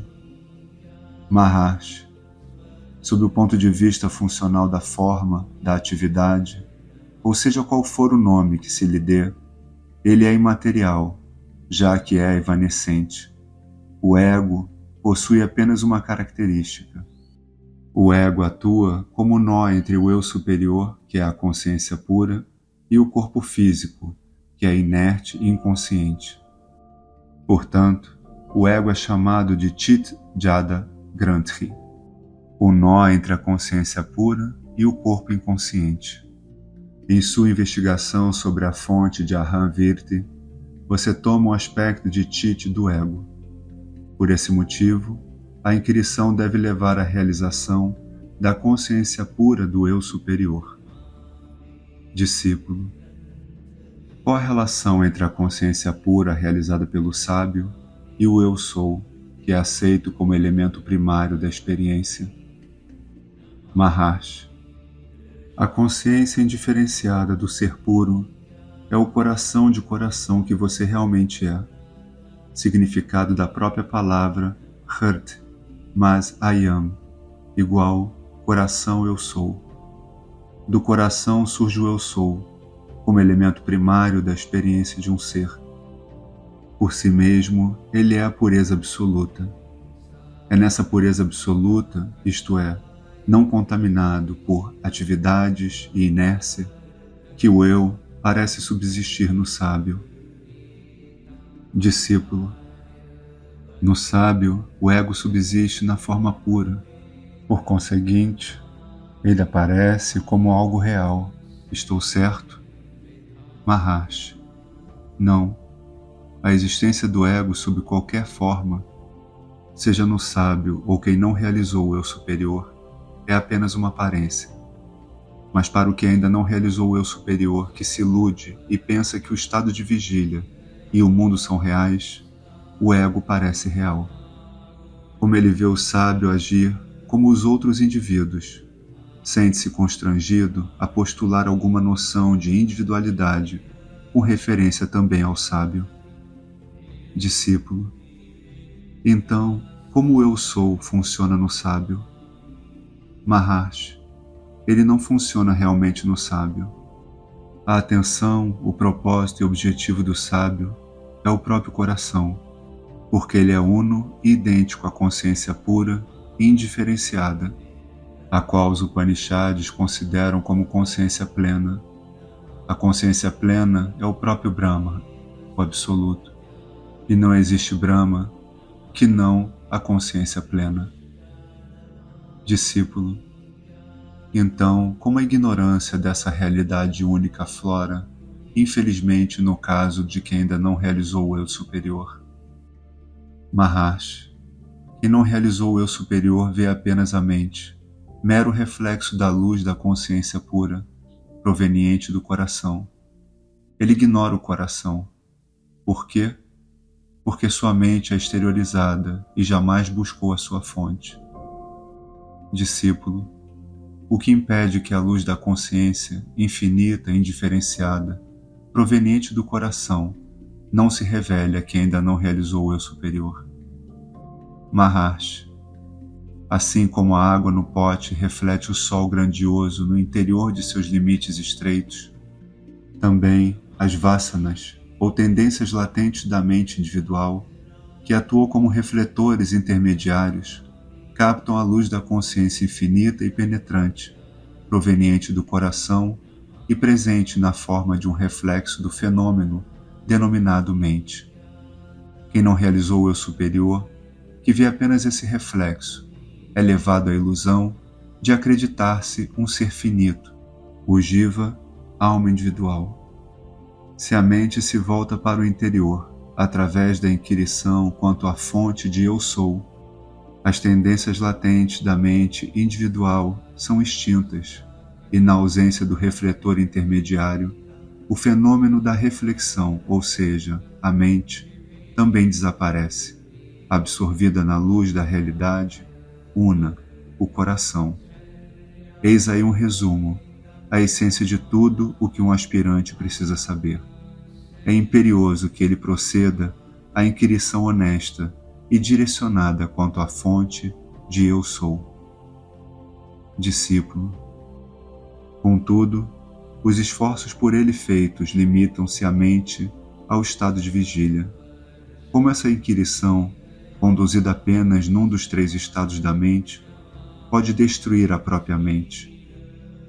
Maharshi, a inquirição sobre a fonte de eu sou, sem dúvida se inicia pelo aspirante espiritual no estado de vigília da mente. Não se pode dizer que a sua mente tenha sido destruída, mas o processo de auto-inquirição revelará que a alternância ou transmutação dos 3 estados da mente, bem como os próprios 3 estados, pertencem ao universo dos fenômenos, o qual não pode afetar sua inquirição profunda e interior. A auto-inquirição só é possível através da intensa introversão mental. Finalmente percebe-se, como resultado dessa inquirição sobre a fonte de eu sou, o próprio coração, como a luz indiferenciada da consciência pura, pela qual a luz da mente é absorvida por inteiro. Discípulo, por conseguinte, para o sábio, não existe distinção entre os 3 estados da mente? Maharshi, como pode haver se a própria mente se dissolve e se perde na luz da consciência? Para o sábio, os 3 estados são igualmente reais, mas para quem ainda não realizou o eu superior, não é capaz de compreender isso, pois para ele o padrão de realidade é o estado de vigília, enquanto para o sábio, o padrão de realidade é a própria realidade. Essa realidade de consciência pura é eterna por natureza. Portanto, subsiste da mesma maneira durante o que você denomina como sendo vigília, sono e sonho. Para ele que é uno com a realidade, não existe a mente, nem os seus 3 estados. Portanto, não existe também introversão ou extroversão. Ele se encontra no estado de eterna vigília, pois está desperto para o eu superior eterno. Se encontra no estado eterno de sonho, pois para ele o mundo não é melhor do que o fenômeno do sonho constantemente presente. Se encontra no estado de eterno sono, pois nunca possui a consciência de eu sou o corpo. Discípulo, então, devo considerar que Sri Bhagavan está falando comigo no estado de vigília, sonho e sono? Maharshi, como sua experiência consciente limita-se à duração da exteriorização mental, Você denomina o presente momento de estado de vigília, enquanto que todo o tempo sua mente está adormecida para o eu superior. Portanto, nesse momento você, na verdade, está profundamente adormecido. Discípulo, para mim, o sono é o vazio. Maharshi, e é assim, porque seu estado de vigília é a mente inquieta em ebulição. Discípulo, com o vazio, quero dizer que não tenho consciência do que quer que seja durante o sono. Para mim, é o mesmo que não existir. Maharshi, mas você existe durante o sono. Discípulo, se existo, não tenho consciência disso. Maharshi, você não quer dizer que deixa de existir durante o sono. Rindo, se você fosse dormir como o Senhor X, acordaria como o Senhor Y? Discípulo, talvez eu conheça a minha identidade por um ato da memória. Maharshi, supondo-se que seja assim, como isso seria possível sem a continuidade da consciência? Discípulo, mas eu não tenho consciência dessa consciência. Maharshi, não. Quem afirma que você não está consciente durante o sono? Sua mente. Mas não havia mente em seu sono? Qual o valor do testemunho da mente quanto à sua existência ou experiência durante o sono? Buscar o testemunho da mente a fim de refutar sua existência ou consciência durante o sono é o mesmo que pedir o testemunho de seu filho a fim de refutar seu nascimento. Lembra-se que em outra ocasião eu lhe disse que a existência e consciência não são diferentes, mas que são uma mesma coisa? Bem, se por algum motivo você se vê forçado a admitir sua existência durante o sono, esteja certo de que você também tinha consciência dessa existência. Na verdade, você não tem consciência de sua existência física durante o sono. Você está confundindo essa consciência física com a verdadeira consciência do eu superior, a qual é eterna.